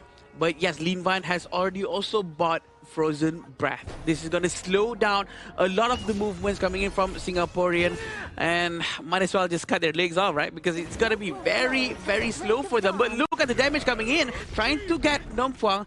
But fortunately for him, he is a Liampo. He has a passive to recover his HP. We're not cutting any legs here, okay? And anyway, what we're going to see here is maybe Team Singapore might cut through the middle to try to find the target at the top, but the Guan Yu is not having the space there to come in from the back, so they're playing from front to back at this moment, which is not the setup that Team Singapore is ready for based on their draft. Their draft is better executed when they can open up the space and allow Yanzi to go from the back. Yeah, that's what we want. The space is not there just yet because the towers is still all over the place, right? So it's very hard to Yanji to try to find his space from the side, trying to really make good use of his ultimate with the skill sets that Guan Yu has. And again, I have to remind everyone, Guan Yu is not easy to use. It's very hard to aim with the analog, with the movement stick, trying to make sure that you can push everyone at the same time. Also, Guan Yu is not thick. He is very squishy. He can go down very quickly, even though he buys tanky items. Yeah, so that's why he has to wait for the fight to happen, a few skills being used, then only he comes in later on, right? That's the best case scenario for the Guan Yu. But Team Vietnam, they are not giving him that space, nor Team Singapore is really playing this active enough for the Guan Yu to actually make that sort of move. So they have to find somebody to be able to draw Team Vietnam in one direction, and then the Guan Yu comes from behind. Yeah, right now they're trying to focus towards the bottom lane. 5 of them from Vietnam really wants a tier 2 tower. The vision has been open with the coming in from the Liampo. They're trying to go in. The Triumph Smash goes in, and one of them gets hit very, very well. The damage coming in from the side of Vietnam, but the push from the Guan Yu actually manages to do something as well. He manages to disengage very quickly, but the 4 of them are still trying to force this tower. Oh, keep an eye on Yuming as well. Yuming from behind might do something here, but Yuming knows that there's not enough people there to support him, so he will not go in all alone. Good discipline shown by Yuming, but looking back at this replay, look at the Tremor Smash. The Tremor Smash caught like what, at least 3 or 4 of them from the side of Team Singapore, and the rest of Team Vietnam, they followed up. So that is good communication there by the entire team. But hang on, something's happening here. They're trying to go back, but they actually managed to get weak cat just now in the nick of time. But again, another major wall, Cloud, without the involvement of Yanji on the Guan Yu to try to flank from the back. It seems like there's not much that he can do. He can only wait from the front and try to, you know, push everyone away instead of towards their team. I think he needs to be much more opportunistic. He needs to try to make an effort to go all the way to the back, but provided that his team actually helps him out with trying to pull them towards the main core team. Right, and I can kind of understand as well, because they don't have a secondary tank or a secondary somebody who can start fights like a Lampo, for example, or right? a Jampe, or a Pulapu. Yeah, exactly. This is what they don't have right now, right? That's the problem that I mentioned earlier on. We can't is actually using a Moze. Even though Moze builds item tank, even he can't really go to the front and open the vision. Okay, but right now Team Singapore, they want to open up the vision against Team Vietnam, and they will come in from the side. Here comes the Tremor Smash onto Weekend. Weekend is low. He has to back up, but he can still come in with the Cannon Blast. It will not connect, but it's okay because Yuming is there to get a triple strike. A very good fight coming in from the side of Singapore. Still waiting for Yanji to maybe try it one more time to fire from the backline of the mid lane. It seems like they want the objective. They want to try to extend the gold as far as possible, as close as possible to Vietnam. And the Tyrant is going to be theirs. It seems like there's a primal bond. I don't think Yuming should stay around that area. And this is exactly what happened just now, Cloud. The stun coming in from Moza is spot on. But Yanji's timing this time is perfect. The cohesion, that's what we want from every Guan Yu player. Correct. He's starting to find that angle and come in from the other direction when Team Vietnam, they were focused onto the front. And because of his disposition onto the players of Team Vietnam, that's how they kind of won that fight as well. And now Team Vietnam, they have to reset again because Team Singapore is starting to get that momentum. Yeah, the momentum is what very dangerous for Vietnam, because Singapore oftentimes plays with the momentum, plays with the inertia that they have to really try to have an advantage. They are very fired up right now. They know that they only need one more game before they go to the final of the last chance stage.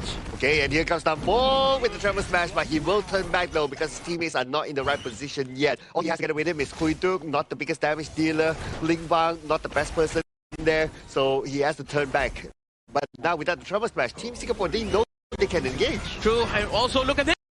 Blazer is looping with a burst. Look at the back. Look at the back. Behind. Yanji's gonna go in. But where's his teammate? His teammate is far away. But Yanji is gonna push everyone.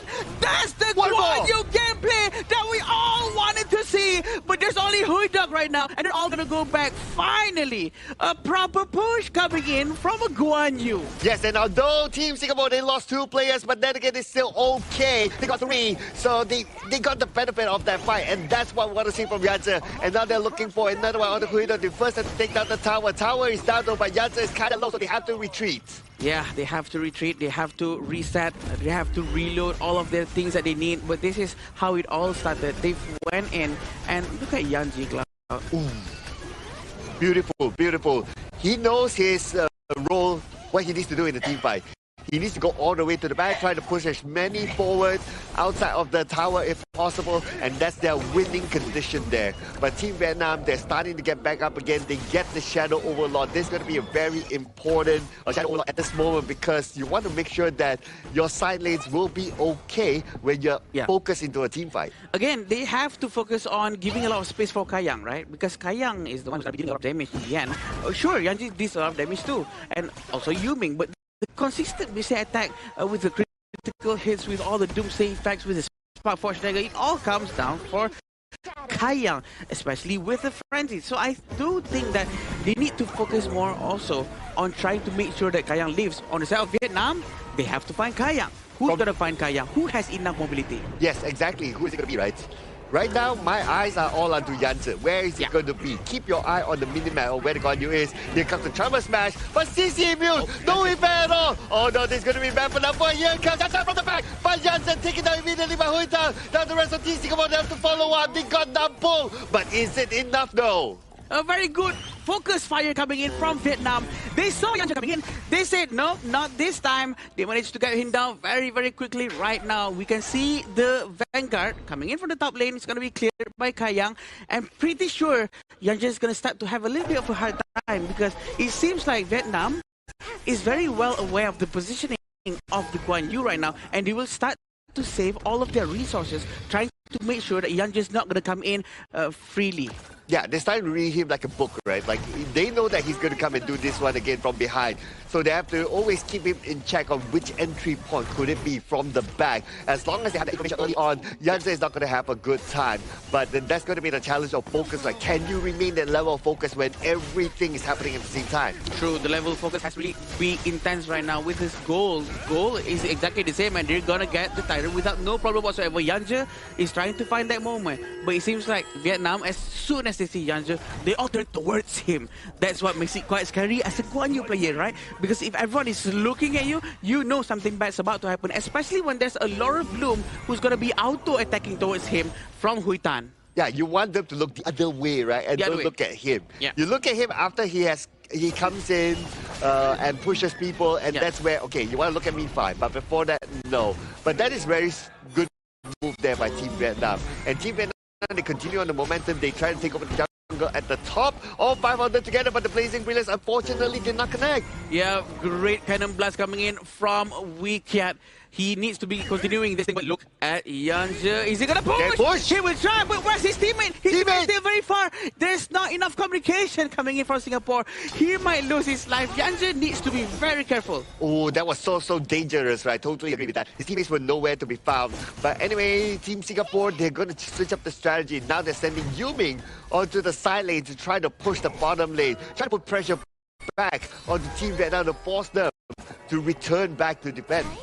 Previously, we saw the Republic of Korea and Hong Kong, China playing with Guan Yu and Nakoruru. The way they fight against each other is that Nakoruru does the counter flank because they were fighting against each other. But this time for Singapore, they have 2 flankers. They have 2 people with high mobility for Nakoruru as well, ignoring all terrains. She can just fly all over the place and make sure that she can have a very good angle to come into the team fight, which is very, very great, right? So right now, Vietnam surprisingly managing themselves to block the overlord, and there's nothing Singapore can do. Yeah, they block all the entrance, and Team Singapore, they're not able to get close at all. So they have to let go of this Shadow Overlord again and put themselves in a defensive position unless they can get a big team fight win, like an ace or something like that. And Team Singapore, they're looking for that opportunity, right? We can see them starting to like, okay, let's get into the jungle, let's gather information. But if Team Vietnam is as a 5 right now, then Team Singapore, especially Jansen, you will need to get creative on like, okay, how am I going to go to the backline again? Yeah, that's the question.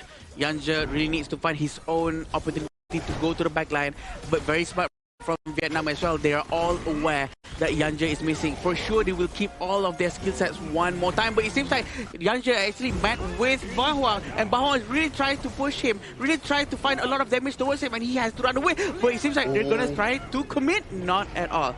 Almost. Okay. If they commit everything onto Jansen, then they might be counter-engaged again by the rest of Team Singapore. So, good discipline shown there. But keep your eye at the bottom as well. The Nakoruru, Yuming, trying to push.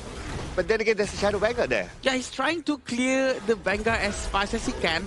But unfortunately, right now, they're going to try to defend as well. Yuming is still not back at the base. He's going to try to cut as much minion as he can to buy more space for his teammates, which is very smart. Okay, right now, Team Singapore, they are pushed into the back. But speaking about the back, Jansen trying to find an opportunity. And here comes the engagement by Team Singapore. They were starting off first, but Hui Tang is the one that gets Yuming. Jansen is the next one to fall. 3 plays Team Singapore, they cannot take the front. Kayak has to be extra careful. Then they're going in for Kayak. And Yi Hui from behind trying to deal as much damage as possible. And Weekend is super duper low. He has to leave right now. But Kayak in an awkward position will be taken out by Team Vietnam. And now Team Vietnam with the Shadow Vanguard. Team Vietnam will gain the victory in Game 2. Back-to-back games here right now, and we are at a 1-1 between Singapore and Vietnam. We are down to the final game, neck and neck between these two teams, as none of them want to be the one on the plane going home. They want to be on the plane going into that main event. The main event is what everyone wants for sure, and Vietnam managed to prove everyone that they know what they're doing. You know what? We'll do it in our own way. And the way they react so quickly towards the aggression coming in from the Guan Yu, from the Nakoruru, and they actually managed to somehow lock in the position of Kai Yang, who tried to defend the base at that very last moment just now. That's just what an amazing play. Yeah, and Mozambique didn't really give too much impact, I would say. If there was a more tanky sort of frontliner, let's say like a Zhangfei, for example, right, or maybe like a Lapu Lapu, but obviously it was bad. But in theory, if something like that, right, that they had, it would have been more effective for them because they don't have anyone to really draw those skills and allow like the Guan Yu to come from behind. Guan Yu cannot really go if the skills are all still ready because he might get stunned as he tries to move in. I fully agree with you, right? As we saw in the game itself, right, where Yanzi was the one trying to be the front line coming in from Team Singapore, while the side of Yu Ming, he was trying to go for the side lane push. Now, it's a bit difficult because if your smite is always away from the objective, you can't smite the objective. Sure. And then you wanted Guan Yu to be flanking from behind, but if the Guan Yu is flanking from behind, you don't have a front line to face check pushes here, so it's getting really complicated and a bit messy coming in from Team Singapore. Yeah, so probably need to figure out a better team composition to make sure that everyone has a better role and not too confusing. Because actually in that previous game, I would really prefer for the Guan Yu to do the splits so that in turn he can continue the splits and turn it into a flank from the back, because that's how the split usually works. And having Yu Ming trying to force to do a flank from the back exactly in that last war, that's how he went down, right? He went down alone, and Yanja hasn't been able to find a right positioning yet. So that's just very interesting how everyone executes different heroes differently. Again, same theory applies to if Yu Ming wants to go to the back, right? The front line has to be able to draw enough first before he can start like, okay, now I jump to the back and I become the finisher. Because Yumi being a Nakururu is not the tankiest of hero, and if you go in at the wrong time, the skills are still there, you can get deleted instantly. And it wasn't easy for him, right? He had his high moments where he was able to actually jump on towards key targets like Hui Tan and also Ling Wan, especially in that top side where we saw the Razor cavalry come from Yenzi, just setting everyone up into the mouths of the Singapore squad. But then they went for the mid tower. They were chunked out low, and they were forced to give overlord control back into the side of Team Vietnam. So it was a bit of a waste, I would say, in that play itself, where they won the fight but they lost the objective. Yeah, objective is ultimately what makes everything a lot easier after winning the fight. Right? After winning the fight, you really need to focus down on what you can get, what's next. So it's quite also surprising on how Vietnam actually suddenly be able to regain control of the entire map, and suddenly they all started to get Iron and then they get Overlord, even though at the point of time the goal was exactly the same. So this goes back to the team comp, I guess, the way they don't have anyone who is tanky enough to actually open the bush, to actually try to force and zone and push them back. There's not much they can do when they don't have someone tanky. Yeah, that became a very difficult decision for Team Singapore, right? Because of their draft that they put out already, but they have to work around it, right? In comparison with Team Vietnam, is that okay? You have the Byron who can tank, open up the bush and all that, and then you have the Lampo can do the same as well. So you have like two good tanks that can actually do that, and because of that, they can play a front to back. Very simple strategy by Team Vietnam, if you ask me. And look at the goal graph that you guys mentioned, right? You guys mentioned that, okay, Singapore was always in control at the later stages of the game, but due to the fact that all the overlords and tyrants were given over to the side of Vietnam without any contention from Singapore, the game started losing control. If it's like a 1 to 2,000 goalie, it's quite invisible. Like, it doesn't really matter at the late game, because if you have the tyrant buff and the overlord buff, the enemy will always be on the passive end. In this case, Singapore. Yeah, and we want to see that advantage to extend towards Singapore, right? Because they were leading in terms of goal. They were actually controlling the entire thing for a while. Because at first, well, we do see this lead coming in from Vietnam. It's just not too big. It's just a little bit small. Just 1,000, which is, well, we can say it's nothing. But they're winning in terms of fight. So the way Yanji actually went in and tried doing a lot of different things in the top lane just now, it was also good. And we were wishing to see more of that. But that one fight is enough to reset the mentality of the Vietnam players to, you know what, we have to focus on Yanji first, do not waste your skills. I would have liked to see Team Singapore challenge for the Overlords and the Tyrants a bit more. Yeah. It's like they almost give it like for free. Yes, your opponent is like, okay, spread out to try to block all the possible entrances and all that. But if you don't really try, it's basically like, nah, take it for free and they would just snowball from there, right? It's difficult, right? And we saw these fights coming in from Team Singapore and we were thought like, wow, is this the game-winning play? Is this the one that actually puts them on towards a 2-0 lead? But then you start to see Kaiyang gets taken down, Yihui gets taken down, Yanzi very low, and then it leads to the Overlord being given over to the South Team Vietnam. And ever since that play, they started to mark Yanzi. No way of the horse in flanking multiple members. They save crucial crowd control, especially Bao Huang on the Ukyu Tachibana spell to stun. And to be honest, there's a lot of times where Yanji actually tried to make a play, but so many times that his teammates are actually quite far away. I'm not sure if that's Yanji's fault too, because he's far away from the team, or the team is far away from him. I'm not sure which one is which. But for sure, I do think that if the team could be much more in a closer formation to be much more ready for what's about to happen, pretty sure Singapore will have a very different game in this one. Well, we're going to award the MVP this time to Ling Bang. I would say that all five of them actually moved very well together, right? So it was kind of hard for me to pick like, okay, that one standout player, but Ling Bang was not protected overall, especially when there's a potential that, oh, the Guan Yu will come from behind, Nakuru will come from behind. Your two tanks are good enough. One takes the front, which is for the most part the Lianpo. The other one is the Byron that normally takes care of the behind and puts Ling Bang in a comfortable position. He was just dishing out damage without the worry, right? He's only elimination that he got taken down was that one flank coming in from Yanzi. Ever since then, well protected, well positioned, and always dishing out the necessary DPS to make sure that Team Singapore didn't have it easy at all. That's the benefit of having a frontline tank, right? Or, I mean, whoever that is sustainable at the very least, to just be in front, to just fend off anyone else who's trying to get close towards the damage dealers. I think that's the biggest difference in terms of the team composition, the hero picks coming in from both sides, because I was hoping for more of a match balanced pick for Singapore, but we do see that they're trying to be very aggressive with their picks, trying to really start the war and find opportunities themselves. Well, at least not all hope is lost yet, right? For both sides, now we are at a 1-1. Wow. But this is going to be the decider match. One team will surely go home, one team will move forward. And both sides, they actually have their own advantages, right? Game 1 was Singapore's draft. Game 2 was how Team Vietnam actually played the map, how they protect each other from the Guan Yu.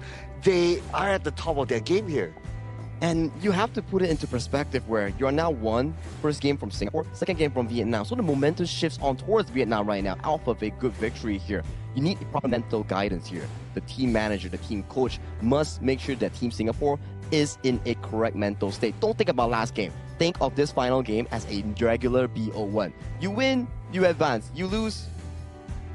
You know what? That kudos to the coach of Vietnam, because they managed to reset the mentality of the Vietnam players from the first game going into the second game.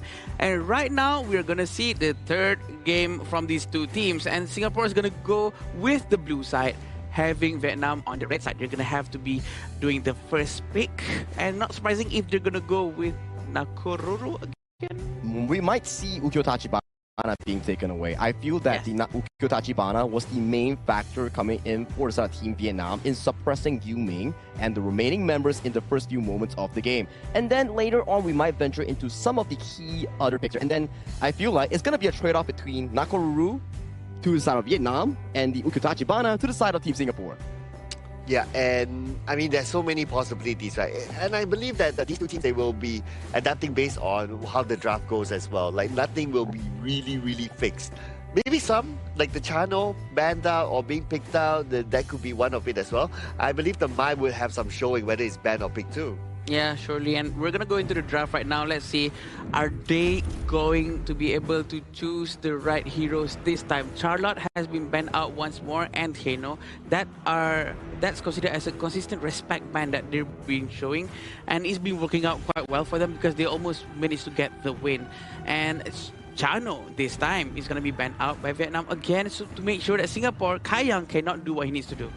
And that's going to be a Garuda and Ata here. So that's the Game 1 draft that Singapore has showcased us in the previous game itself, and they found relevant success in that manner here. But not locking a farm lane here means that the subsequent draft, we might see a Aaron being banned out, a Diren Jie being banned out, then maybe Kaya has to go for a pick like the Shouyue, for example. Ooh, the Shouyue that early on? I think there are other options, right? If you kind of think about it, like the Diren Jie could be another option as well, because I'm worried that if you put a Shouyue, it's quite vulnerable, right? Yeah, you need to have a secondary tank if you want to put a Shouyue. Yeah, definitely. And right now with the Okyo, and also we have Direnji has been taken out as well. A lot of farm lane is being focused down because Vietnam do acknowledge that maybe the winning condition of Singapore really all goes down to Kayang. And right now, having the Kui that is being banned is quite smart because Vietnam sometimes leans more towards playing annoying heroes. And you know what? They're doing the right thing. They are doing the right thing, and I want to see what they have in store right now. It's the exact same 3 picks coming in for Team Vietnam. The only difference is it's not an Aaron anymore. Both farm laners swap their positions in this case. We do get another form of a roamer here in the form of Yu Huan going over to the side of Weekend here, but improvements. At the very least, that's an Ata that can actually stand in the front for the team this time around. But then again, who's going to stand in the back? That might be a little bit of worry, right? Because before this, it's like, okay, there's only one tank that can stand the front, and then who blocks like the other entrances, right? So that can be a bit of worry for me, but Sagi. At the very least, they can go and open the map. Yeah, at least they can go. At the very least, to be fair. To be fair. Because previously, you need a Guan Yu to be consistently at the back line going in for the aggressive takes, but he went through the front line, and as Adam likes to say, Guan Yu's not the best of the tanks in the front. Not too tanky, not too cool. So it's definitely coming down to this final Ata pick here. Gentlemen, Game 3 on the line. Only one team makes it to the finals of our last chance stage. Thank you, Sagi. As we go into the game right now, we want to see on how the execution from both sides of the team. That's what matters, right? Because it all goes down to how they're going to rotate, how they're going to make good use of the Atta's tankiness this time. Very interesting to see a double smite coming in from the Singaporean side. It seems like they're sending Atta towards the clash with a smite. Yeah, the same success factor, right, as game number 1. When they had the double smite, it almost feels like Team Vietnam cannot contest for any objectives at all. Even if they try, it will be very, very difficult unless they're able to really zone out the players of Team Singapore. So right now with the double smite, Team Singapore, we can expect them to be more active when the first Tyrant comes up. Then it's going to be Team Vietnam's calling card, whether they want to challenge for it or not. Yeah, for sure. Right now, we do have both of the team doing proper goal sharing just a little bit, but it seems like the damage coming in, just trying to poke the Singaporean players in the bottom lane, and they're doing it quite well for now. Yanji is still at the top lane, though. He's trying to get the spirit, but look at this. They're going to jump in.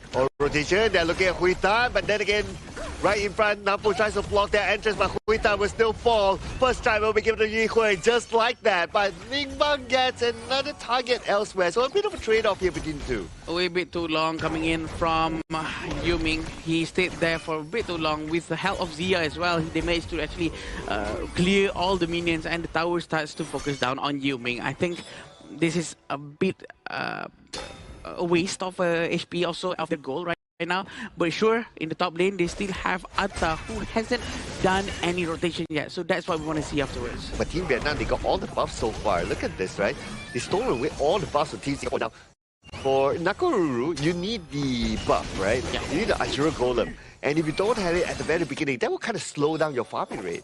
True, they definitely will slow down the farming rate. The rotation coming in from Yu Ming, trying to get the blue buff for now. Still have Zia quite nearby, trying to move from one bush to another. Wings of Judgment, trying to find them off from the area to make sure there's a lot of space for the teammates to farm at the bottom lane. And we can see on how Singapore is really trying to save Kayang from any move towards him. And Huiduk just keeping an eye out to Janssen, but I don't think there'll be big engagement between the two for now. It's more of like, okay, I'll just wait inside here, just gather information and send it over. What will the big contest will be at the bottom? I want to keep my eye on the bottom here because they seem to be keep wanting to go for Hui Tang. Yeah. And also the damage coming into Lin Van is quite high. He's forced to use his flash, trying to save his mid lane from minions for sure. But finally, Kayang might have a little bit of space to breathe, and he will try to focus down to get the RD. But RD from Hui Tang manages to go back just a bit into the tower. Right now, they're going to be clearing the minion as fast as they can. Oh, that's a lot of damage onto Yi Hui. But lucky enough for Yi Hui, he's able to attack that one enough for him to survive, and he will turn back. Plus, there's a heal off underneath the tower, so he'll be okay for now. Yeah, Hui Tan still using the Parasola, manages to run away quite efficiently as well. The Yanji is still at the top lane, by the way. He hasn't done any rotation just yet. We want to see him to be doing a lot of those tankings, a lot of those opening the visions for his team. But you know what? It's probably still too early. It is probably still time for him to keep on farming. Yes, as long as he has the space though.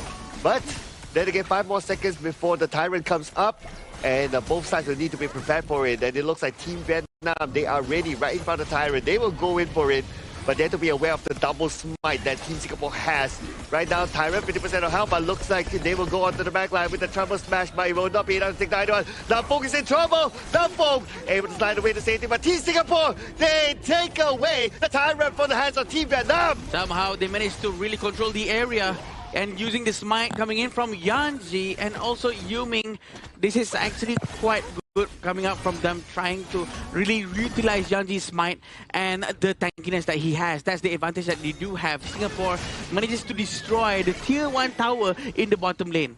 Wow, very, very good response by Team Singapore. They're confident with their smite. They're confident with the double smite that they have. They already set up a double smite. What they need to do is that they really need to push Team Vietnam when the objectives are up. If not, Team Vietnam, of course, will take it for free. And with that level of confidence that they're showing, they got rewarded for it. Now it's all about winning the map. And this time around is where we can see both sides of the team don't have any flankers. No one to actually force himself to go through back and try to push them back and forth and whatnot. So it seems like they're going to try to engage directly forward, and Wings of Judgment has been used. He's trying to find him, but will he be able to run away? Yu is going to go down first. Hui Tan manages to find the damage, but Bao Huang so aggressive with the Ukyo. Ooh, that was a close one there for Bao Wang. Lucky enough, he's able to jump over the ghost ship and able to escape from there. And they managed to get the Yi Hui in that process, so it's a small win for Team Vietnam. But they still need to catch up in terms of goal, about a 1,000 difference. And at the same time, they have to be careful of Yuming, who has been playing that split push again. Yeah, they keep on getting caught one after another, right? Without anyone trying to tank in front of them properly. Still waiting for the moment for Yanji to actually beat forward. But exactly like what Cloud said, who's going to protect them at the back? Yeah, exactly, right? The backline is vulnerable when that happens, so they have to be very aware of the situation every time that happens. But now Team Singapore, they are starting to group up together in the middle. I don't think they'll be interested in this overlord, but rather they'll be interested to see how they can kind of stop Hui Tang at the top before he takes out the tower. Yeah, right now we still have Nam Puang trying to run away to the back. We still also have Hui Duk nearby. The most important thing is Lin Van is going to be able to really help them from afar, trying to provide all the debuffs that he needs to slow down the rotation and movement from the Singaporean team. No one is going to be sent out towards the side lane to push the side lanes. They're all going to be focusing down towards the mid lane here. Oh, Yanji receives damage, and now with the ghost ship up, they will try to split them all up. Here comes the Nampong, has to run away, flashes to safety. Universal Law will be used to shoo away the members of Team Singapore from moving forward. Yu Ming hasn't joined the team fight in the mid lane. He's gonna go to the top lane. Seems like he's gonna do the due diligence obligation for him to actually destroy towers and go and push the side lanes, which is very interesting too, right? Because he has all the mobility that he needs, and the fact that his team is not really committing to the fight is also because he's not around. And look who's around though. It was Nampo wanting to try to find an advantage here, because right now the Tyrant, the Overlord is still up, but I don't think they'll be interested in this Overlord. It's more of like information gathering for Nampo. Now, for Team Vietnam, based on their setup, right, if you would agree with me, their setup is more team fight based. Yeah. So they have to kind of force fights. Yeah. If not, Team Singapore can continue to scale with the double smite. Yeah, I agree. And right now, also at the same time, they can try to clear mid lane as fast as possible. Pretty sure Hui has to clear it with Wings of Judgment soon. If not, then they'll just try to slowly clear the minions. Still have the blue buff that has just been taken by Bao Huang. The game is looking like a stalemate. It's not moving around at all. It's like it's plateauing because there's so much respect from each other. There's so much being careful to one another. But look at this!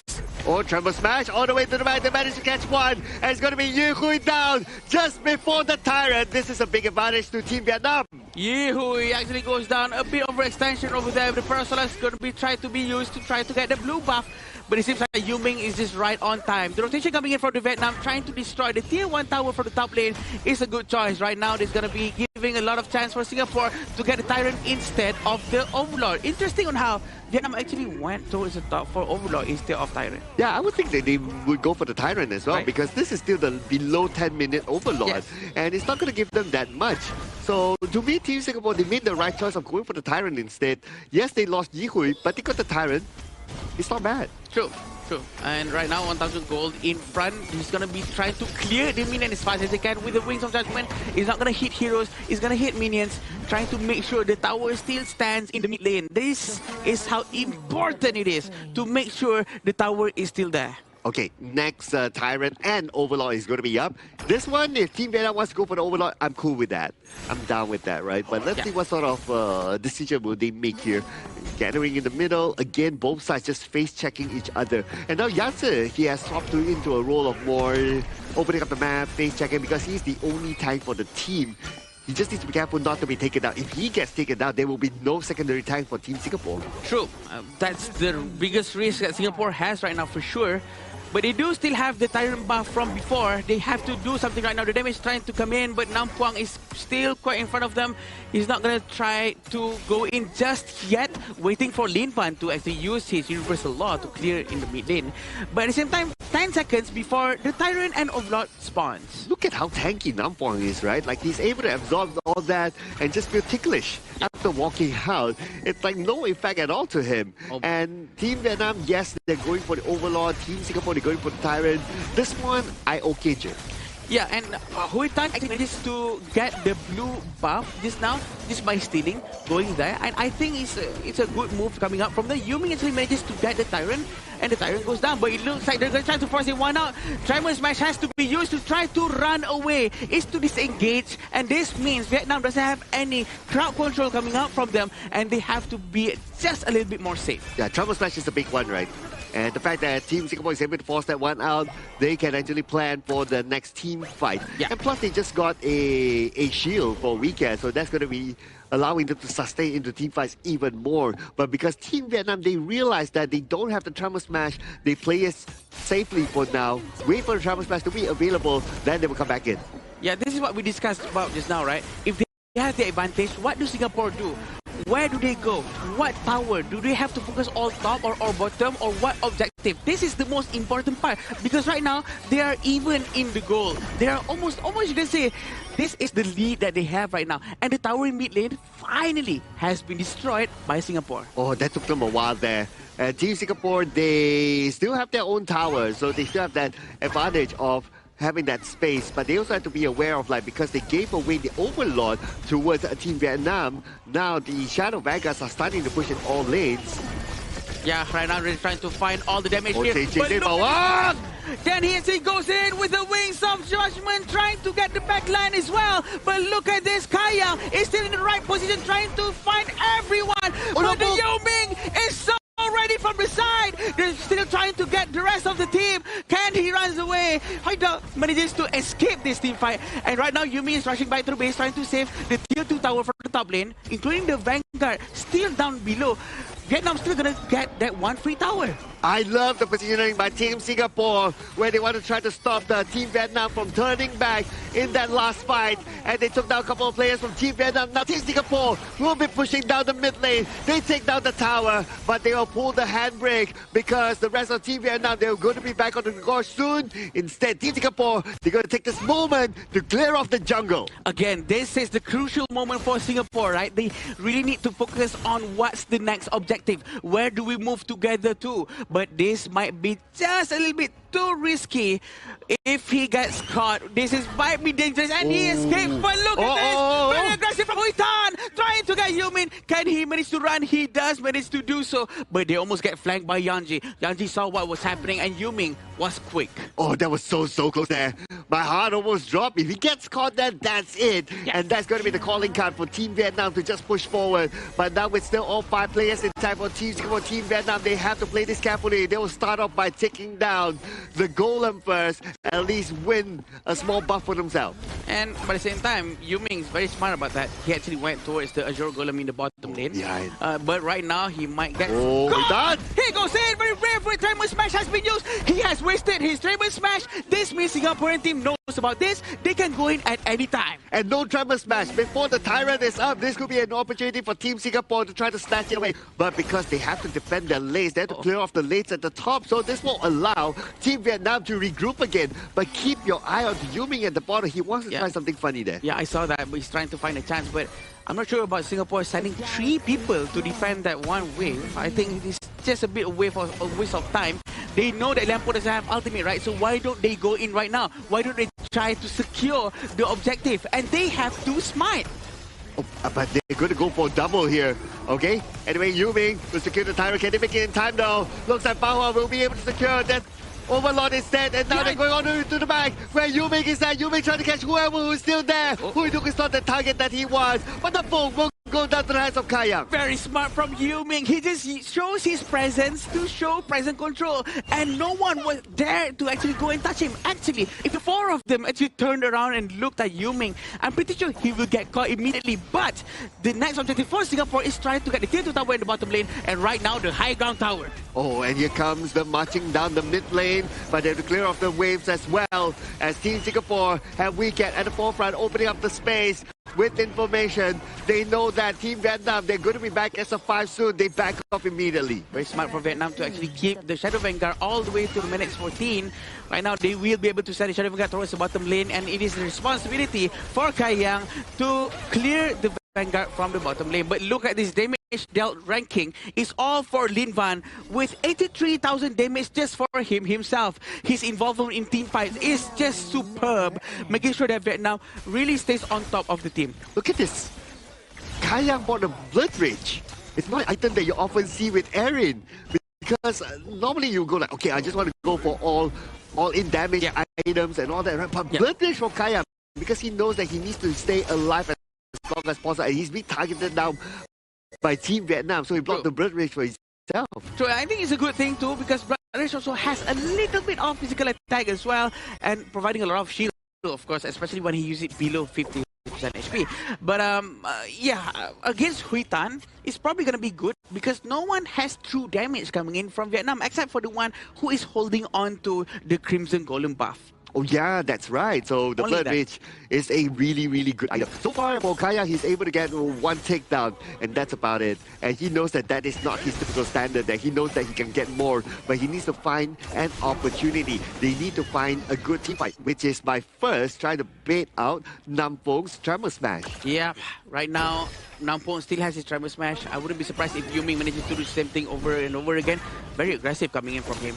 Even though he's just an assassin, he's very confident with the mobility that you have with the Nakororo.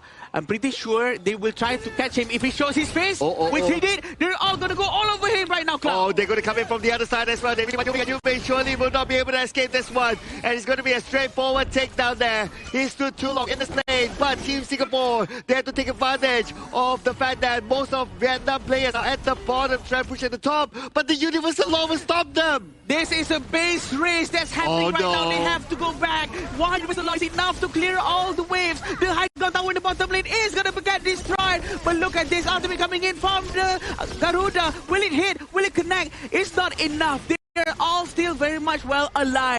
Without the presence of Yuming, they have to play it safe. It was unfortunate for Yuming to get caught like that, but the information should have been there, and like, hey, the players of Team Vietnam, they're close by. Like, you can show yourself at the lane. If not, that's exactly what will happen. And they paid dearly for it by losing the final tower at the bottom. Yeah, and the goal right now is still on the side of Singapore, by the way. So they have to make good use of this. They have to rotate together with Yanji. And somehow they have to be much more closer to Yuming in case anything happens. Okay, right now the Tyrant is up though, but who's going to engage first? Ghost Ship will be used. Now, no Ghost Ship, but look at Yuming. He is keeping Team Vietnam busy by himself, and he's going towards the Tyrant area. Looks like they're not going to look at the Overlord. They're going to leave the Overlord for Vietnam, but at the same time, they're just going to buy enough time for maybe Yuming to do his thing, and Kaya will get the Tyrant. This is actually quite dangerous for them. They were only 3 of them. He's trying to force to steal it again, but look at this fight. Trying to get Namfuang, but Namfuang makes to run away. By the way, Dashman almost gets Namfuang. He managed to run away. But look at their base. They need to protect the bottom lane. They need to send someone over there. This is the problem when the high ground tower gets down and no one is there to just clear the side lane.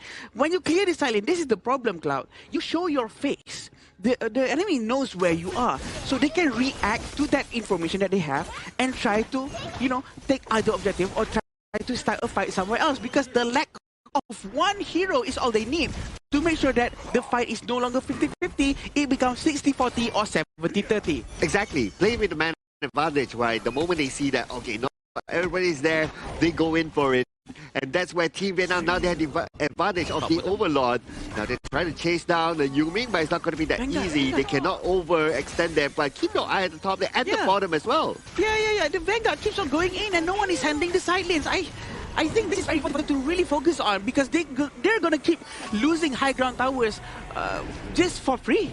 And I think they have to really, I mean, I know they have to rotate together. I have to be much more closer, but at least send one guy just for a while and then come back and join the team fight. But you know what? We're going to get the Tempest without Hauler.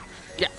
45 more seconds before the Tempest is up, and looks like Team Vietnam, they have control of the map, especially with the fact that they took down the bottom tower, and now the middle tower is down as well. Team Vietnam, they have the advantage, but they have to be aware of the double smite from Team Singapore. And Yu Ming, the position that he chooses to stay at is precarious. It's just mysterious, and we want to see what he's going to do with this thing, right? Because we all know that his damage is a lot, and he has to be very selective for what he does.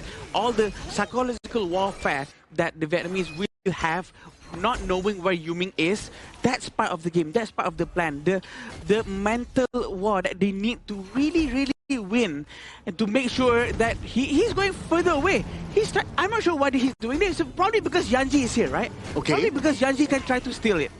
But that means that they don't have all 5 together. He has to join together with his teammates. Okay, he's rotating past the river right now. He's now in the middle. And Team Singapore, they managed to zone out the players of Team Vietnam. So nobody's going to really commit onto the objective for now. Everybody's playing dance. Yeah, right now against Yuming. Oh, we can! But look at this! Wait, so Judgment has been used once more time. But the Tremors Smash has been used as well. Trying to run away to the back. He has wasted his ultimate. Right now, Yuming knows this information. They can try to start the war without the Tremor Smash. They can try to go all into the backline and find whoever that is soft. But behind them, there's Hui Tan. He's so ready to go in. But Yuming goes to the back and holds Hui Tan. Hui Tan is going to delete everyone available in front of him. But Yuming goes down. Yuming is very low and Yuming cannot do anything. Vietnam manages to destroy all of the heroes coming in from Singapore. And the minutes are here, ladies and gentlemen. Team Vietnam will be your second finalist.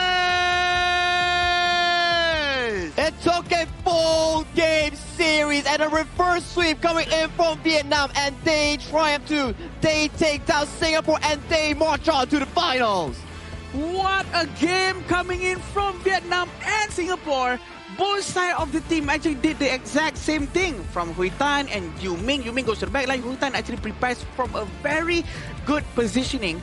Thanks because no one from Singapore was actually covering the left side. And you know what? Ali does have that capability of mobility to actually do such a thing. And I was thinking that, wow, are we going to get an upset coming in from Team Singapore? And they were just neck and neck at it for the full duration of the game. Just slight mistakes that deferred them from apart.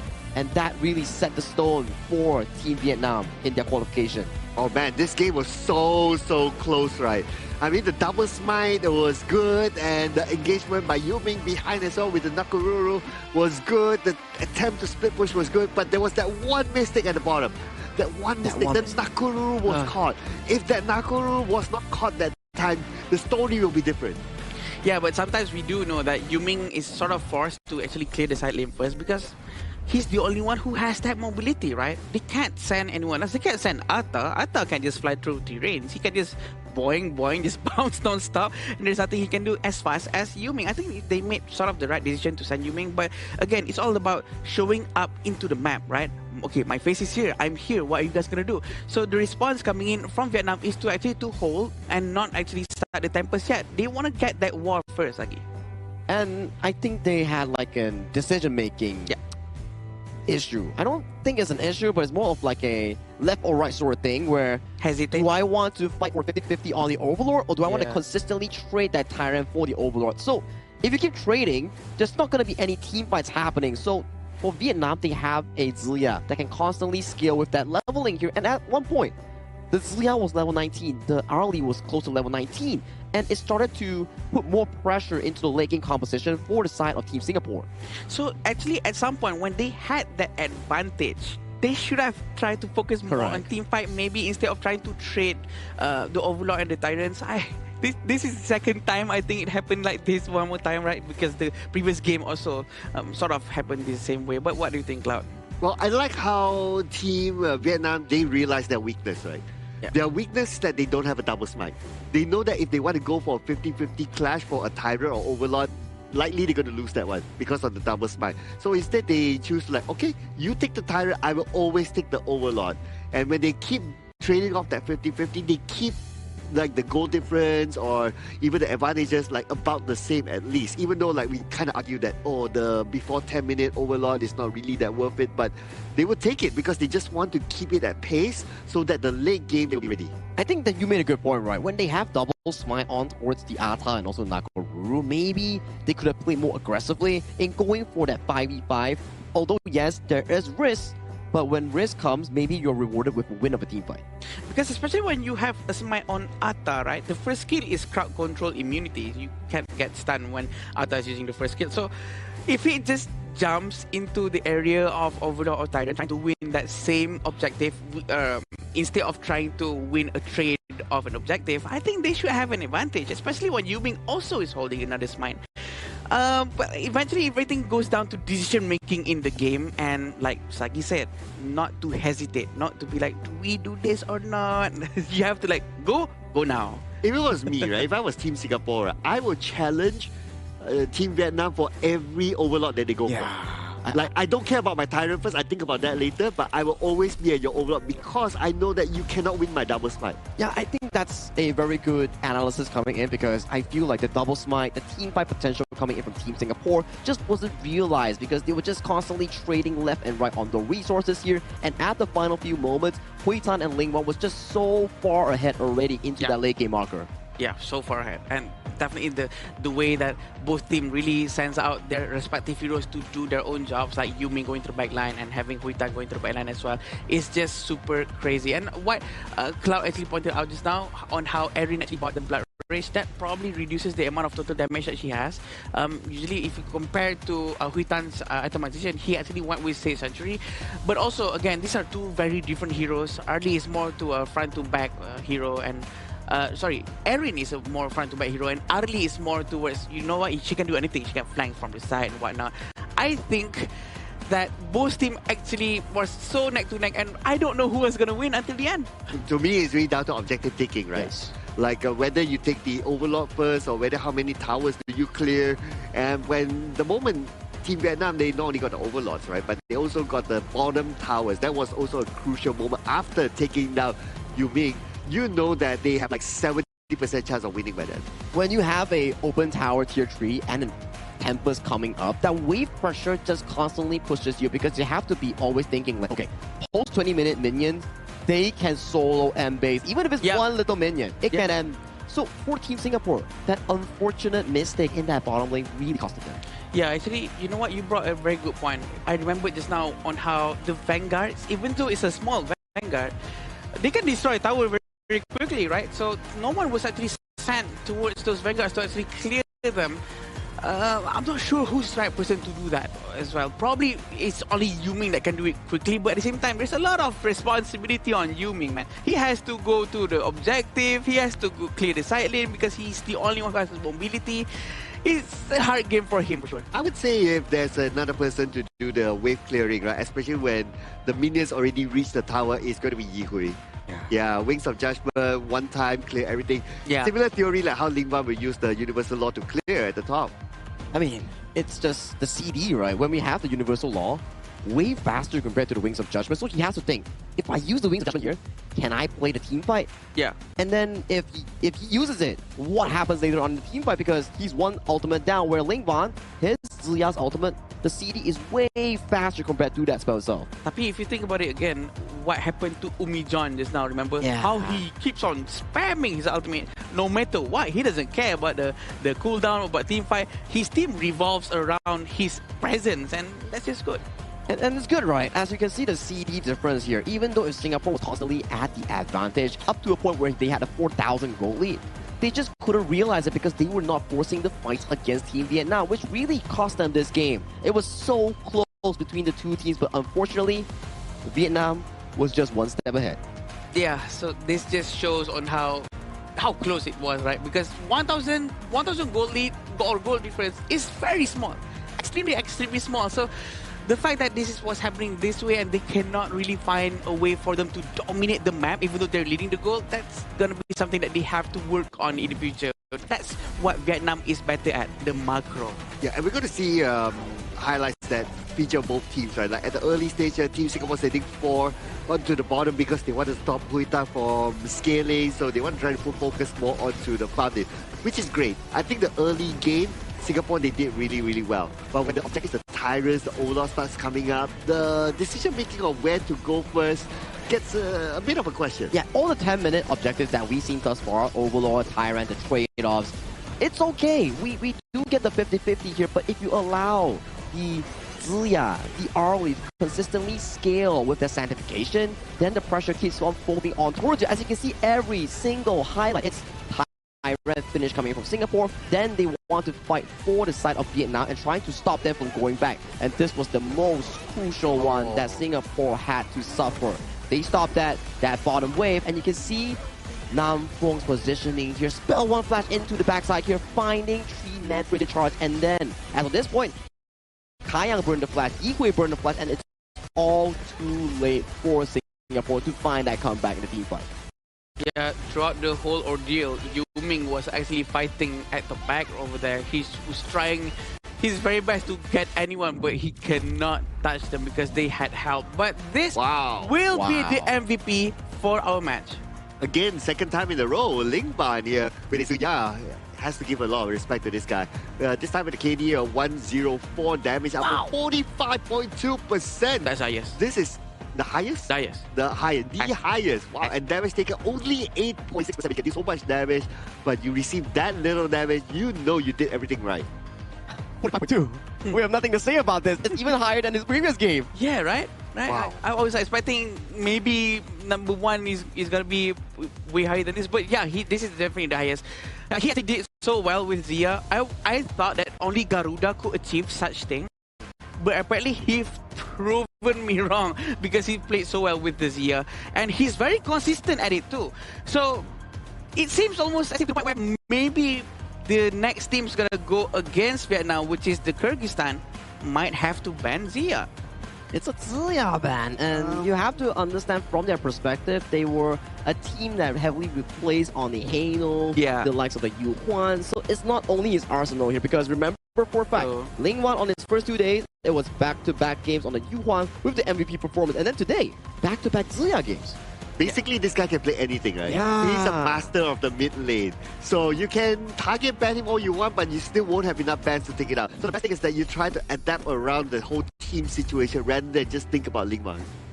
Yeah. What a game. What a series, gentlemen. Like 2-1 in a reverse sweep fashion coming in from Team Vietnam, and all 3 games were neck and neck. It wasn't any games that would go to a landslide of effect. It was all 3 games of close games. Yeah, definitely. Super close game between the two of them. And I think that after this, we're going to be seeing Kyrgyzstan against Vietnam. It's going to be even more crazier. But it's definitely a show of sportsmanship as well, right? Because they are trying their very best and no one is giving a chance whatsoever. And of course, the game that we watch is now, Kyrgyzstan is also watching the game. They're learning what is Vietnam doing right, what are they doing wrong. They can assess the situation and maybe try their best to counter whatever Vietnam was doing. And they have a longer break as well. So they can chill, they can watch, they can analyze everything, and they're probably talking about the same things that we are talking about, right? Just in their context of like, okay, how we want to counter later on. Or can you play this? Can you play that? Can we play this strategy? Strategy 1, 2, 3, 4, 5.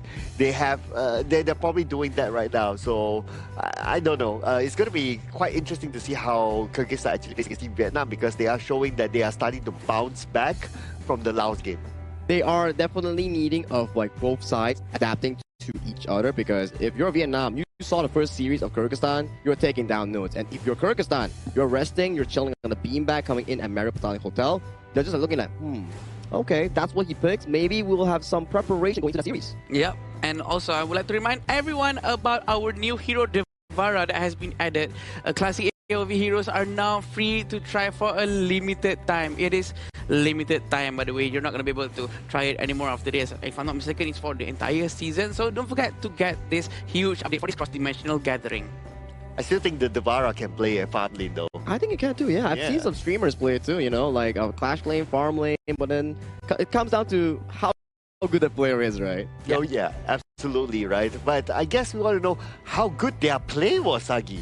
Oh, let's show it to the interview with Mara, right? Because that Vietnam series against Singapore was an absolute banger. And we want to know how they feel after such a commanding win. From Team Vietnam, Nang Phung, congratulations! Oh my goodness, that was such an intense matchup. Now in game number 3, what we noticed was that there were moments that Team Vietnam was a little bit behind. But in the last few minutes, the last few seconds, you gained control of the game. Tell us what happened there and what was the chaos, the communication like with the team? Thì đầu tiên chương trình muốn gửi lời chúc mừng đến cho đội của mình vì đã chiến thắng. Thì theo như chúng ta đã quan sát trong trận đấu thứ 3, thì tại những phút cuối cùng đội Việt Nam đã hơi thụt lùi so với đội đối thủ. Vậy thì làm sao trong những phút giao đấu cuối cùng đó chúng ta đã vươn lên dẫn đầu và chiến thắng? Trong lúc giao tiếp thì đội mình có gặp những cái sự gì mà hỗn loạn giữa các thành viên với nhau không? Trước hết thì pha giao kênh cuối thì bọn em có một chút hỗn loạn thôi, nhưng mà nghe lời của đội trưởng thì bọn em đã cấu rỉa đối phương trước và để cho Duhan của đối phương mất ulti rồi bọn em tràn lên đánh nữa. At first, it was a bit chaotic between our communication, but by listening to our leaders' strategies, we tried to trick Yuhan to lose his ultimate, and then we start attacking together. There was a lot of surprises actually from Team Vietnam. What we noticed, there were role switches, the Clash laner, the jungler, the farm laner. We were surprised with what was happening. Tell us about the decision of switching roles. Thì theo như quan sát chúng ta thấy rằng trong đội Việt Nam đã có tới tận 3 sự thay đổi về vị trí. Bạn có thể chia sẻ về lý do và cũng như là cảm xúc của mình khi mà có những sự thay đổi đó hay không?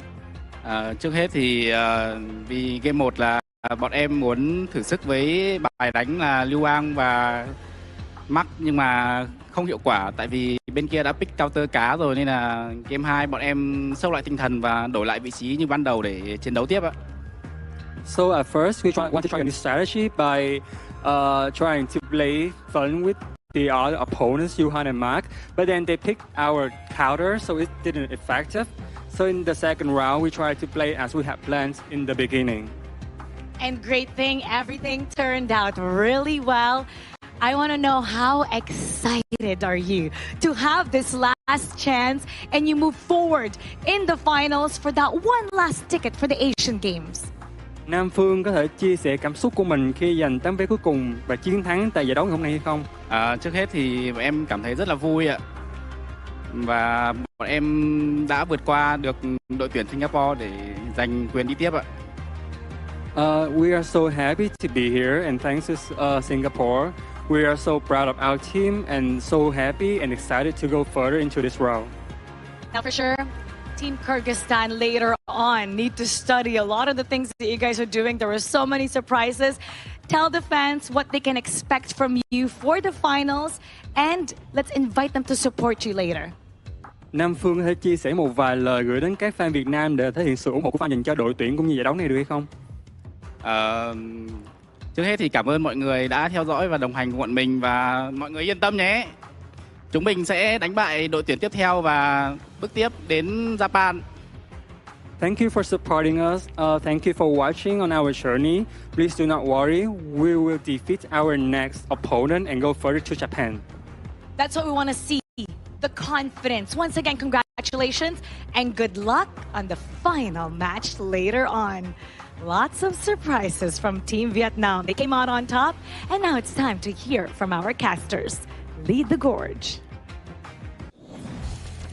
Thank you so much, Nam Phong and also Mara. And you can definitely see that was an amazing series. And thank you has been given over from the side of Vietnam or Singapore, because that was really, really intense between these two teams. For sure, intense and very nice of them as well. The sportsmanship from all the regions are just to die for. And this is the Uzbekistan and Kyrgyzstan, which they have played just now with 2-1 for Kyrgyzstan. Intense battle. And then the one that we just witnessed, Cloud, Vietnam and Singapore. How amazing was that one? Oh, that was an amazing match then, not gonna lie. I mean, I did predict Vietnam to win. Yeah, you're right, So I'm Gucci, I'm You and Gucci. Holler, you and Holler. Yeah, you see me, you Holler we're best brothers. friend. Yeah. I mean, that's why later on after the break, we're going to have Circla and Holler casting for the final series of the day between Kyrgyzstan and Vietnam.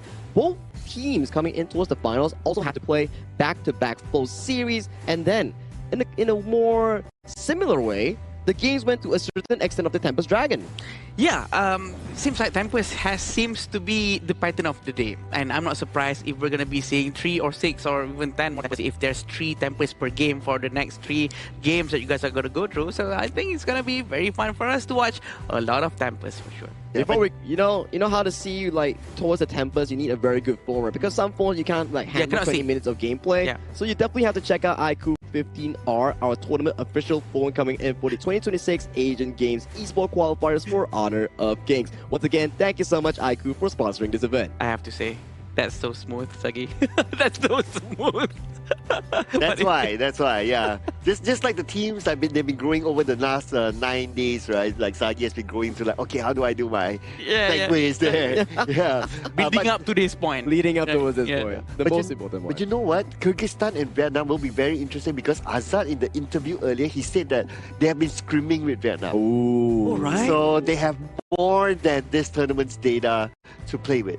I think scrimming between each opponent, I think it applies to two teams, right? Like Vietnam is like, oh, I understand Kyrgyzstan, or Kyrgyzstan, I understand Vietnam.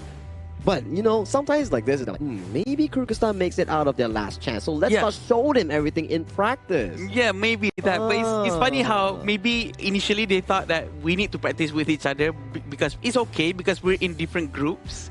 But suddenly they're meeting here in the last chance stage, knowing that, oh no, I'm meeting the one that I practice with. It's going to be like, oopsie, we shouldn't probably have shown whatever that we have inside the scripts.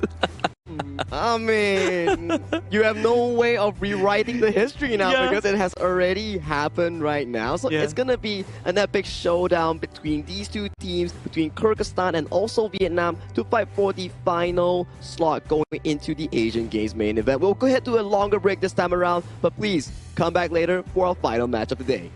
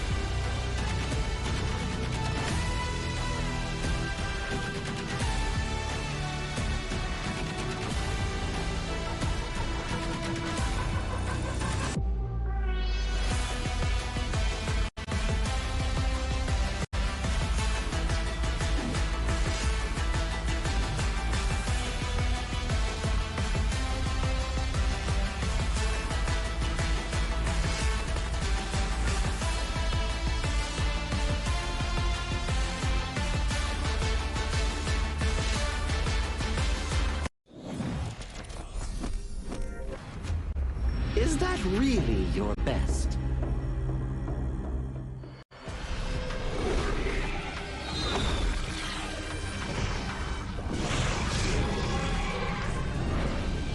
I reserve mercy for what's known as the masses. And as for my wrath, it is reserved for the wicked.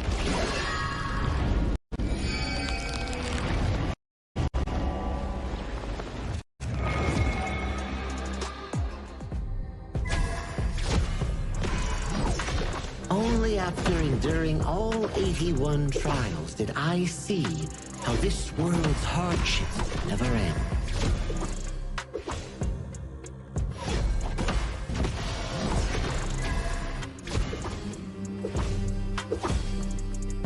How does your head compare to the serpent sovereign?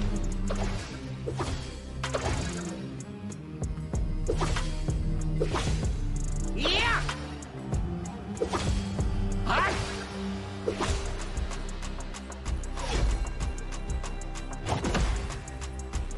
Divine form renewed!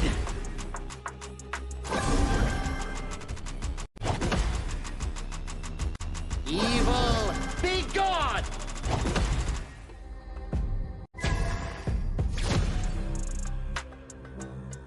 All forms fade!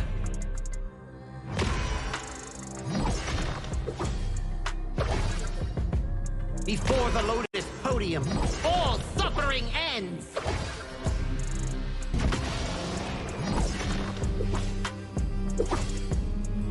Mercy and wrath unite! I return from the West to dive back into this chaotic world. Little ones of Mount Huaguo, do you still remember me? The great sage, heaven's equal? I'll be back in a flash. Don't let any demons sneak in while I'm gone.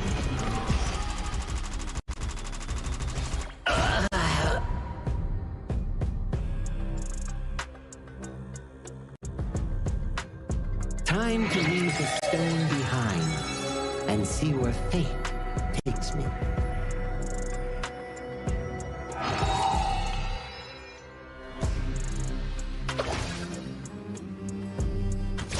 This land belongs to Mount Huaguo now.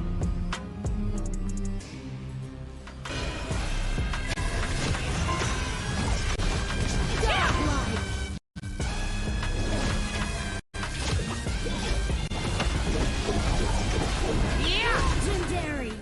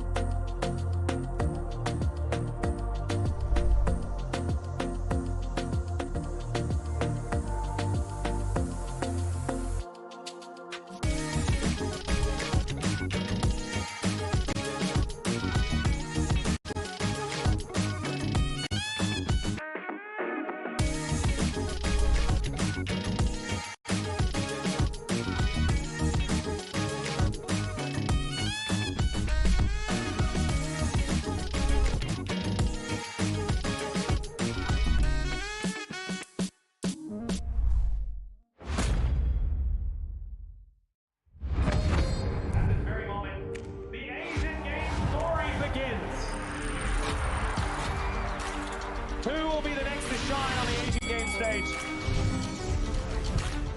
Contestants fight for the honor of their regions while we cheer them on from the stands. Double kill! Double kill! This is a challenge, but it is also an opportunity. The tide is turned. Forward,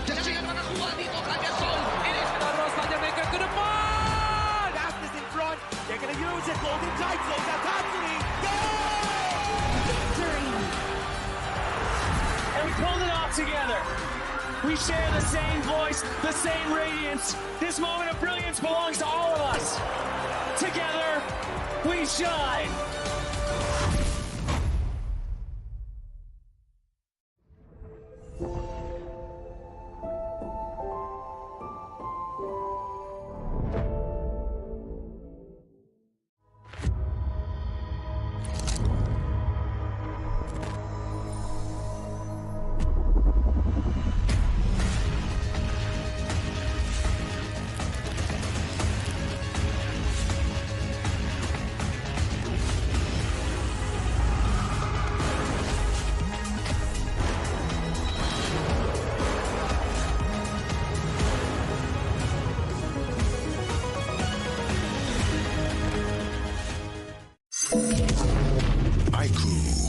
The new Honor of Kings version is here. Let's take a look at the two major areas of updates: hero control adjustments and battlefield balancing improvements. Basic attack targeting rules have been updated. If a player is crowd controlled for too long while using a basic attack, the attack command will now automatically be cancelled, preventing heroes from continuing to chase enemies after the crowd control ends. The movement wheel's dead zone has also been adjusted. After the improvements, there's no longer a dead zone in the center, helping prevent input interruption issues. After improving basic attack and skill targeting logic, even if base attack target priority is set to lowest absolute health, you still prioritize nearby epic monsters, and targeting will feel more intuitive. Next up is an overview of the battlefield balance updates. In the new version, the true damage value of the Crimson Golem buff has been adjusted, with the minimum value slightly reduced. The tower destruction slow effect has also been improved. When a tower is destroyed, nearby enemies will now be slowed. The teleportation portal cooldown has been reduced from 45 seconds to 30 seconds, allowing for more flexible tactical choices. A new lizard platform return mechanic has also been added. When a lizard leaves the platform's area, it will automatically climb back onto the platform. There are even more battlefield improvements waiting for you to experience in-game. See you in the Gorge.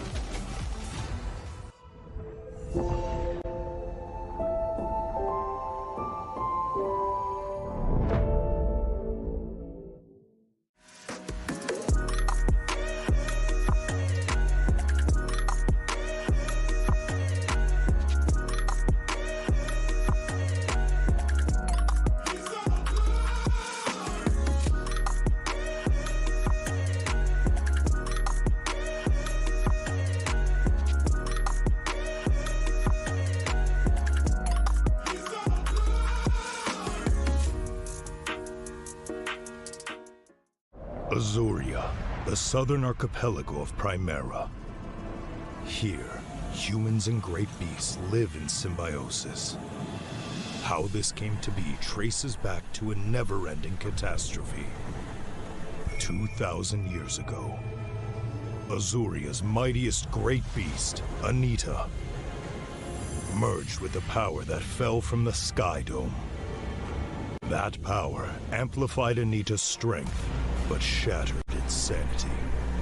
Driven mad, Anita transformed into a massive vortex, the world devouring everything in its path. Where it passed, great beasts were torn apart and islands were destroyed. This was the disaster that would define Azuria's history, the Eternal Calamity. In its wake, Azuria stood on the brink of annihilation. This catastrophe became known as the Great Desolation. In despair, the humans and great beasts, once mortal enemies, became each other's only hope of survival. The great beast Devita and humanity's greatest champion Devara abandoned their conflict and chose to work together. The great beasts sheathed their fangs, and the humans let go of their hatred. All surviving life grasped at one final power, the churning. Deep beneath the sea lay Amrita, a force brimming with boundless vitality. Through the combined efforts of humans and great beasts, it was awakened, restraining the calamity at the center of Azuria and restoring life to the world. But the calamity was not destroyed, merely sealed within Azuria's center. It erupts from time to time, bringing countless disasters to the land. Devara collected his knowledge and power and passed them down through the generations, hoping that one day the calamity could be ended for good. And so, this has continued for 2,000 years. Chief Elder Devara! The calamity has erupted again! It seems trouble has returned. The secret to life is to just take every punch and keep going.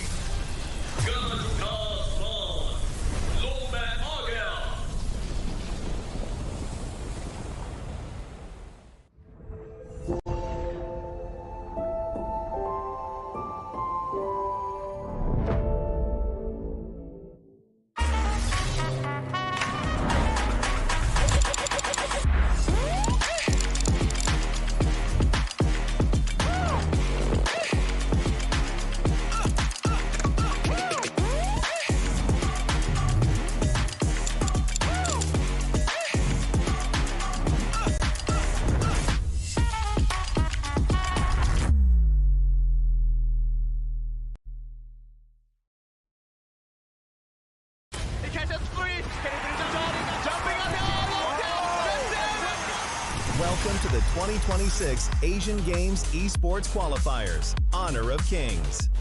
20 regions, one stage, and only the strongest 9 teams will earn the right to shine above the rest. Taking place in Malaysia, June 13th to 21st, 2026. Coming to Malaysia, this is the battleground where teams fight for the right to qualify for the Asian Games. 20 teams enter, but only 9 teams will move on. Apart from the 20 regions, there are 3 regions that have direct qualification. Here is the 2026 Asian Games Esports Qualifiers Honor of Kings format. First, the 20 teams will split into 4 groups of 5.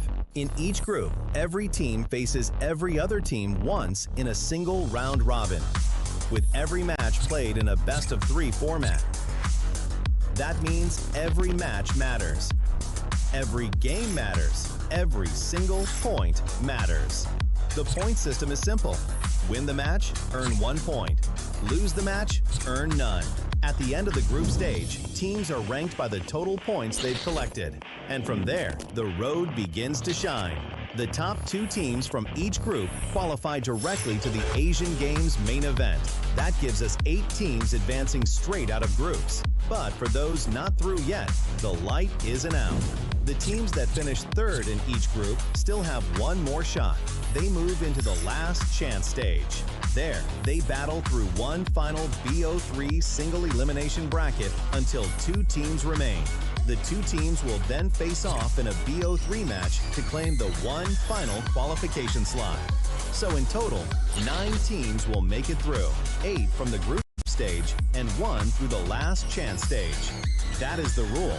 Now it is time to see who can rise through it. From across the world, regions gather here in Malaysia. 20 teams, and only 9 will qualify. The path is set. The stakes are clear. Together, we shine.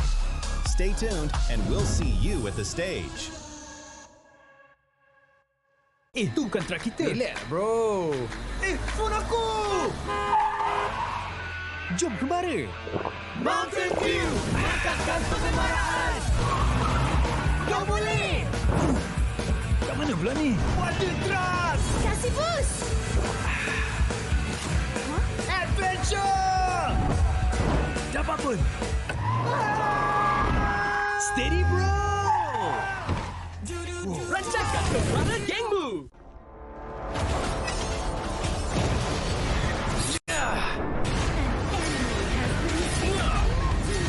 Double kill.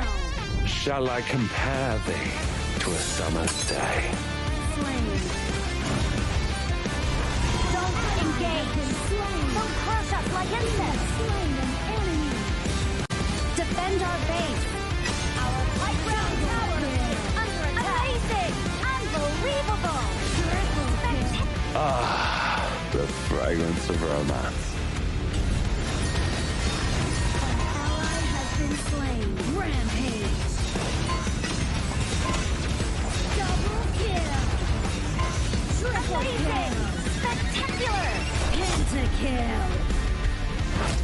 Lady Fortune is on my side.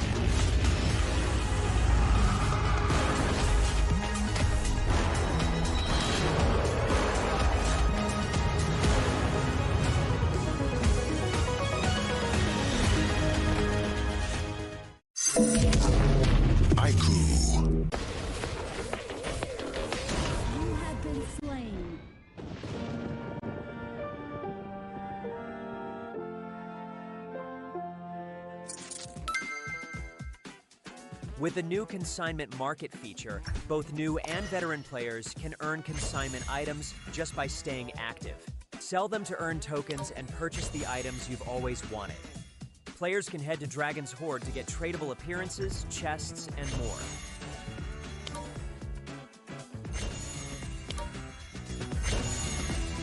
Players can list tradable items on the consignment market to earn curio tokens. During the initial launch period of this feature, all item listings will have their listing charge waived. Use your curio tokens to trade on the consignment market, or purchase skins that were available before June 17th directly from the shop. With the new consignment items, players can complete events to earn tradable chests. Choose to open them yourself or list them on the consignment market for sale. Tradable skins can be obtained by opening tradable chests or by redeeming them in Dragon's Hoard. Tradable spritlings can be obtained by opening tradable chests. Tradable cards can be obtained by opening tradable card chests. If you bought an item but did not use it yet, you can still relist it on the consignment market.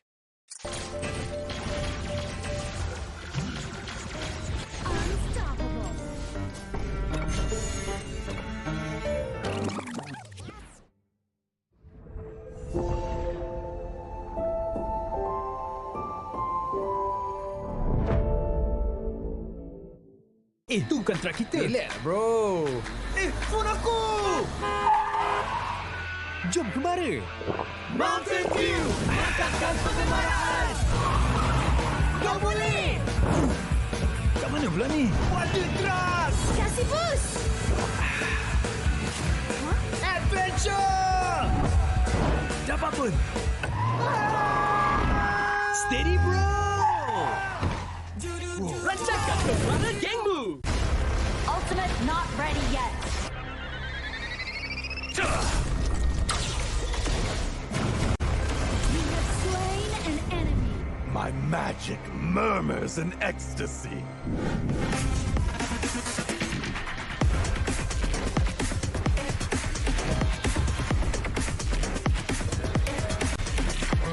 Amazing! There is no escape for you. Killing spree. Double kill. Triple kill. Spectacular kill. Don't worry. I'll be back for your life soon.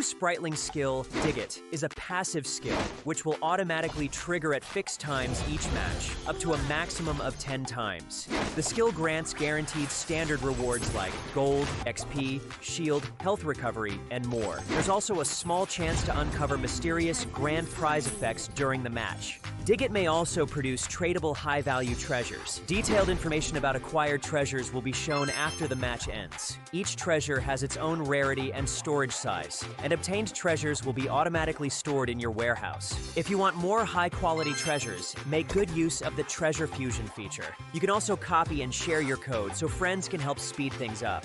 Treasures in your warehouse can be sold for event currency, which can be used to redeem skins, items, and other rewards on the event page.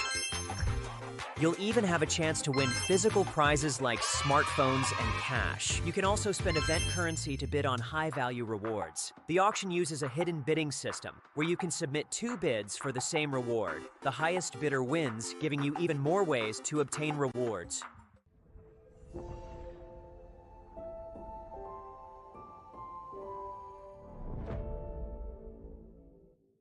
If you've ever wondered how to go from HOK player to HOK top influencer, this one is for you.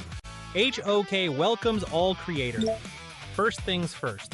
When you start as a HOK player, your in-game highlight can become your content. This is the first step of building your own social media presence. If you keep on creating and reach 100 plus followers, you will be invited to HOK Studio and become a HOK Studio creator, starting to earn various incentives as you grow. You'll get token and cash incentives for your creativity. Stay in the loop with the latest game updates and get exposure on HOK's official media and website.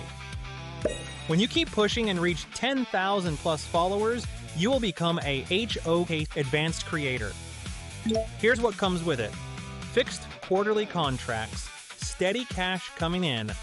We will also offer you exclusive creative guidance to level up your content, regular traffic boosts, plus exposure inside the game and across every HOK social platform. And when you hit 100,000 plus followers milestone, congrats. You are a HOK top influencer now.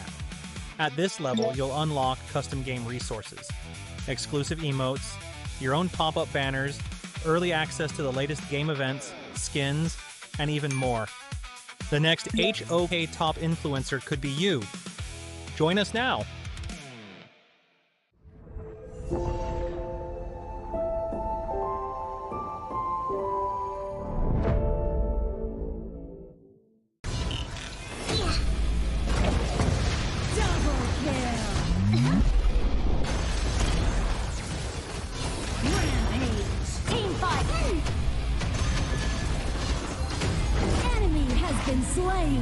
Listen, and the wind will whisper secrets in your ear. The Overlord and Tyrant have been hacked. Cannons moving out. Legendary. Fabulous. This is my storm domain. Our crystal is under attack. Double kill. Triple kill. Quadra kill. Pentakill. A sorceress never gives up easily.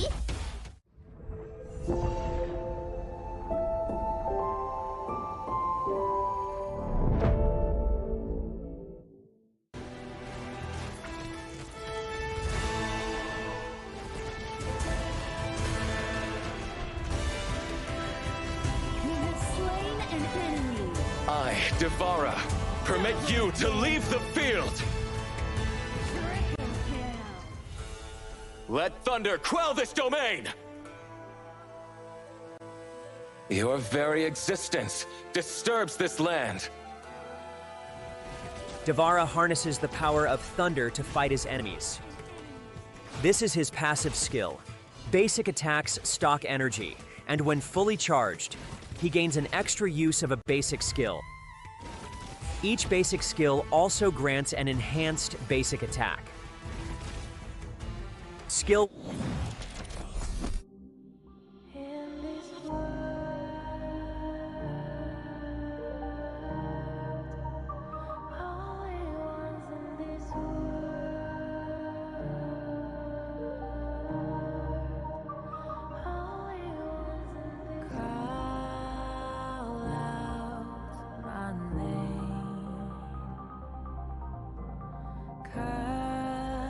sound of the rain.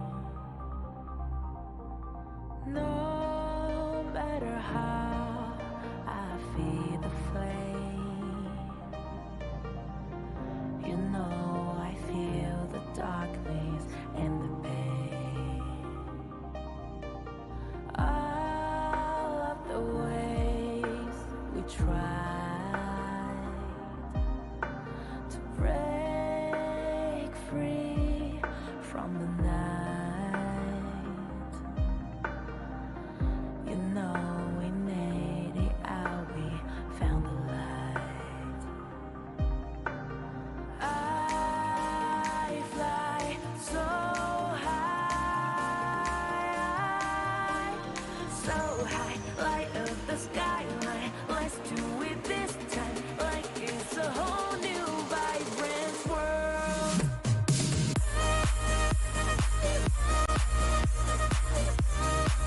Like we're the only ones in this world.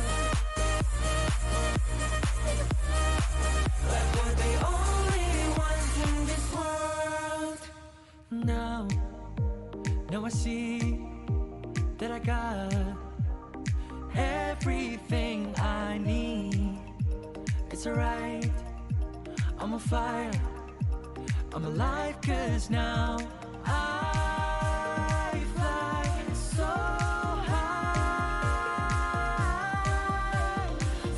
high, light up the skyline. Let's do it this time, like it's a whole new colorful world.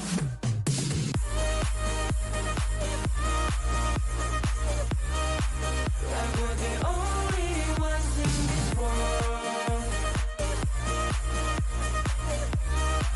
Like we're the only ones in this world. Never thought we'd get this far, burning like the stars. How we get this far? Like we're the only ones in this world.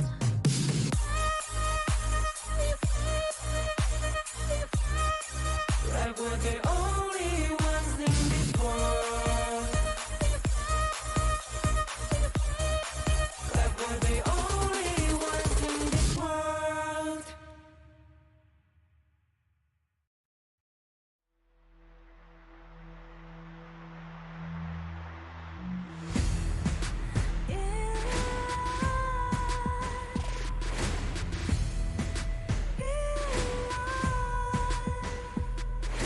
What's a life without its worth? Compromising with what hurts inside.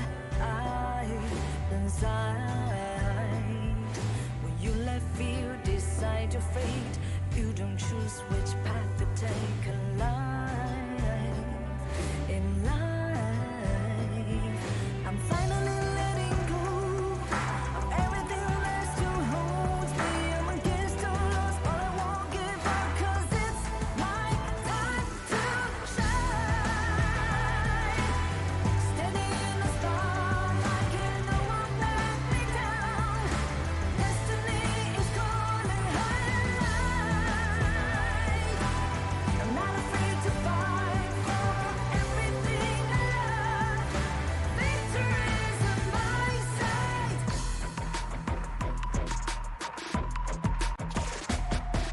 The more we lose, the more we gain. The more that nothing stays the same. In time, can love ever, can forget. What you see is what you get. Sometimes,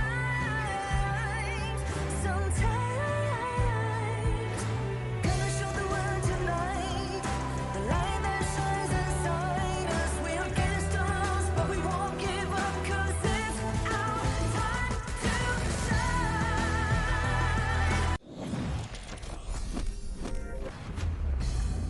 Back-to-back series with amazing teams fighting for the final chance at the last chance stage. And right now, 2 remains, 1 Kyrgyzstan and 1 Vietnam. For the final time today, I'm your desk host Sagi in the final day of our 2026 Asian Games qualifiers for the Honor of Kings. And joining me on the English broadcast, Holler and Sir Cloud. Welcome back.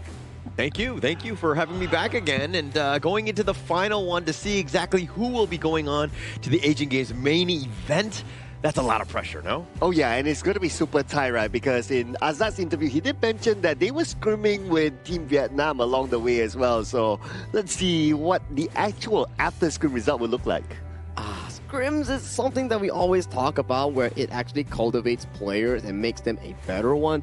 And I think if you were to refer back to some of their series, whew, those were not short series at all. I think that was the longest series that we had from the entire tournament. First series, 3 games, almost every single one of them, timed around 18 to 20 minutes. Second series as well, every single one of them, 18 to 20 minutes. So both of these teams coming into the finals of the last chance stage, they are very well equipped with that. So that scrim knowledge that Sir Carl mentioned, it will come in handy because it's a test of stamina. Yeah, test of stamina, but also the fact that they were all 3rd place. And then you're kind of seeing like equal footing across. Like we're seeing some of the most competitive games, and we're blessed to have it on, of course, the last day here. And it's the first time we got a Tempest without Holler, though. Yeah, which I was a little disappointed about. I was Yeah. like, hey, what's going on, guys? I didn't get that script. I didn't get the memo on this. And well, this time around, maybe you'll get some Tempest here. You know, Kyrgyzstan is let's always go. playing, and Kyrgyzstan always has the Tempest here. But you know what else you can get? You can get a 1,688 minimum spend, no minimum spend token voucher here for the upcoming skin. It's going to be coming on June 27th, so mark down your calendars. And if you want any legend skin, this is your shot. This is definitely my shot, and I think that I will happily try and get that one. I'm incredibly happy about that token as well. Just securing more skins, I think that we'll all just, you know, everybody wants that in the closet, so to speak, in terms of just like having more available to you. It's a flex, right? Yeah, it's a flex when you open your account, you show your friends, everybody starts comparing, like, hey, how many skins do you get? Oh, do you have this rare one? Oh, do you have this limited one? And or do you have this flawless one? Yeah, that's always a thing, right? I like to decorate my own skin list as well, you know, like mythic on the top, flawless on the bottom, and then the precious one, you know, it goes down towards there. Then you scroll it down, and then you shake your phone, jiggle it a little. It has that 3D poster effect. Yeah. Actually, that's the coolest factor. I mean, not only do you get also all kinds of different amazing skins in the game, but also just the way that they've kind of organized it so that you can kind of see everything. So it's like, again, like walking into a wardrobe and it's a full one, and you just like pick which one you want for how you're feeling that day. Yeah, and sometimes it's like, oh, which one do I want to use now, right? Like for me, I have the entire Houyi set. Yeah, I have the entire Houyi set. I'll be like, okay, this game I'm feeling like this. That game I'm feeling like that. You know, sometimes I need to roll the dice, but yeah, it's all good. It's always nice to have that. When you score, it's like, oh, I have everything. It feels good, right? Definitely feels good. But talking about our upcoming matchup here, it's gonna be between Vietnam and Kyrgyzstan. After a short break just now, Vietnam currently is ready to challenge Kyrgyzstan for that final slot into the Asian Games main event. So, without further ado, this is the final matchup for the final slot to the main event. Let's welcome Kyrgyzstan and Vietnam to the stage. Let's go.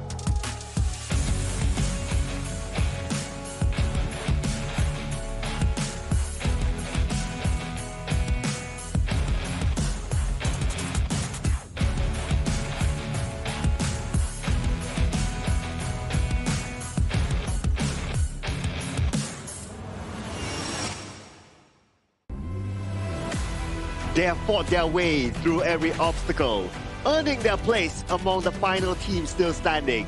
Now, with their goal closer than ever, one final push could change everything. Here comes Kyrgyzstan!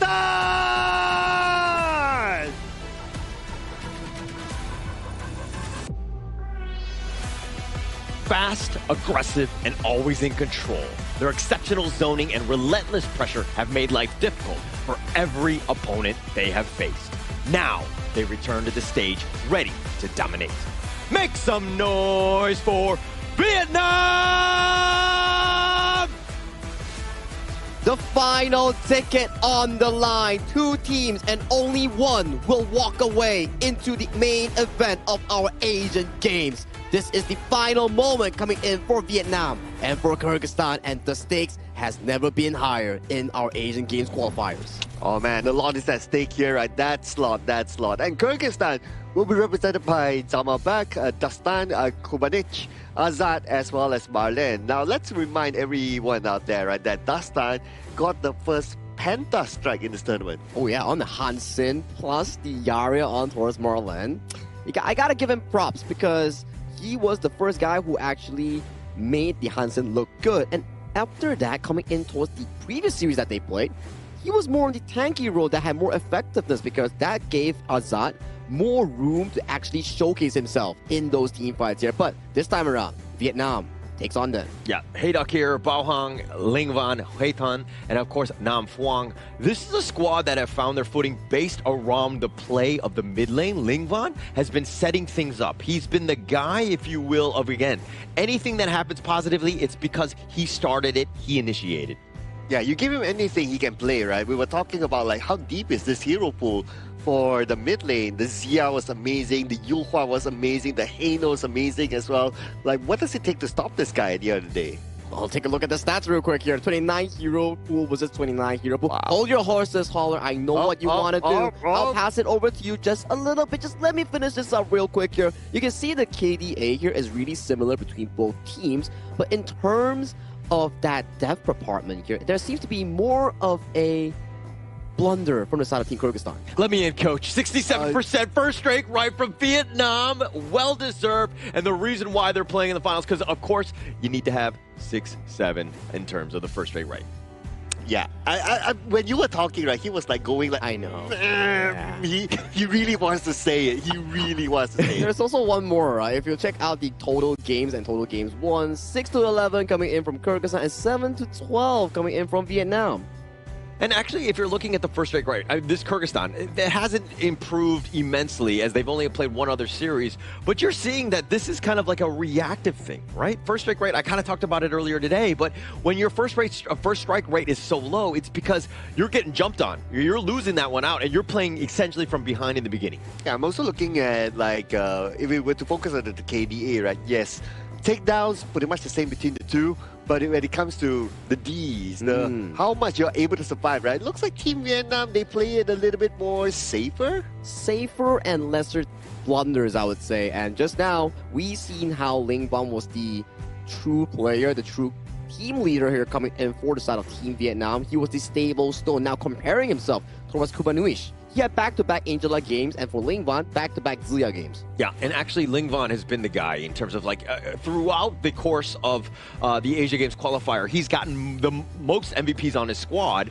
So again, with that average DPM, he's setting it up. Average GPM, of course, very high as well, but the kill participation, that's the biggest piece. Everything revolves around his play. And the big piece as well, his average damage per minute. Wow. Like, that's a huge gap, right? Because he's been using heroes like Heino, like Zia, like even Yuhuan, heroes that really can burst rather than more utility type heroes, and that's shown by the stat. And I remember just now, before we head to the break, where Vietnam went against Singapore, he had a back-to-back MVP performance with both games on Zia, having almost 45 to 42% damage now just by this one single player here. So if Kyrgyzstan wants to be able to topple against Vietnam, they need to shut down Ling Van in that mid lane. Yeah, and actually it's funny because it's off of the Jia, and I'm not a huge Jia fan, right? Time and time again, I tend to find it kind of falls off. It's terrible from behind, but Ling Van showing how it's done, it could get you a huge edge, assuming you're able to go equal or ahead in the early game. Wow, and Kyrgyzstan, they chose the blue side, so we can expect, a lot of focus to be given towards the mid lane. The Heino is probably going to be banned now, maybe even the Yuhuan to be banned. Maybe the Zia after his phenomenal Zia performance later on. So 2 bans, or maybe Kyrgyzstan would take the Zia for themselves, something like that. Would you ban away some picks knowing for the fact that the enemy mid lane can play almost everything? Or would you target him in a different way? What's your take on this, Sir Cloud? I mean, I would. Honestly, we cannot ban everything, right? It's not possible to do that. So I would rather that we try to find a counter towards the mid lane. And not only the mid lane, right? It's an overall team strategy to try to find that loophole, try to find that counter based on the draft that's going to be out. You cannot overly put focus onto one player when everyone else also doing their job. I like that, right? That's the correct philosophy when we go into the pick and ban stage. As long as you don't over tunnel in one specific thing and you allow the other great players on the side of Team Vietnam to actually stand up, then that seems to be a proper draft coming in from Kyrgyzstan. But we do get this start of the blue side here. Mai Nui and also the Yu Huang locked away. Yeah, attacking Lingvan, right? And we were questioning, should we do this or not? It looks like Kyrgyzstan are looking to attack him as much as possible, take things away. And I do think that the Jia is a pick that you probably don't be wanting to ban. It's more about a synergy thing, play style more than anything else. But I think that you need to set yourself up, especially with the Yuko going first here. Yeah, there needs to be a form of respect, right? At the end of the day, I mean, there's a reason why this guy is multiple MVP for the team. Now, there are other options for Lingvan here. I mean, we have the Ziya, depending on what sort of composition that he will play out later on. But they're going to pick up the Byron. So still very balanced pickup from Kyrgyzstan. They have everything. They have somebody who can engage, somebody who can throw out the utilities, and somebody to tank at the front. I look forward to see what's going to come up next. And very aggressive as well, right? You have the Ukyu and also the Byron, arguably two of the best early game heroes in this Asian Games version. And to top it off, the RLE also suffers quite a bit when facing off Kyrgyzstan's Xiao Qiao here. So I'm pretty comfortable currently with Kyrgyzstan on their first 3 pick, and for Team Vietnam, it's more towards their comfort picks, what they're used to. Yeah, I actually like it, right? The Zachia and the Byron, both of these guys are just going to make the life very difficult for Hui Tan on this RLE, because you know he's going to be piloting it. I know Bao Hang and Hui Tan kind of shift at times depending on what sort of farmlander they're looking at, but they're going to look to go with a mechanically difficult RLE here. And I do think Kyrgyzstan's lineup counters it pretty decently to start. And I'm looking at one more tank support to be blocked out. It's going to be the Lianpo, perhaps. Because if Kyrgyzstan don't block that one out, there's a chance that Vietnam will take it, and then they will have, well, they still have Lapu Lapu to play with. Okay, so they'll block out the Lapu Lapu.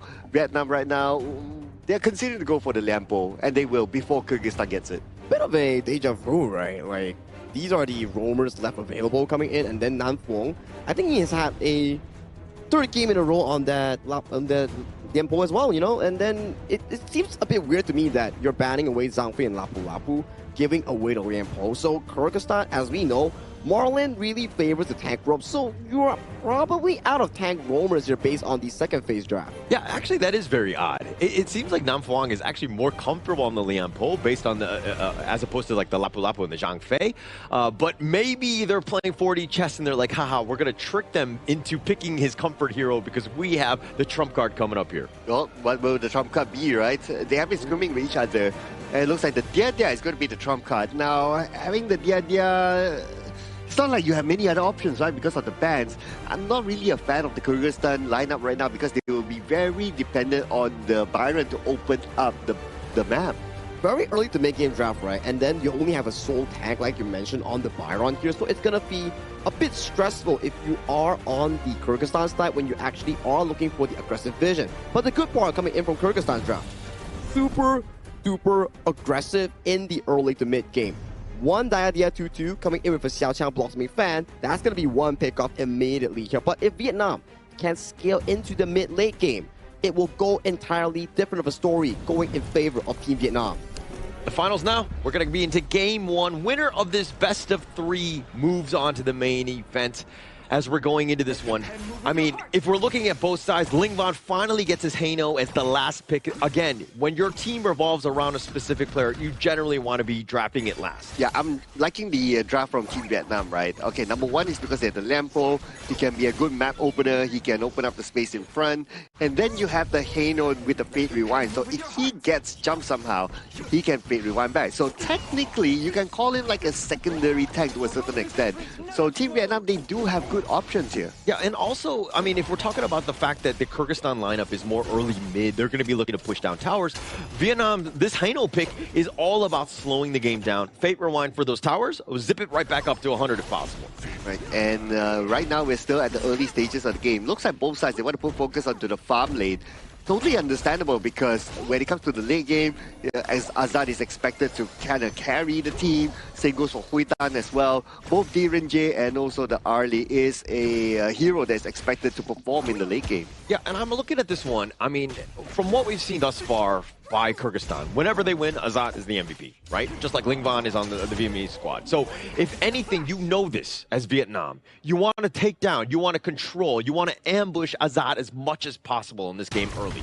Now, this is what I worry, right, for Azad, because there's so much importance put onto him to carry the team towards the late game, but there's only one tank, which is Amalbek. Now, can he only protect Azad?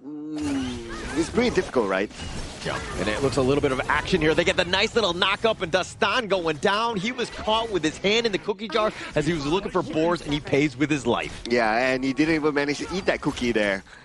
Too bad for him. That's a sad story, man. Oh, man. Yeah, at least you get one. But, yeah. But good rotation by Team Vietnam, though. It was almost like, oh, they see that opportunity, they straight move in. No hesitation shown by Team Vietnam. That's what I like to see as part of teamwork. So one thing I don't like is that, I mean, if Kyrgyzstan are going to be aggressive, which you want to be, and now are they going to play timid? Are they going to be scared to, again, try to get, you know, a couple more steals here and there? Ooh. That was...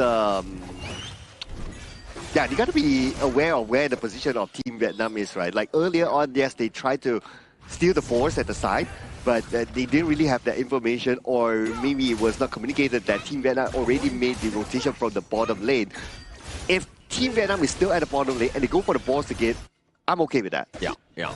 I mean, look at how Vietnam are threatening. You can see Lingvan right now threatening potentially those boars. Getting vision on, he understands who's around so that he knows where the rotations are going to be happening. And look at how Huitan and also Nam Phuong are potentially looking to gank because they know that somebody will probably make its way at least towards this brush. Okay, they show themselves, so that's okay. It's a matter of information gathering.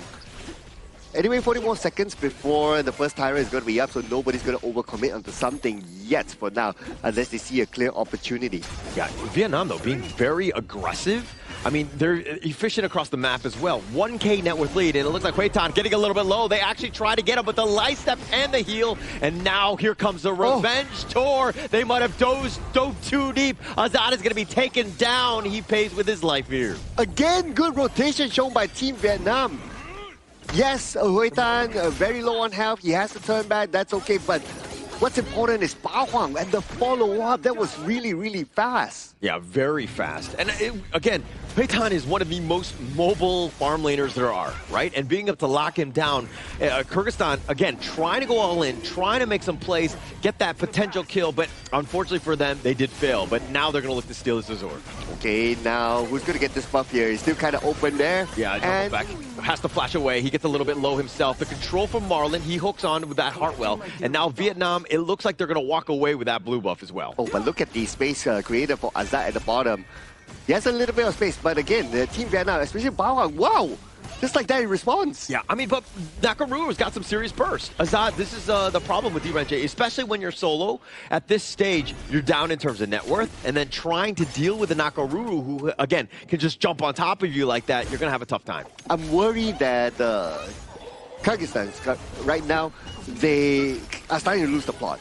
They're starting to lose concentration, because a few times at the bottom, they've been caught. Yeah, definitely been caught here. And Jamalbek is looking to get caught as well. He was just wanting the pheasant, but the Tremor Smash is going to be for real. And now Vietnam just quickly taking down the bottom T1. Yeah, and this tower will be taken out without any problem. And especially if you have a Lingban at the front line, he'll be just throwing his spears and you cannot get close at all. If you want to try to take him out, everyone else is there. Yeah, now it's going to be a flash away. Kubanic does get to safety. Vietnam is on the side. They have 4 members of Kyrgyzstan trying to defend this tower, and you can see how dire things are. It's not even 6 minutes, and look at how aggressive Vietnam are. Oh, that made they turned this around! Oh, Dasta walked into the trap! What? He thought he was low because he had used the bait rewind. He gets on back with that, but it was all a bait. Dude, that is probably the best bait so far in this tournament. Even if I see like, oh, he used the bait rewind right in front of me, I'll go for it. Oh, it looks like Kubanic is going to be going down as well. This game has been nothing but Vietnam. It seems like Kyrgyzstan right now absolutely reeling thus far. Oh man, that was Team Vietnam thinking 10 steps ahead there, Holler. Who would have thought that would have been a bait? They would have thought, Kyrgyzstan would have thought that, hey, he did a boo-boo there. Why is he fate rewinding right in front of us still? Without knowing that the rest of Team Vietnam were waiting in the bushes. And this is why Lingbot is so good. Even the mind games, right? And that turned into like a little bit of like a complete bait, right? In the sense of just like being able to walk it away and you don't know where the brushes are. This is a vision game and you're losing in that department. Oh, now keep an eye on what's happening at the top as well. Hui Tan gets a free lane and he will take down this tower unchallenged. While the rest of Kyrgyzstan, they're busy at the bottom, they're trying to rotate towards the top. By the time they go top, look who's at the bottom. Hui Tuk is there to push. Yeah, Huitan is actually up 1.5 over Azad, who's died a couple times, but it looks like they will find him, and now Bao Hang tried to go a little bit in terms of the damage, but here come the reinforcements. The Tremor Smash on the 4, setting it up, but it looks like they might have gone too deep. Fate Rewind, he's going to be in a worse spot, but now Hayduk is going to show up. They're going to be under the tower, they don't care. Kubanis is down for the count, and throw these scepters out. Zalmabek on the run, flash forward. They find him with a power gradation and a double strike going the way of Hayduk. Oh, 1-9 right now. Kyrgyzstan, how are they going to come back from this one? They have to defend this. They have to defend. Right now, the gap is very, very far. It's almost like Kyrgyzstan, they have to hope for Team Vietnam to make a mistake. Yeah, and it doesn't look like it. They're starting to hit their groove. Even when, they got the pick off onto Hue Tan, and you're thinking, okay, this is an opening, but it's not, in fact, because Vietnam are so far up, all of the other guys are able to do their serious work in terms of the damage department. Oh, man, I'm trying to look at, okay, what could be the comeback condition here for Kyrgyzstan, right? Okay, maybe try to challenge for the next tyrant or try to at least hold on until the 10-minute mark and then you get the overlord and then you try to make a wave push to come back.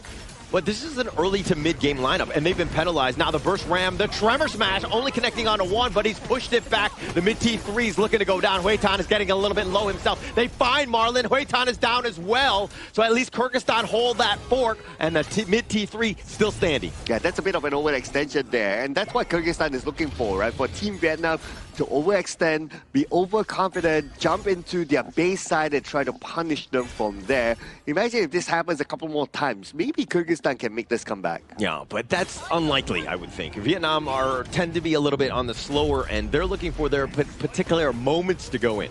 All right, and breaking down the fight earlier on, we can see that Team Vietnam, they were very confident to just go all in, but it could have been a little bit of an overextension there where Hue Tan was punished. And by losing Marlin versus losing Hue Tan is a bigger setback. Yeah, I don't think this is the proper comp to be really diving towers, right?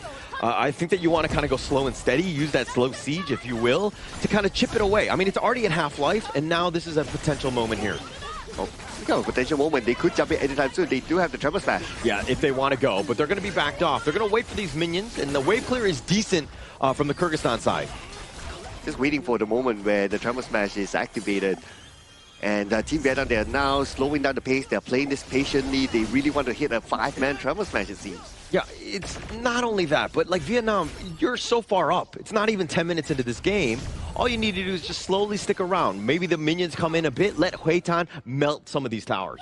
And that's exactly what they're doing right now. The minions have arrived, and they would take down the middle tower just like that. Azad could be the next target, but Azad somehow still all right. Yeah, he's going to be back into the fountain, but space created. Azad is at half, you can't fight, and now it looks like they're potentially going for the backside. Now Fwang with another amazing Tremor Smash. Jamabuk has to flash away. He gets onto the back to all the way to the fountain. Whoa! No, he gets sniped out. Lingvon goes in for this. They're all the way back into the fountain, and Vietnam have found an opening. They have control, and they're going to take the crystal, and Vietnam, just like that, take game number 1. Quick and easy fashion coming in from game 1 of Vietnam in this important series with such a demanding victory over Kyrgyzstan. How does Kyrgyzstan respond? Man, Kyrgyzstan, what they felt earlier was control, right? Control by Team Vietnam. Team Vietnam had control from the start of the game to the end of the game. It was entirely theirs from there, and it was kind of shown through the drop as well, right, while we were discussing it. For Kyrgyzstan, they are very dependent on only the Byron to open up the map. Now, if you don't have a secondary hero to open up maps, then you're not going to win space. Yeah, you're not going to win space, and you're going to be completely playing a defensive game. You're completely back. Nobody wants to go in. Nobody wants to initiate because you are so far behind. Sorry, he caught me laughing on that one. I mean, he's feeling it. You know, the Kyrgyzstan coach, we had a little chat with him just now, right before the game itself. They are confident, and they are looking to actually represent their region going into the main event. But right now, this strong iron wall in front of you. If you can take them down, which is Vietnam, then maybe you have that shot. Because if we were to review back the game, there just seems like there was no real proactive play or opportunities coming in from the side of Kyrgyzstan in finding a comeback. It didn't seem so much because it seemed like they were all pressured to play into the hands of Vietnam, right? It came not only in terms of the draft. This Haino was a problem. Ling Van going in, using those fate rhymes aggressively and defensively, baiting things out at times. Just a full kit, if you will. Dude, that bait. Yeah, that bait with the fate rewind, that's the highlight of the game for me. It's like, oh, you fate rewind in front of your opponent? Oh, he's still there? Oh, let's get him. They didn't know that the rest of them were like at the side waiting in the brush, right? It's like crazy. And it's like one of those plays where it's like psychological. It's like if your enemy doesn't know what you're doing, how do they know how to respond? And they're like, oh, that's the play. I'm like, oh, let me jump in. I'm like, oh, that's why he did that. Yeah. And you could be like Dastan at that moment. You're kind of thinking, oh man, why was his spider senses not tingling? Right? You kind of see him kind of running back, but it's one of those things where, like, time and time again, if you saw a fate rewind, 99% of the time, it's going to go well for you. You're going to find him. You're going to cut him down. And Vietnam, again, perfect bait. Dude, even if I play, right, and I see a fate rewind right in front of me, I will go for it, right? I will go for it too. Absolutely, right? And then just to be, like, surprised, like, you wouldn't expect that to happen. That's, like, big brain play. It's like just trying to chip some damage on towards the side of Ling Van, right? And he came up clutch with his Haino with a 404 KDA. But player that I really want to shout out to is Nam Phong. How many times in that game did we see multi-man tremor smashes coming in from the Lianpo? Yeah, but the 404 KDA from Ling Van, that's an error, man. I mean, the way he's setting it up, that's the way you want to do it. Again, Nam Phong, a ton of tremor smashes. That was absolutely amazing. But the rest of the squad, the way that they're able to close it out, everyone's on the same page. Yeah, absolutely. Every time, like, they see a target at the bottom that's free, they just move in all together. They see a target in the middle, they move in all together. Or they see somebody in trouble, everybody backs up the person very, very quickly. And it reminds me of the previous series where Vietnam went against Singapore. The Haino was banned in all 3 games. This is why.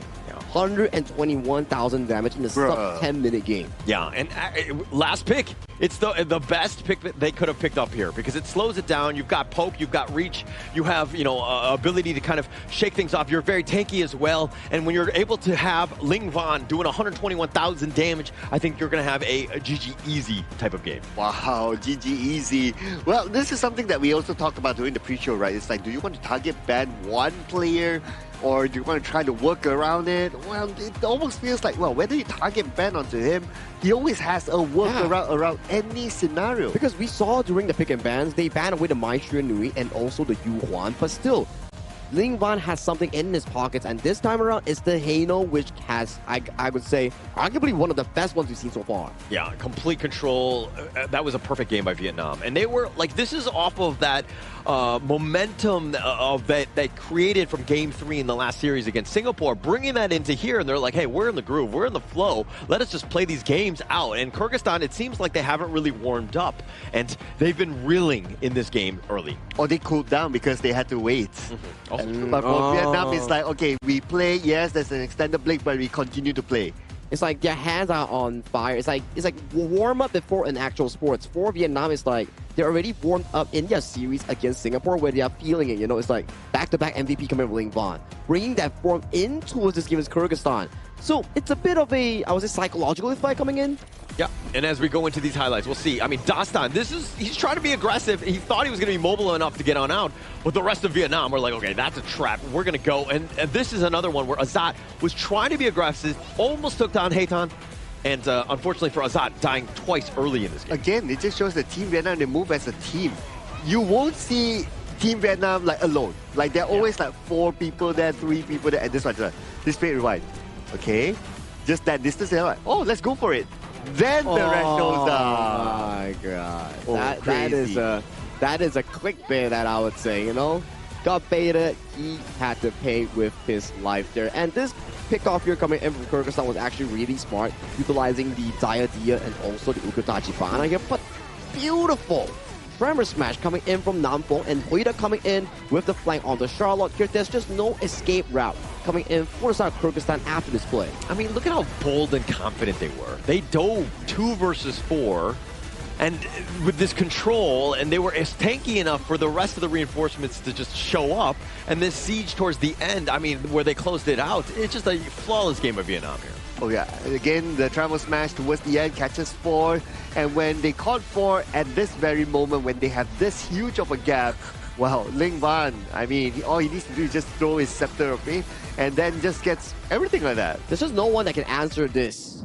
Halo coming in for Zhao Ling Wang, and finally, some appreciation for Nam Fong. He's been having fantastic games since the Singapore series, and right now coming in towards the series with multi-man knockouts. He deserved one as well. Yeah, the 4-man Tremor Smash, when you do it like twice in this game, really just, that was like the icing on the cake. That was completely just dominant from that on. I mean, he doesn't do that. This game might be a little different in terms of those team fights. Some of them would probably have survived, but his ability to just find the perfect moment to go in, you got it. I would say you ban Lian Po over like the Zhang Fei and the Lapu Lapu like Kyrgyzstan did. Well, who knows, if you give in even the Lapu Lapu and the Zhang Fei, he can come out with something amazing as well, right? I mean, his travel smashes were on point. What can I say about it? And every time he catches somebody on the travel smash, or not somebody, a group in the travel smash, his teammates was ready to pounce on it.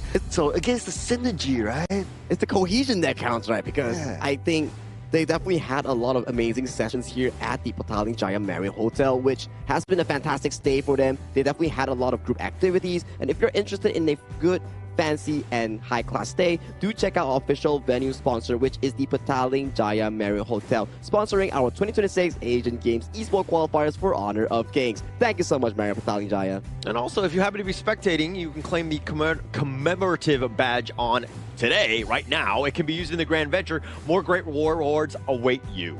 Oh yeah, so give me a moment, guys. I need to start like spectating ourselves here, so that I won't miss I out need badge. to too, actually. Yeah. I mean, look at the badge, right? It's a cute kitty. Yeah, and Sir Cloud loves cats. Yeah. Don't we all? Yeah. I'm a cat person. I have an orange cat back at home. There you go. Yeah. I'm allergic to cats, but I love cats. Really? I am. I found out that To the hard fur, way. I had a or- kid when, the fur. Yeah. Oh, that's unfortunate, man. It's all right. I love cats though. Okay, that's good enough. That's good enough. We'll let you pass that. But I will definitely have to invite you out of that door right there. Okay, just get out. The dog people are over there. Got it. All right, coming back to the series here between Kyrgyzstan and also the side of Vietnam. Sir Cloud, we're alluding back to this. How does Kyrgyzstan come back from this? That game one wasn't as nice of an experience for them. Bruh, oh man, you have to turn out the pace, I guess. I'm kind of thinking of like, okay, pick the mind for yourself and then start to send a message that, okay, we're going to play this really, really fast. So far, their successful games have been into the late game when Azad is like fully farmed, like his items are already there, and then they make those big plays at the end to kind of win. But now going up against an opponent like Team Vietnam, such a fast opponent, they have to switch the play style to not only play with Azad, but they have to somehow be able to play maybe with the mid laners or the jungles to be successful so they can end the game quicker. Yeah, but if you're talking about the game one draft by Kyrgyzstan, that is a faster one. I would have thought that going in, you would have more early game presence. It just seems like Vietnam, they were just like, actually, we're going to be fine. It doesn't really matter. Like, we're going to just basically wushu your early attempts and just survive mid-game and just take over. And most of the plays weren't that macroly impressive. It was more coming down to individually outpowering your opponents here. Hence, I think for Kyrgyzstan is that they need to be more proactive. They cannot be scared. They need to be on the offensive end, finding those plays. They had an amazing setup just now. Just on the aggressive end, they just couldn't realize it. Oh, they went for the Dolia, so we can imagine the combos here. The Dune combo, maybe the Kaiser combo might be brought in. Maybe the Yuhuan as well. Might be another pick here for Kyrgyzstan. Those are some of the obvious sets. Yeah, I think that Kyrgyzstan, you might as well go with like a Dune type. I think that Dastan has definitely had success with that. But they're going to go with the Angela, and of course that kind of combos with Dolia as well. But if we're looking at blue versus red, is the Dolia still the way to go? Only if you have a specific game plan here. I think so far Kyrgyzstan locking the Dun Dolia, that's okay, because on the side of Team Vietnam, there's not the Nako Ruru coming in to step on towards you and dealing that percentage health damage, so that's still okay. But I'm not a big fan of the Angela without a setup like Liang, like the Kui, or even the likes of the Mozi. Yeah. And without banning away the Gan and Mo, right, if you think about it. Right now, Vietnam will be happy to. I wouldn't be surprised if Kyrgyzstan don't ban the Gun Mo, Vietnam is going to take it. And we know that Gun Mo will be played by who, right? By Lingvang, one of their best players. You just drop the spears on towards you when you're ulting on the Angel, and they open it. So I think likely the Gun Mo will be locked in here coming in from Lingvang. It's just too good of a pick right now. Yeah, it just completely decimates what they're trying to do. Again, and they're going to go with the Lian Po, the tried and true Nam Fong. You had an amazing game. Let's run it back. I mean, they're not in a hurry to pick the Gun Mo, right? Because the mid lane has already been picked up by Kyrgyzstan, so they can go for the last pick. It doesn't matter for them. Now it's a matter of Kyrgyzstan like having this conversation of like, okay, they're probably going to pick the Gun Mo. How can we counter this? How can we go to the back? Maybe? The Guan Yu, something to actually flank the back line. That will be really appreciative coming in from Kyrgyzstan's traffic, because right now, their front to back is decent, but there's still no answers towards the DRNJ or the potential mage pick that will be picked up by Vietnam later on. I like the final pickup here coming in from the Vietnam, leaving Ling Van the last pick. They do pick up the Marco Polo and also the Byron here. Likely we might see a Zia once again coming in. Yeah, definitely available there, but they've also got the Byron and Doom. Now you've got two guys that can help complement with one another with being these bruisers, creating space, and of course stunning, but of course the Gun and Mo here. Oh yeah, because it's kind of an obvious pick, right? Like Angela, Blazing Brilliance, you stand still, it's like stop. Comes in. And imagine with the pace of Team Vietnam they've been playing, right? There's a chance that they can get the first strike. And when they get the first strike together with the Gun mode there, then he will be able to scale faster. Yeah, more and more magical attack if you get takedowns or assists coming in as the Gun and Mo. So you can't allow Vietnam to once again outscale you and out-combat you in the early game here. I think the most important player for me right now for Kyrgyzstan is the Dun and also the Byron. If they can sustain the early game aggression coming in from Bao Huang's Ukyu Tachibana, then maybe they can stop the bleeding and extend the game into potentially a shadow objective or extend the series into a game 3. Vietnam right now, if they win this game, they move on. They will be the 9th and final slot at the Asia Games main event. The other side, we're looking at Kyrgyzstan somehow having to just hold on, push for a game 3. Cloud, is this lineup good enough to get us to a game 3? Oh, I mean, I did call the Gun Mo, right? The moment I see like an Angela, it's like if they don't ban the Gun Mo, if they don't, well, they obviously can't pick it for themselves, right? But if Kyrgyzstan don't ban the Gun Mo, then it's going to be an obvious pick. And the Gun Mo is playable until the late game. So even if Kyrgyzstan wants to stretch this game towards the late game, they will have a hard time. Yeah, definitely having a hard time. And Vietnam, this is another one. When you're looking at that lineup, all of those heroes, very meta, right, in terms of what this Asia Games qualifiers has been all about. The other side, Kyrgyzstan, a little bit more, the Marco Polo, definitely not one of the top picked, but definitely has options here. But it really comes back to Azat, if he's able to get that farm in space. Okay, I'm just going to point out like early items for the farm lane, right? Like for Azat, he went for boots first. And Huitan, he didn't go for boots first. Means that he has that slight edge when it comes to like winning the lane and clearing off the lanes, getting the last hits and all that. And that's actually a really smart move by Huitan.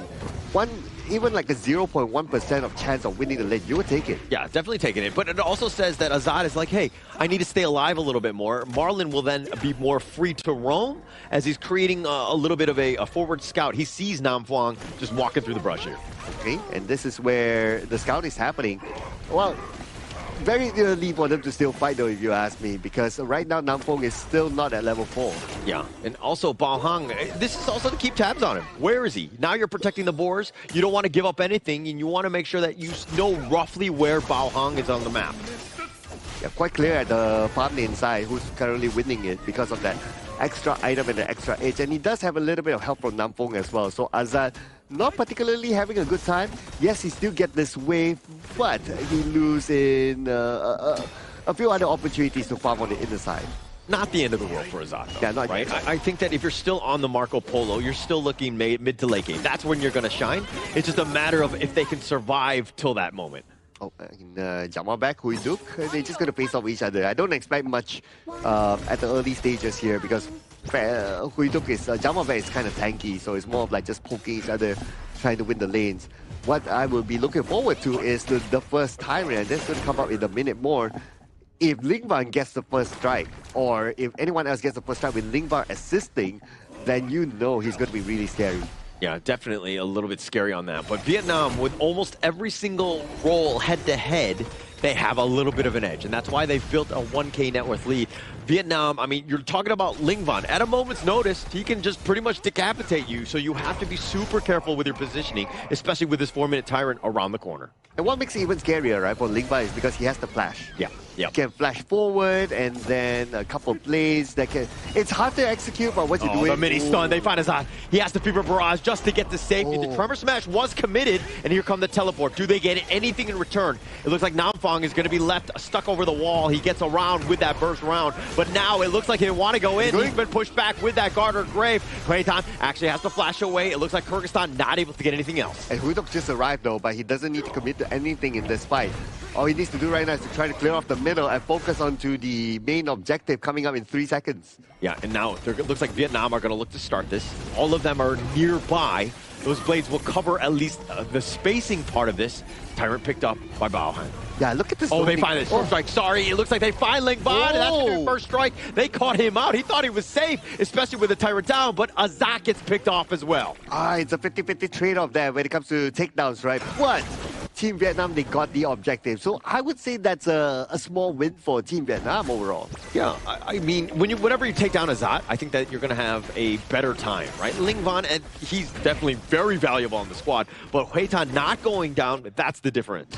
Yeah, because if you compare like who's going to be more valuable towards the late game, it's going to be Azat as compared to Ling Van. Ling Van is like, okay, mid to early to mid, maybe the late game, depending on how things goes, but as a Marco Polo, it's surely going to be late game. So that's why by Team Vietnam getting Azat, the value is higher. Yeah, Azat being chased here, Dove under tower, they don't care if Bao Han gets the snipe.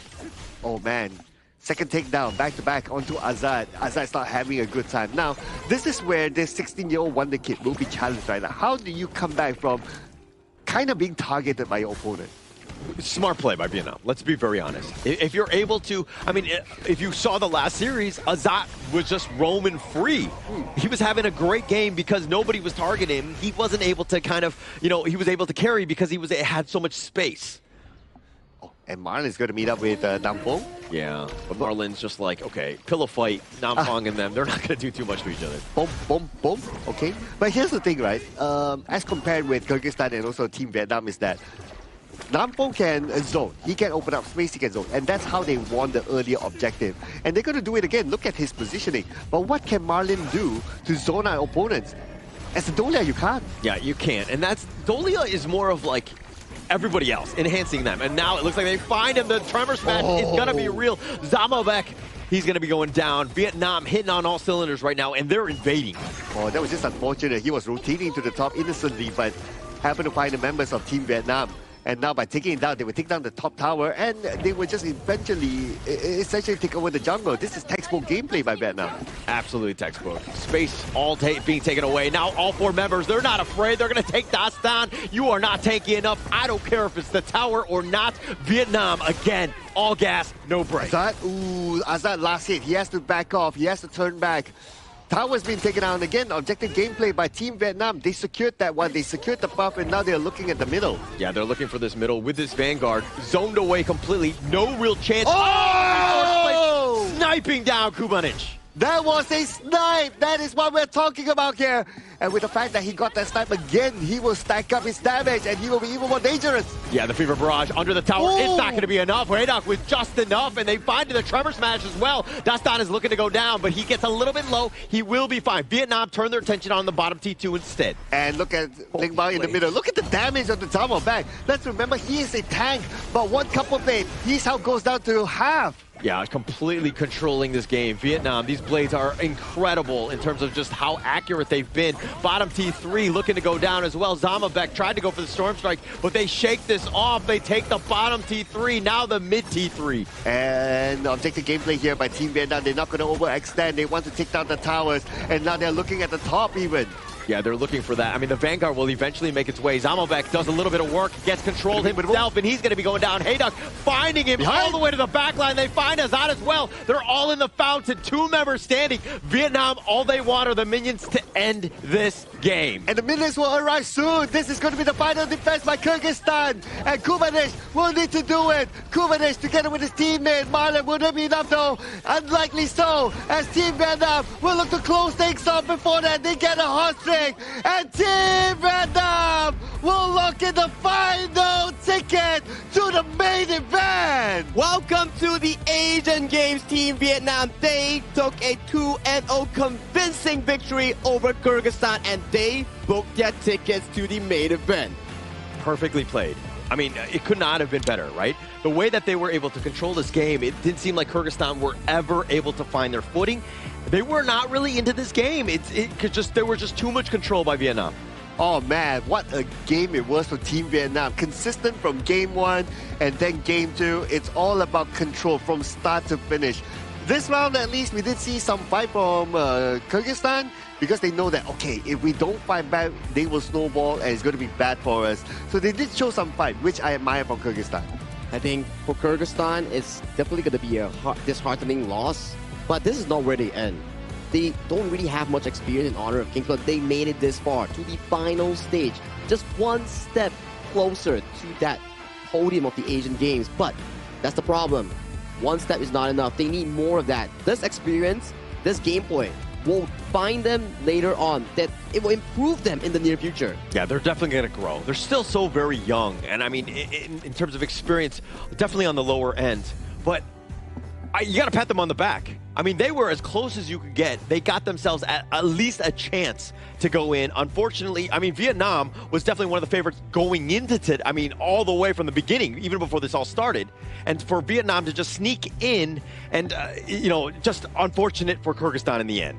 Yeah, and if you're a player as young as like Azara, who's like 16 years old, representing your country on this sort of stage, and you get to go up against amazing teams like even like Vietnam, like this is a pat on the back for him. The future is for him, right? It's just whether or not he will put in that consistency later on and find those big improvements. But Azad and also Kyrgyzstan, you guys will definitely come back stronger. I believe in that. Yeah, I mean, keep your heads up, right? I think that you can, Kyrgyzstan are definitely going to be proud of your play. The fact that you were 10th, you were very close. It's just that you're going to grow from this. You're definitely going to learn. And hopefully next time, that one is going to be your slot moving forward. Oh man, I'm so happy to get to be able to see these players, young players in the team play, putting their hearts out for their region, right?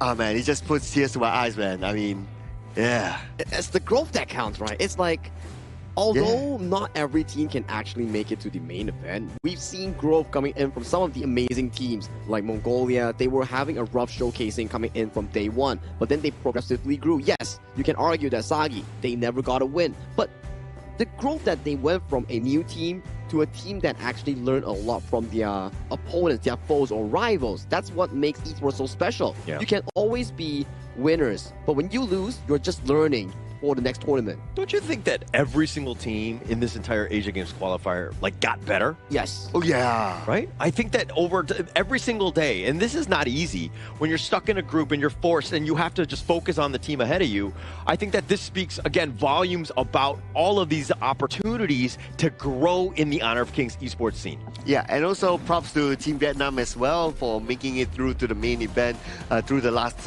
chance stage. And they had their own dips, right? They had their own dips against Laos, and then we were kind of asking of like, oh, are they going to bounce back or not? Going up against Team Singapore, and they clearly showed they did, and they did win in a fashionable way against Kyrgyzstan and maintaining their discipline of gameplay. So props to Team Vietnam. Yeah, it wasn't the easiest route for Team Vietnam coming in for the last chance stage. They had to go through a lot of ups and downs. They almost had a upset from the side of Singapore, and coming into the last match against Kyrgyzstan, they got back that momentum and they booked the final slot into the main event. It's congratulations to Vietnam. I mean, being able to just slide on in, I think that they're going to be very fortunate. Again, a lot of people were like, okay, Vietnam has to survive. They have to make it to the main event, right?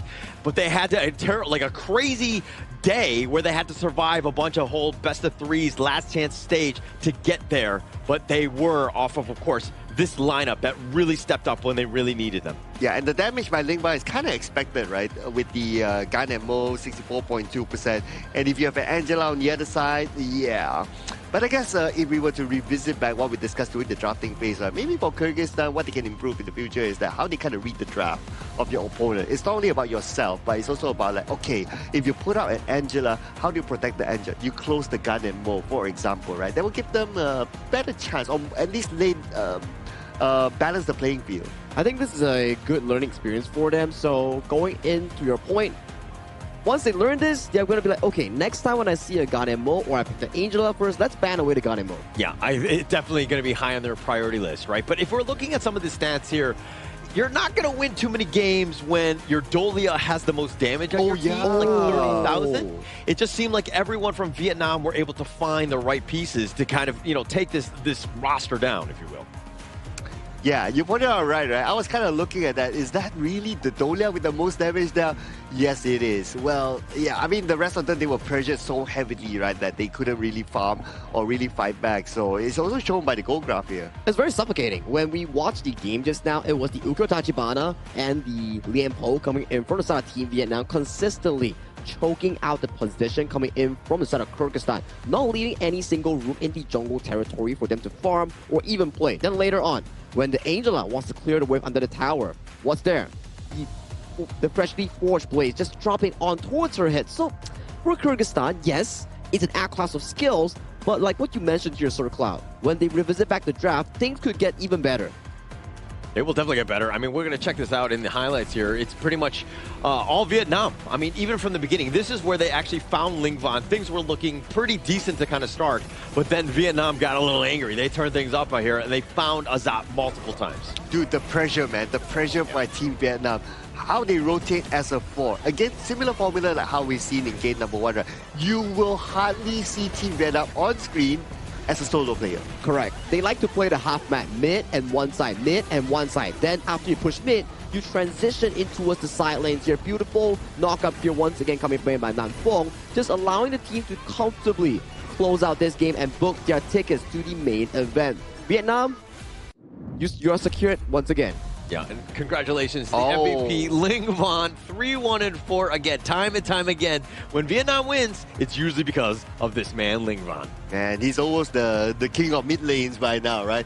If I'm not mistaken, he has like the most MVP so far. We will have to revisit that, but definitely one of the higher candidates to receive that title. So, of course, he also had more games thus on, so that's definitely going to be a different metric to measure. Yeah, I think he does, but it's also because of the different number of games that they play. They've played the most throughout. So, again, we'll fact-check it and get back. But the 33% damage, that's the biggest piece. Nobody had any answers to Linh Van. Yes, he died. He gave a first strike, but that was it for the rest of the day for all of them.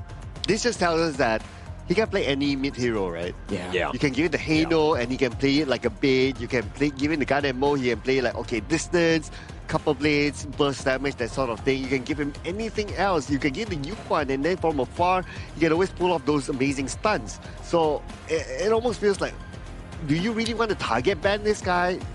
You might, but you can't. But you can't because there's just finite bans coming in towards this game. You only have 4. And just now, Kyrgyzstan, they dropped 3 bans on him. And after fact-checking, Linh Van is tied for the most MVPs with Ant from Myanmar. Wow. At 5. Wow. Yeah, I mean, Ant is a phenomenal player as well. So having both of them up there and just tied, I wish that we could see like a one-on-one because I just want to know who takes it out. But not going to happen probably with the timing that we have. It's a jungle, right? Yeah, it's a jungle. Yeah, the boy. Yeah, so it's not fair for them to like fight each other, right? But maybe they can be in the same dream team, you know? Yeah, but what can happen is that once they go to the main event and then for some reason their group draw falls into each other's group, then maybe we can see the 2 MVPs coming in from Vietnam and also Myanmar duke it out in a BO3, BO5 fashion here. But to remind you guys once again, do check out your Honor of Kings official app for the updated Diamond Draw, Dragon's Horde skin pool, and the new and updated limited time skin pool event for the new skins available for purchase here. Once again, do check out your new app. I like it how you brought up the main event, because I think all of these teams have, got that experience. They've got those games under their belt, and they're going to be better prepared for that main event. And I'm super excited to see that. That's going to be later down the year, but man, these teams are going to get ready.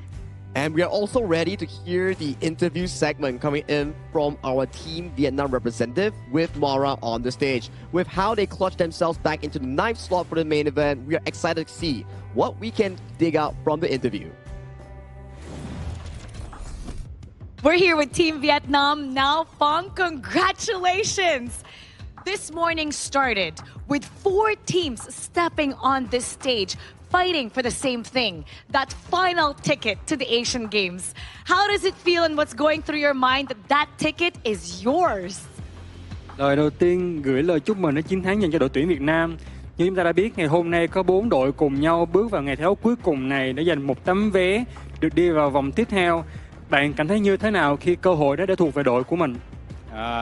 Em cảm thấy rất là vui ạ, vì cuối cùng đội tuyển mình đã giành được tấm vé cuối cùng để bước tiếp ạ.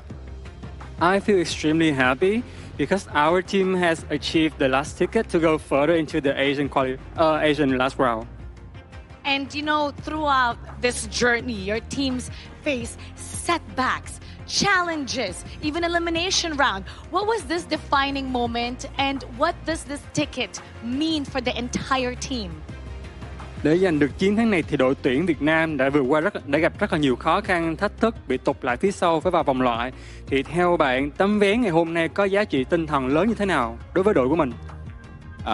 Tấm vé hôm nay quyết định tinh thần rất là lớn, tại vì trước đó thì tụi em có để thua 2 trận rất là đáng tiếc giữa Kazakhstan và Lào ạ. Nên là bọn em phải không may mắn là lọt vào cái vòng này, nên là bọn em cảm thấy rất là tự hào vì đã có tấm vé này ạ. So before we can achieve this ticket, we had 2 losses, and that has significantly affected our spirit. But after today, we had gained our confidence again, and as well as our esports spirit love. I hope today's win is now giving you enough confidence to move forward and give it your best at the Asian Games. And for sure, people in Vietnam are watching. They're cheering for you, and they're proud that you're representing the region. What would you like to say to them? Những người hâm mộ tại Việt Nam đang theo dõi hành trình của đội và đang muốn lắng nghe những lời chia sẻ của bạn dành cho người tại Việt Nam. Bạn có chia sẻ vài lời của mình được không? Cảm ơn mọi người đã theo dõi và đừng lo lắng nhé. Bọn mình sẽ cố gắng cải thiện và chiến đấu tiếp trên con đường đi tới Nhật Bản. Cảm ơn mọi người rất nhiều. Thank you for your support and watching our journey. Please do not worry. We will continue to training and practice more. Go further to Japan. You should be proud of your team. You did amazing. Congratulations on getting the final slot to the Asian Games. Now we'll head back to the casters. Lead the gorge. Congratulations, Ray. They regained their confidence and they also gained their ticket into the main event. And these are the final 9 qualified teams directly to the main event in Japan. We have Indonesia, Philippines, Myanmar, Laos, Kazakhstan, Hong Kong, China, Republic of Korea, Nepal, and finally, with the win just now, Vietnam. I mean, it took us a while, 9 days, to finally figure out who the 9 teams are going to be to make it to the main event. But we finally got to the finish line, and I'm actually super impressed with all of these teams that qualified. And I personally did a prediction on social media on the official page, right? And I got everything correct. Wow. Except for Kazakhstan. I think that's for me too, because we all felt that Kazakhstan, we didn't really have much information on them. They really surprised us coming in towards this event itself. And of course, congratulations to all 9 teams. We'll be seeing them later on in a few months later in the main event itself. Yeah, I think that did you have in the predictions though, like where they would be? Because like, I would not have thought Vietnam would be 9th, right? Just being able to just slide in like that, right? Oh yeah, I wouldn't have put them there. Right? I would put them like, okay, when I was doing my prediction, I was submitting it for social media, right? I was like, okay, Vietnam is going to be one of the top 2s. The last chance stage will be Singapore for me. Yeah. But then when they draw the bracket and then you see, Singapore versus Vietnam, I go like, well. I think my prediction was quite similar towards you in this case here. So definitely almost 80 to 90% correct coming in from our predictions here. Some definitely have surpassed our expectations here. Like, we didn't expect Vietnam to go through the last gauntlet all the way for the 9th ticket, and we never expect Kazakhstan to surprise us all the way in this final few moments here. So that's our 9 teams here coming in for our main event. It has been, 9 days of back-to-back competition, and finally, we get our final 9. Yeah, we got our final 9. But of course, you can get 1,000 limited time tokens if you like in a new Flowborn outfit. All you need to do is, of course, log into the app right now. Make sure you do update though. Dude, Flowborn outfits, always good to have them in the collection, because Flowborn is like you can really customize a lot of things, right? So that's really fun to have that and add to your collection. And it's infinite skins if you can do like the mix and matching, right? All depending on your creation here. And if you want more creativity with a high graphic phone, do check out iQOO 15R, the tournament official phone coming in for our 2026 Asian Game Esports Qualifiers for Honor of Kings. Thank you so much, iQOO, for sponsoring our prestigious event. Yeah, I mean, it was nothing but a prestigious event. Again, 9 days to get the 9 teams. Now we've got locked in, and now we just need to wait for the main event happening later this year. Yeah, can't wait for that for sure, because there are amazing teams that would have qualified from this stage, and there are also amazing teams that are already waiting at the main event. Correct. Yeah, amazing teams just all around. And finally, guys, it has been a great run so far. Many days, many events, many competitions. Thank you so much for watching us all the way to our 9th team for the main event. My name is Sagi. With me is Holler and Sir Cloud. We will see you the next time in another event. Goodbye. Ever changing, some chameleon. Blood, sweat, and tears. We'll never make it if we fall to everything that brings us down. With a comeback is now. Blood, sweat, and tears. Fight for what we want. Doesn't matter the cost. Every day, put in work. Blood, sweat, and tears. Nothing comes overnight. Strength in numbers start to line. We don't bow to fear. Blood, sweat, and tears.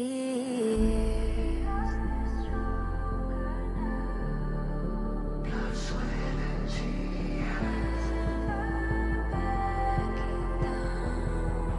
Blood, sweat, and tears.